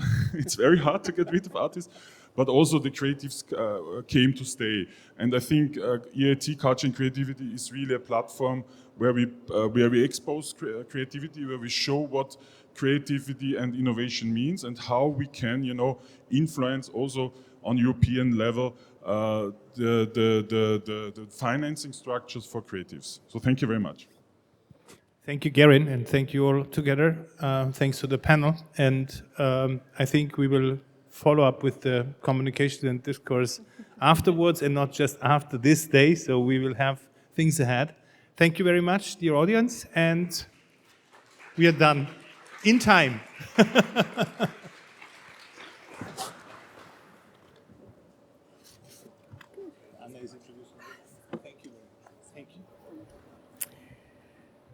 Right, our next speaker will talk about how the arts can build social cohesion and solidarity from a public health perspective. Jill Sonke is a US Cultural Policy Fellow with Stanford University, co-director of the EPI Arts Lab, a national endowment for the arts research lab in partnership with University College London, and director of research at the University of Florida Center for Arts in Medicine. She's an artist, cultural strategist, and mixed methods researcher with over 100 publications and the recipient of more than 350 grants and awards for her work at the intersection of arts and health. Please give Jill a warm welcome.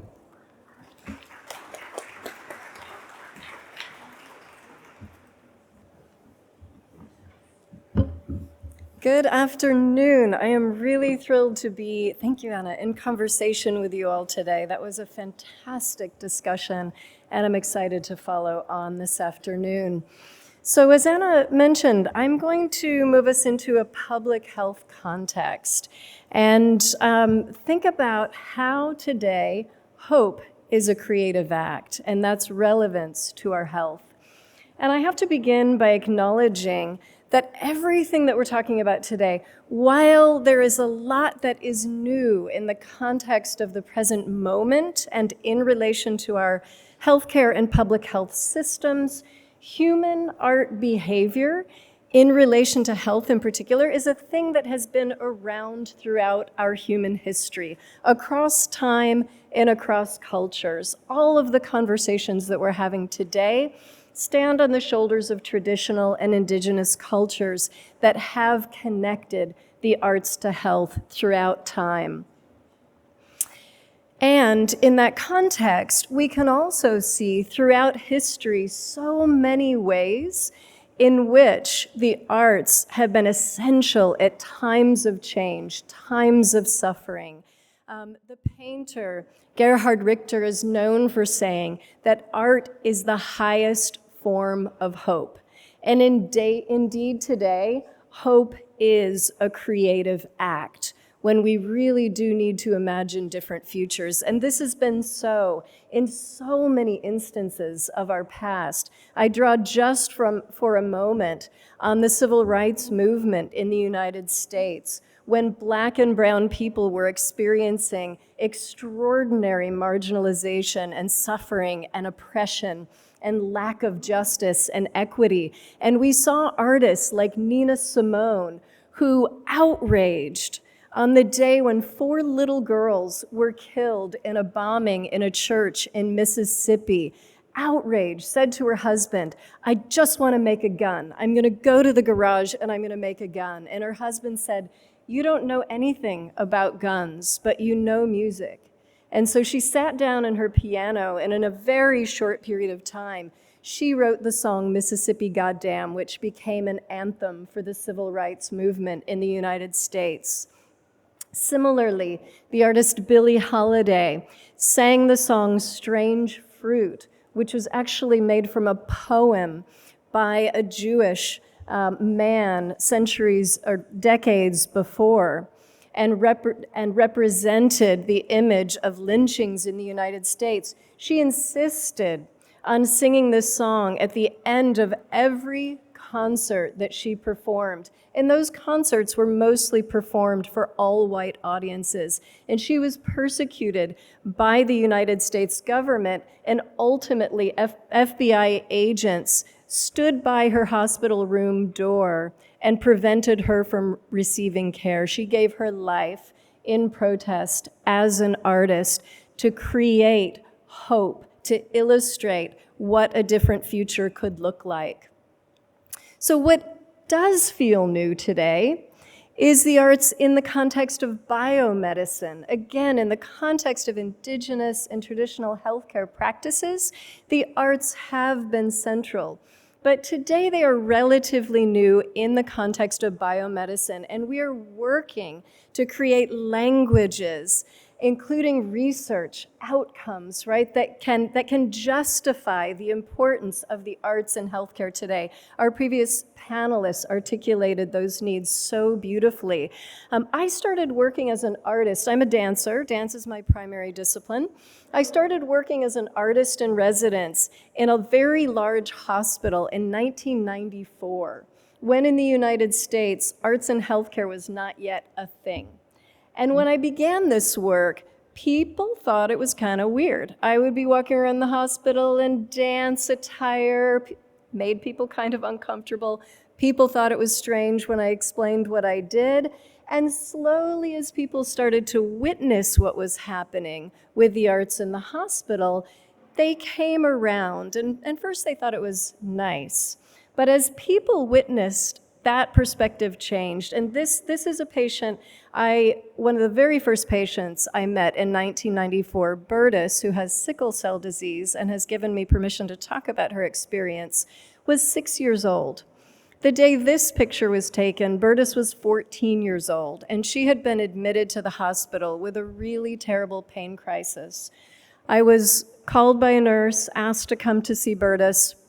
When I walked into the room, she was in a fetal position in her bed. The room was dark. She was rocking and sobbing. And only because we had worked together for years did I lean over and ask her what would seem like an absolutely absurd question in that moment. I said, "Bertus, would you like to dance?" And she said yes.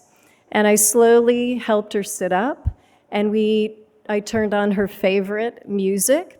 And we began to move, and before long, she was deep in an aesthetic experience, in a flow state, and I was following, supporting, mirroring her movement. And about an hour later, she looked like this. And the photographer who was with us that day said, "Bertus, what happens to your pain when you dance?" And she said, "It's still there, but I don't care because I feel so good." And what we didn't know during that hour that we were moving together was that her attending physician had slipped quietly into the room. And he spent about 20 minutes watching that experience. And when he left, he went back to the nurse's station and got out her chart and put a big note at the front of her chart that said, "Dancing works better than meds. Call arts and medicine." And from that day forward, I was scheduled, when Bertus was admitted, I was scheduled to come and dance with her each day. And by her request, she would reduce her pain medications by half an hour before I would come. And after that time, she was able to maintain that lower dose into the wee hours of the night. So the healthcare system, her care providers began to see the power of the arts.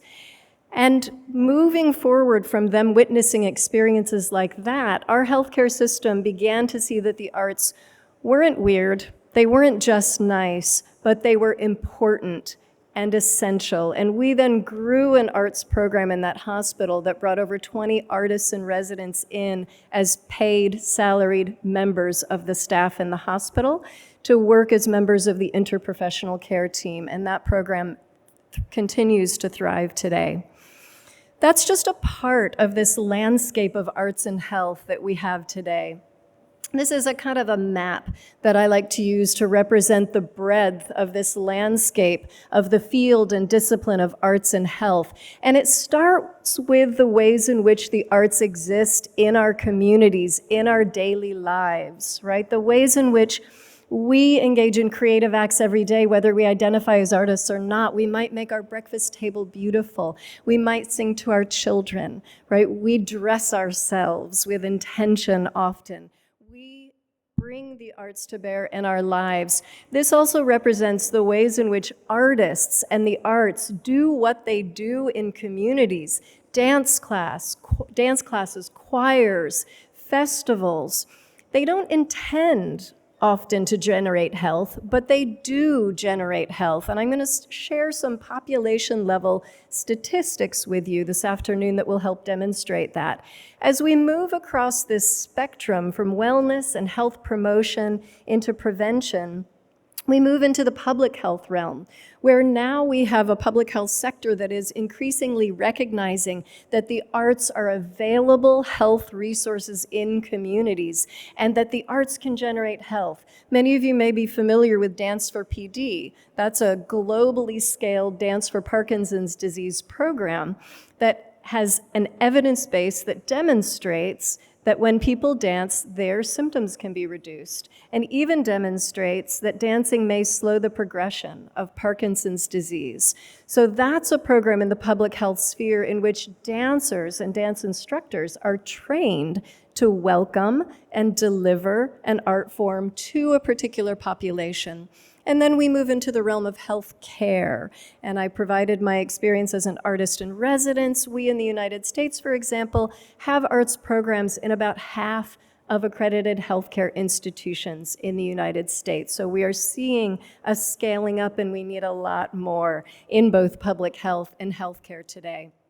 And there is an evidence base that we have a fairly robust evidence base now in arts and health. It's very broad. We need greater quality in our research. We need common measures. We need reporting guidelines yet. But we're beginning to be able to synthesize this evidence. And we're seeing policy efforts and even policy outcomes because we have this evidence.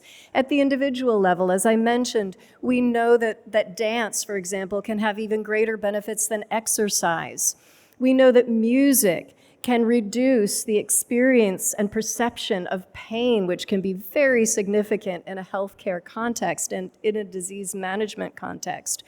We know that around cardiovascular diseases, which are among the non-communicable diseases that are responsible for 74% of preventable deaths worldwide and 80% in lower resource nations, we know that dance can have greater benefits even than walking in preventing cardiovascular diseases.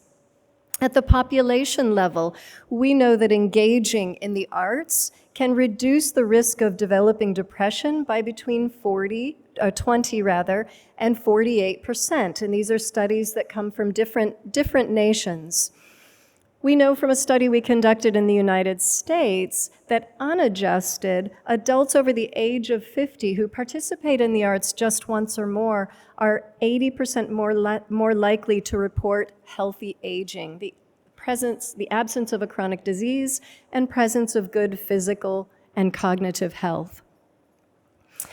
And we also have these amazing mortality studies that have been conducted around the world since the 1960s and 70s. They began in Scandinavian countries. They've now taken place around the world, including Japan and the UK, the United States, and other nations. They use large cohort data sets, and they look at associations between arts participation and longevity or mortality. And these studies have found that, again, among adults, those aged 50 or over, that those who participate in the arts just once a month or more, doing things like going to museums, performances, and galleries, are between 14 and 31% less likely to die early.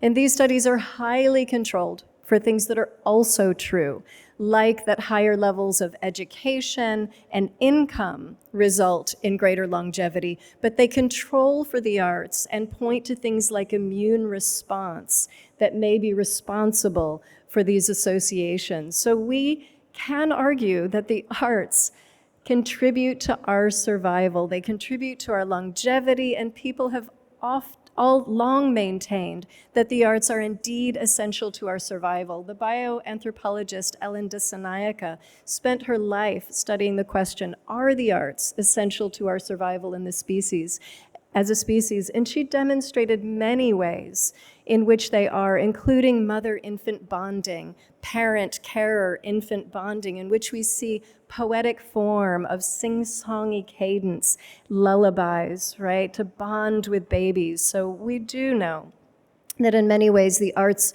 are nothing short of essential for our survival. We also know from all of these data, all of these studies, that arts participation is a health behavior, like exercise, like wearing a seatbelt, like not smoking and eating well, the other recent public health paradigm shifts.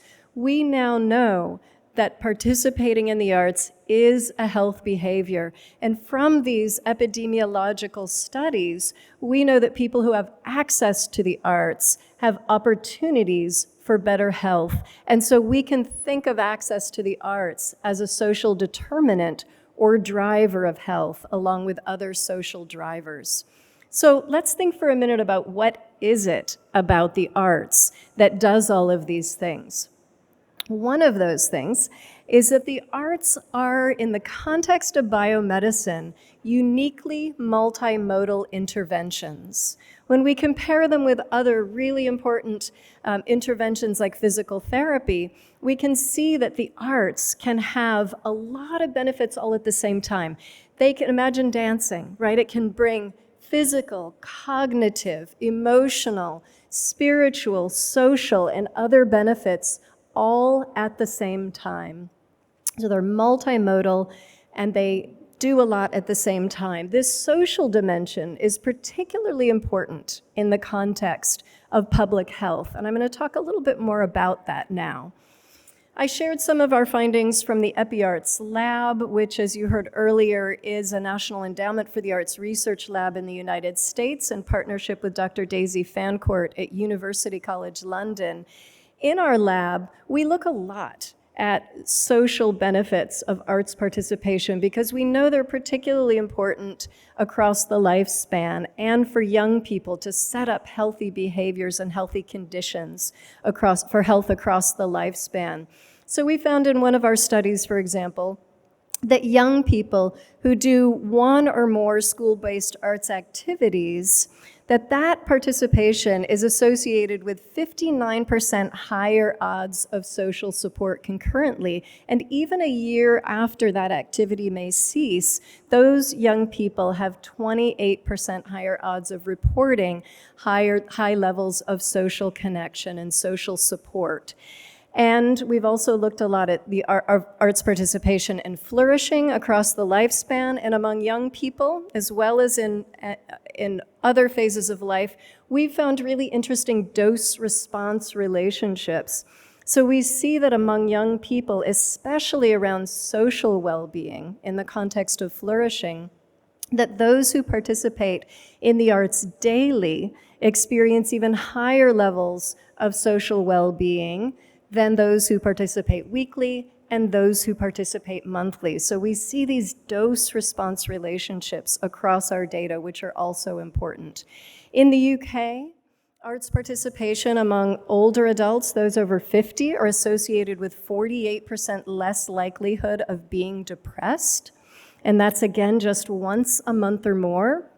And many of our studies are now beginning to represent and show these virtuous cycles of arts participation and well-being. This is a study that Dr. Fancourt published recently in which she was able to identify causal effects in this causal inference study, in that more arts participation was correlated with greater well-being, and in turn, greater well-being was associated with higher levels of mental health. So we see a virtuous cycle. The more we participate in the arts, the better our mental health. The better our mental health, the more we participate in the arts. And you can imagine the inverse of that. If you've ever felt low, right, it's hard to get out. We can cycle in the opposite direction. So these virtuous cycles are quite important. And I've been looking recently again into what is it about the arts that cultivates these virtuous cycles. I just completed a 2-year, very intensive study across 18 cities in the United States, ranging from small towns like Utica, Mississippi, with 633 residents, to big cities like Chicago and the Bronx, Oakland, and Seattle. This study included over 15,000 participants, 12 distinct studies, 6 of which were combined in a mixed method study that I'll share with you in a moment. One of our foundational studies was an integrative review of the literature, in which we identified another virtuous cycle that emerged from arts programs that studied both social cohesion and well-being as outcomes. And we found that in community and place-based arts programs, that co-creation, making something together, getting ready for a performance or an exhibit, and cultural sharing, either within or across cultures, helped cultivate commitment both to the program and to other participants through those relationships that resulted in more participation, which in turn yields greater well-being and health benefits. So again, we saw this virtuous cycle, and we were able to identify some of the mechanisms that we can bring to bear in cultivating that virtuous cycle. In our primary mixed methods study, which included 6 distinct qualitative and quantitative studies with over 15,000 participants, we also developed a theory of change. And this theory of change suggests that at the community level, arts participation, especially when it includes that kind of co-creation and cultural sharing and physicality being in place and in embodied experiences and inclusivity, can build social cohesion. And when I talk about social cohesion, I don't just mean social connection, but I mean the strength of social connections that builds solidarity and allows communities to collaborate toward greater goods, such as health, across difference. So that kind of arts participation builds social cohesion by enhancing collaboration, belonging, trust, solidarity, and social bonds, and in turn enhances well-being by enhancing mental health, stress release, engagement, expression, and empathy. So this theory of change can provide a roadmap for how we can design community-based programs to build social cohesion and well-being. And it's built on an evidence map. So we engaged in a very rigorous mixed methods study with rigorous validation of every one of our inferences to create a series of meta-inferences. And we found things in our study, in our statistical studies, like across the 18 communities, these cities, contrary to all the previous studies that have been published that show that people with higher levels of education participate more in the arts. In this project, people with lower income levels participated more in the arts. And we also found that across these 18 communities, not among participants in these programs, but in the general population, arts participation increased by over 56%. We can enhance access to the arts for health. We found that across the communities in the general populations, social cohesion increased by over 12%. We also found that in a sample of over 10,300 people, a very representative sample, that over 92% recognize that the arts build social cohesion. Over 96% recognize that the arts contribute to well-being, and 90% said they want to participate more in the arts for their well-being. So we saw a surprising level of understanding of the relationships between the arts and health. So why does all this matter today? We in the United States are experiencing an epidemic of loneliness. We know from research that loneliness represents a greater risk to cardiovascular health than inactivity or obesity, and that it's equivalent as a health risk to smoking 15 cigarettes a day. We also know that we're living in a time of profound socio-political divides. This is true in the United States, and I know it's true in other parts of the world as well. We have to figure out how to build social cohesion today. And the arts are one way in which we can do this. We know that the arts build social cohesion across communities, large and small. They always have. We know as well that the arts bring us together. They bring us out of our homes. They yield so many health benefits, but they bring us together across language, across difference, and across other barriers. We know that the arts invite us into experiences of joy, even in the midst of pain. We know that the arts help us express our experience. They give voice to marginalized and silenced voices. The arts are also essential to our ability to imagine a new future together. This time, as we all know, is demanding of us profound and radical imagination. We must learn how to imagine new futures together. We need the arts in order to be able to imagine these futures, in order to create the kind of hope that will create new futures. Our previous panel talked, someone spoke so beautifully about how the arts make ideas tangible. The arts can make hope in new futures tangible, and we need that more than ever today. I want to leave you with one final image. Oops, I pushed the wrong button. So I came across this just last weekend. I live in New York City, and I was walking down the street with my family, and we walked by this emergency poetry clinic.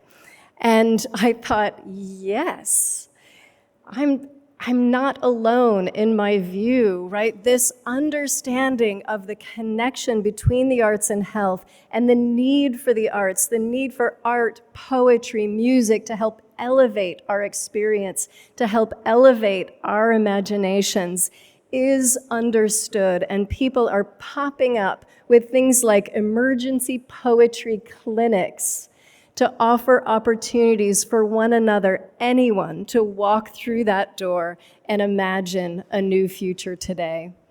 So thank you for your attention.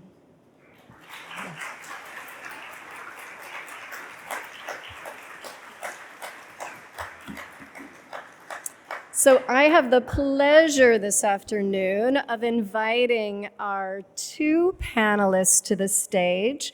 I want to welcome Andreas and Kyoko, please. Thank you. We have Andreas Leitner and Kyoko Kuno, who are going to share some of their work with us, and then the three of us will be in conversation to close out this part of the afternoon.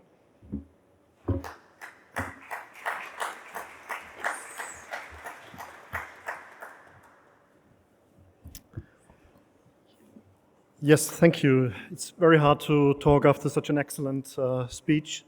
So this is a very simple study, which we have performed in Graz. And normally if patients come to a hospital, they experience panic, especially if they come to an emergency unit like this case, or if they go to the OR. I think that arts does not play that major role for the patients in these cases, but mainly for the personnel. But after the operation, patients then come to the ward, and then they stay in bed for 1 day or for even 7 days or 2 weeks, and just lie there and wait for some therapy and some taking pills and infusions, and it's quite a boring daily activity. And the art theorist Richard Grieche from Graz had the idea to help them get more interactive with the room and also have nicer rooms and more artful rooms. And based on the colors of the pills that people take, he created artworks, and he also imagined the rooms to be redesigned with those colors of those pills. And this, in the end, the rooms looked like, so much more colorful, and also those artworks, and they should also be more beautiful rooms, but also the people should see some things they are thinking about, and some creative ideas. So we performed a very simple study. It was a prospective randomized trial of 80 patients, 40 patients in the old rooms, 40 patients in the new rooms, 43 patients with total hip arthroplasties, that means new hips, and 37 with new knee joints. We measured on pre and post-op days, pre and post-op days, day 3 and day 6. And we're looking for scores, quality of life, as of 12, mood score, anxiety score, and depression score, and also looking at the pain medication.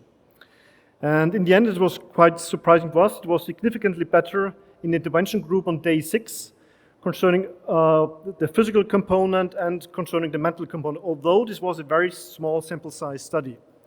So the conclusion from this very simple study was that colors in art have a positive effect and the patient's post-operative quality of life, supporting what we've heard before. With this, I want to hand over the mic to next speaker. Thank you.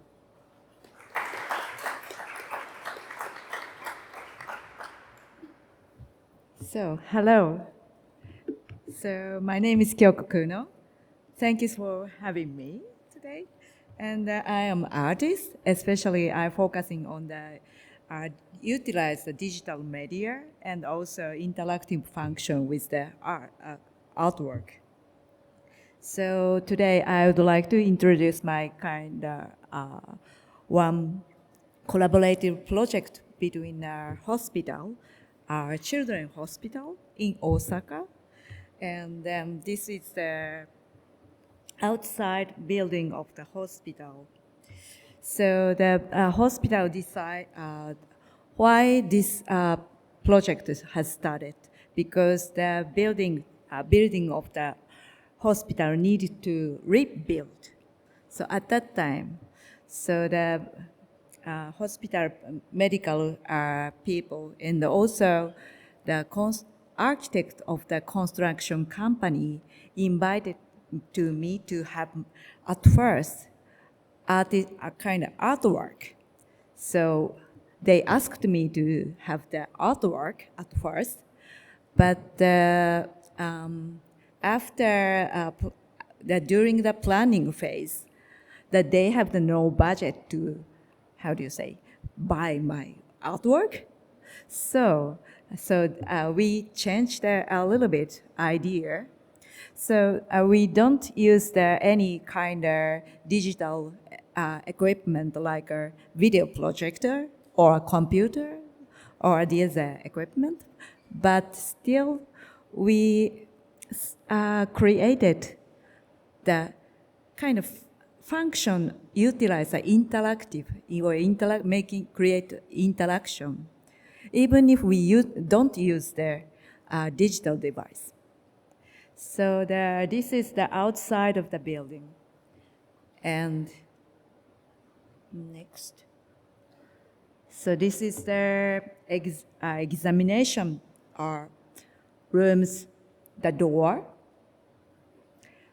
So each door has the different, some part of the animal's body, you can see. So usually, of course, this is a children's hospital. So that for children, the hospital and the doctors is a very scary existence, don't you think? So I would like, so usually maybe children don't want to open the door, but I would like to make something that people wants to open the door. So when these doors has a question to the children, what is these animals? So if the people open the door, so children can get what is these animals. The size of the animal is almost the same kind of real size of the animals. So even if the elephant is maybe baby elephant size, but still it's for children it's animal graphic is very big. And this is another room, ultrasound examination room. Some people don't like the dark room, very scary. But I used here.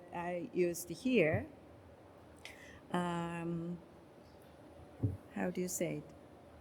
So I placed a constellation object made of phosphorescent tiles.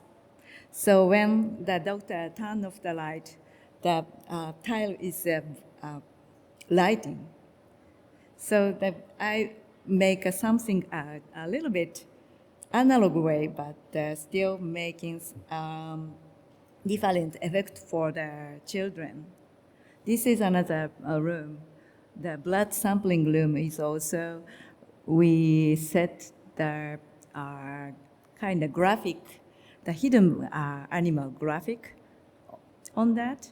And then, so during the children get the sampling, the blood, they don't need to see their own kind of body, needles, but they can play, not the playful, but somehow they can enjoy the time of this examination. So the other things is that I installed the other graphic on the, for example, the bathroom or hallways, and each patient room has the different animals characters. So even if the children don't know the word of the animals, but they can understand which animal's room is mine. So this is a kind of map of the hospital. So each room has a different animal. For example, the first floor, ground floor has a big animal, and the second floor is a little bit middle-sized animals. And the second floor is the birds.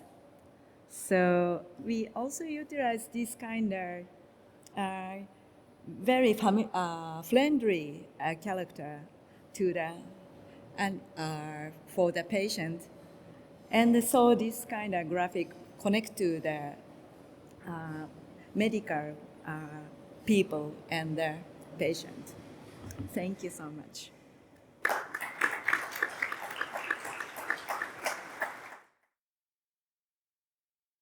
Thank you, Andreas and Kyoko, so much for those beautiful presentations. We have a few minutes now to have a conversation, so I've got a few questions for each of you. Kyoko, if I could, that was such a beautiful illustration of the way an artist works in a healthcare physical space. What a beautiful impact you brought to that hospital. It's really gorgeous to see. I wonder if you could talk a little bit about how you see that this could be universal, like that artists can function in every hospital universally. And what is it about what artists bring, your ways of thinking, your ways of doing, right? What skills do you bring that can really help healthcare do better? So my kind of focus domain is the interactive art domain. So it means every time I'm thinking about how we can communicate with the others through the artwork. Even if, so for example, if people don't access to my artwork is nothing, because there's nothing to happen.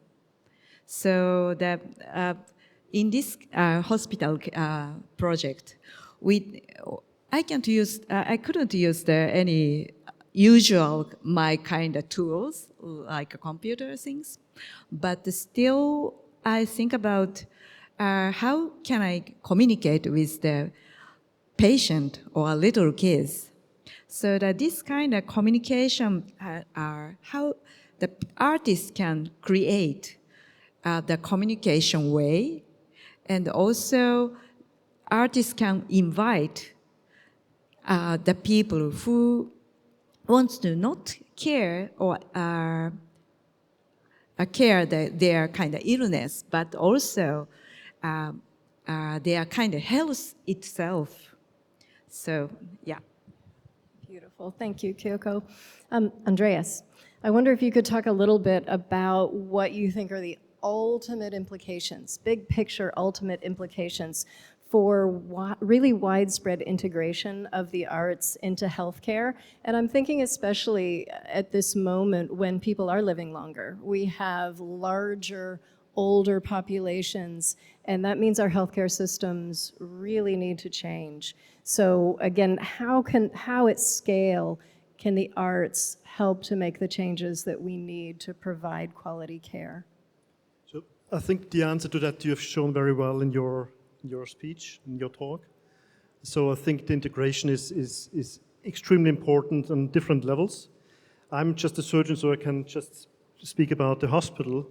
And I think in having the arts involved there, we can improve outcome. But we need more data on that, because when the policymakers have to spend money on that, they need to know about experience like you have experienced as being a dancer and helping your patient. And they need really good data on why they should spend dollars or euros on arts. But the second thing is also, I think, very important is if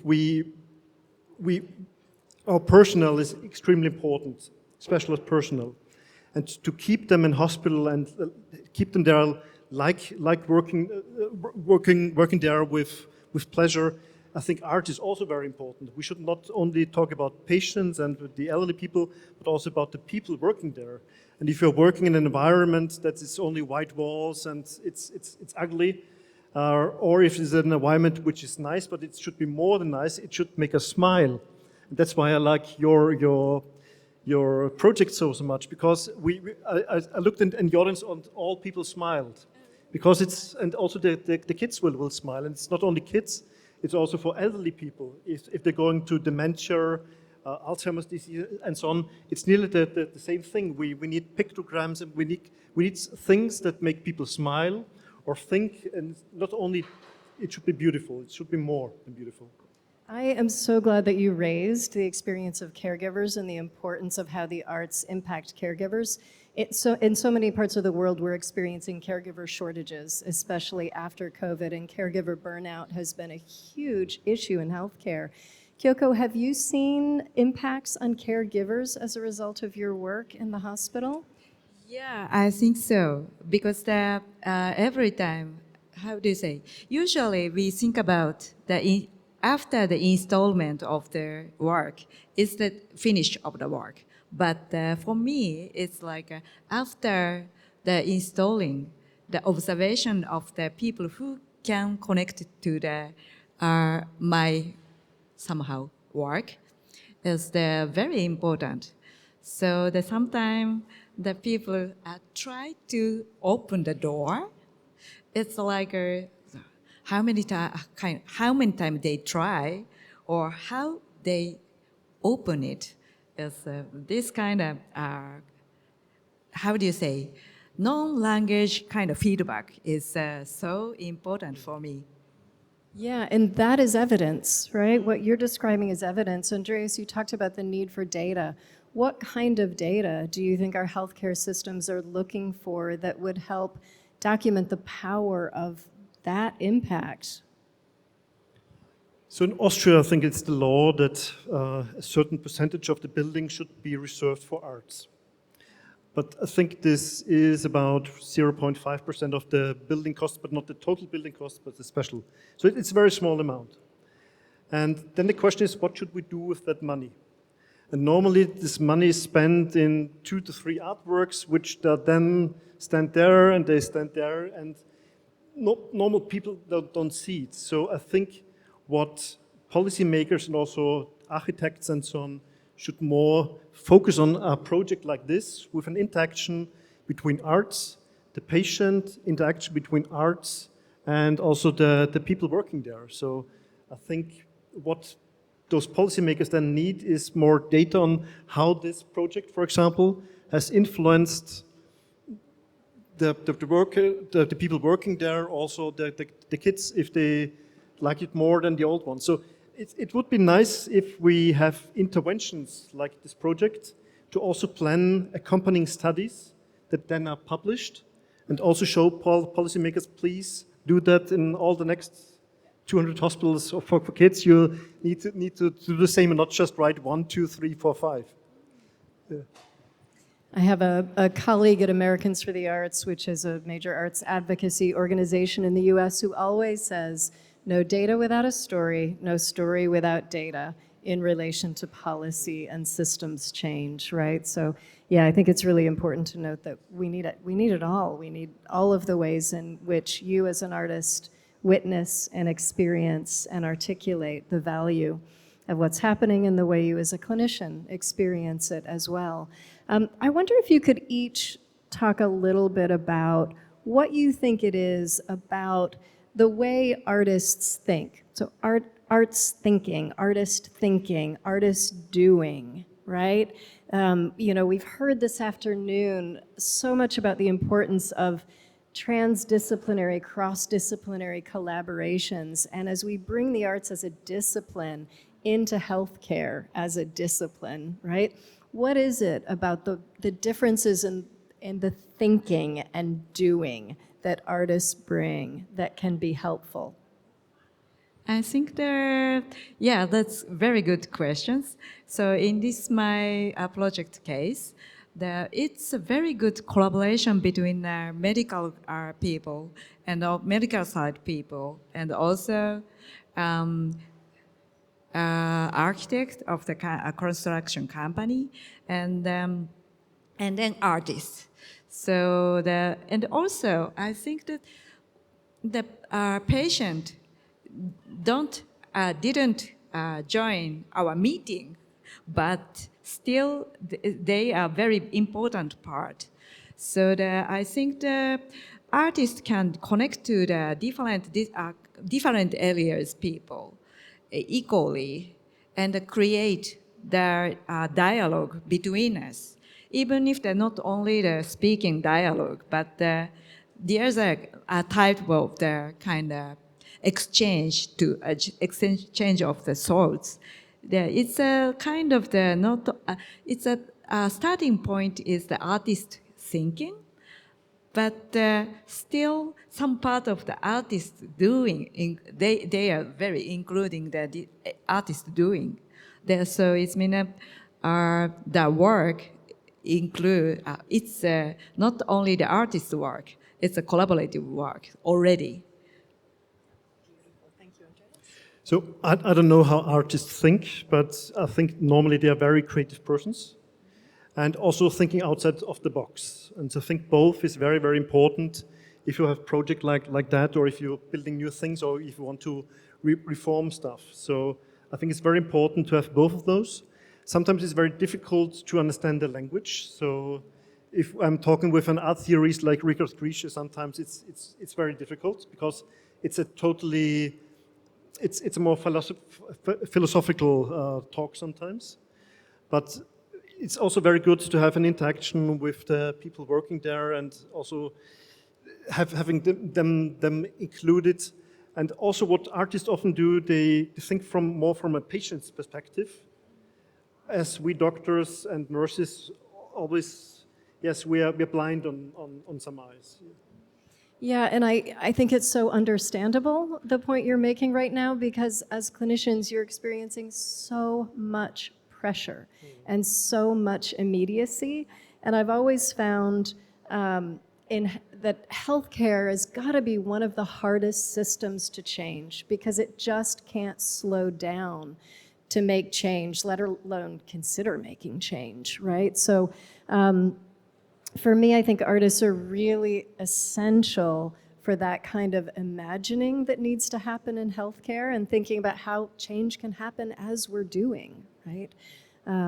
Thank you for that. So I have one more question for our panelists, and then we'll have a few more minutes if you all have any questions as well. So my last question, and we'll have time for final words at the end as well, is so I want to think a little bit about policy with you. I've asked you questions about scaling and, how can this sort of expand in our healthcare system. So I wonder if you can imagine ways in which policy innovation could enable arts health partnerships, so at the policy level. And what can people do, anybody here in the room today, to encourage policy innovation, policy change that could really enable this kind of art health partnership that we're envisioning today? It's a very difficult question for me because I'm not so mature about the policy maker things, but still the Andreas are beautiful project and also my project.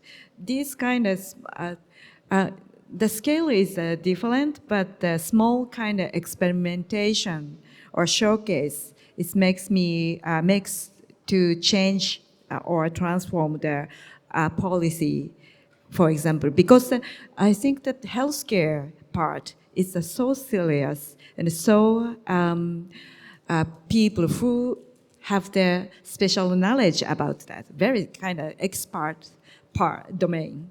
But if we utilize the art, the power of the art, a little bit open this kind of expert area to usual kind of people, it's also a very good example to change the policy for that.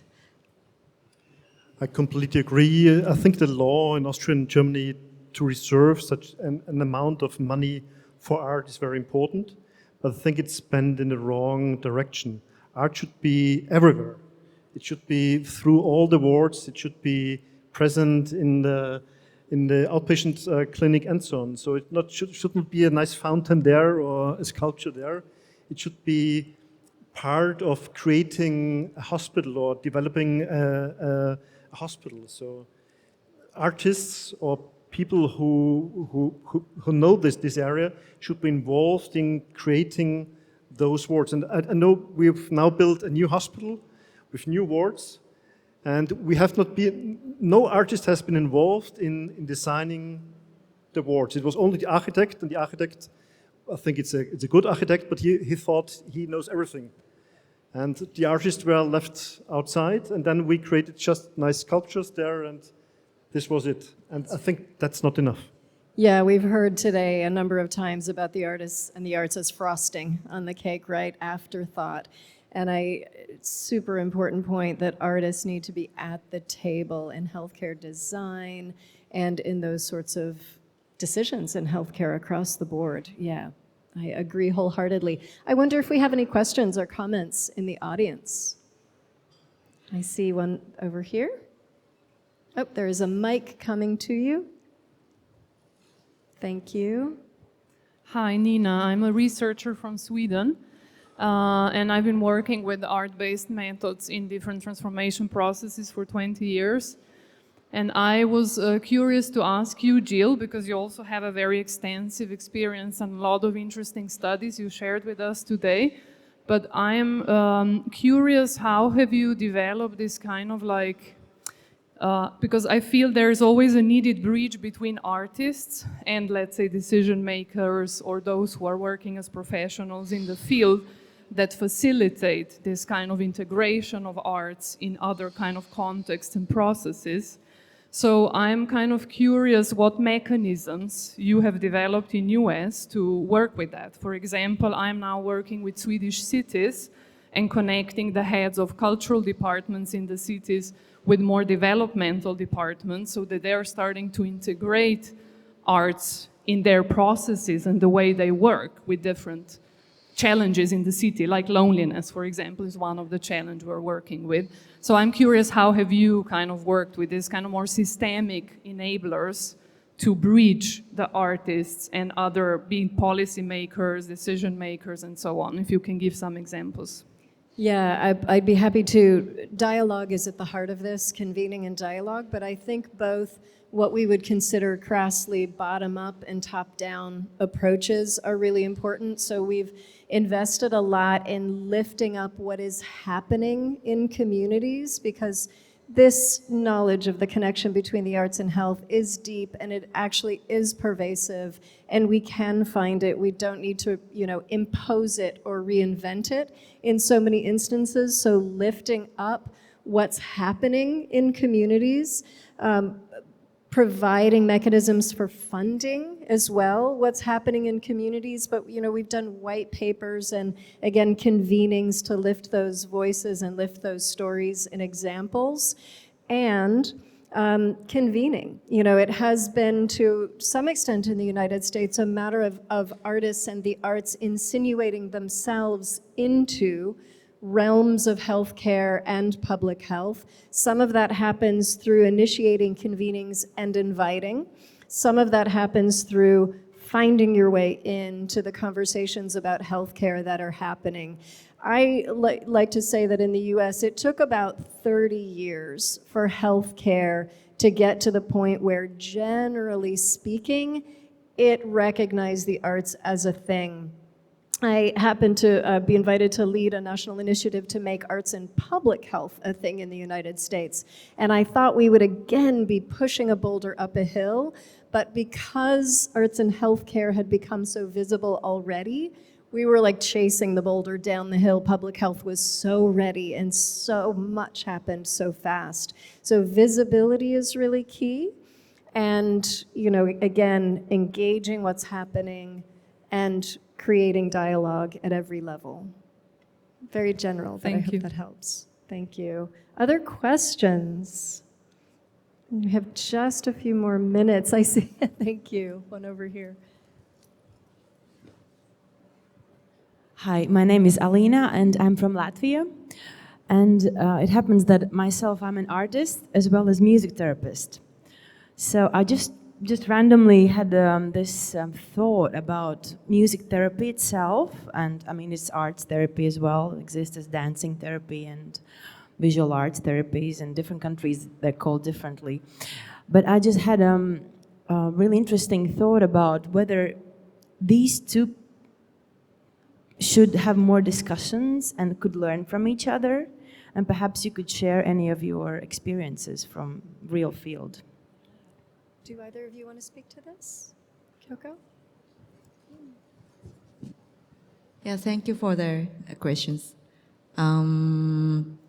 So, yeah, it's sometimes we don't have the kind of same languages, even if I speak the Japanese, but medical person has speak the different kind of technical terms, but try to bridge to the different kind of domains. It's also for me, it's a bit familiar with this kind of interactive art or digital art domain, because we always collaborate with the other kind of interdisciplinary people like engineer, architect, or sometimes the business person want to collaborate with us. So the point is So for example, the foreign language, how many languages do you speak like this? But still, how we can way of communication between different domains. So I'm not sure this is answer to enough to you, but for me, it's like that. Thank you, Kyoko. So our numbers have turned red. We have just a minute left. I would love to invite each of you just to share a final thought, a final word, a final wish for our audience. Thank you so much. It's a very kind lady first things. But one thing, so this year's theme is a panic, yes, no. But it means we can choose yes and no, but important thing is we can do something, not only the receiving. So even if there's very small kind of action, especially for this panel is focusing on the healthcare, well-being, we can do something kind of small steps for that. So I have a very good chance to show this kind of hospital project, but even if the small kind of action is also important for our healthcare in the future. Yeah, thank you. I want to finish with a wish. I would like to see 100 more hospitals with projects like Kyoko's, because I think this will really improve our daily work there and also improve patients' well-being. Thank you, Andreas, for that final word. Thank you both for your beautiful contributions to this conversation and your amazing work. Thank you so much. Thank you all for listening this afternoon.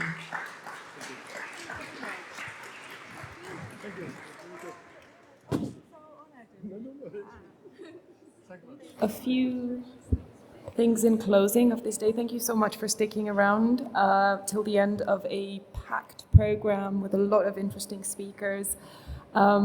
If you're interested and want to talk more, there's a networking event, a reception on the lecture stage, so you can join there and continue the conversation more informally. I would like to thank everyone, every speaker that was here today and made this day possible. Really appreciate everyone coming down to Linz and making this day, making their contribution to the day. A big thank you to my colleagues that also, without which this would have never happened. And I just wanted to say one last thing. We're closing the conference program for today, but there will be a Media Literacy Award right here on this stage in about 30 minutes. So stick around for that if you want, unless you prefer to go to the reception. And then we're back tomorrow with a conference program titled Staged Realities that brings to the stage leading practitioners, technologists, and researchers in theater and performative arts. So join us tomorrow as well. Thank you so much.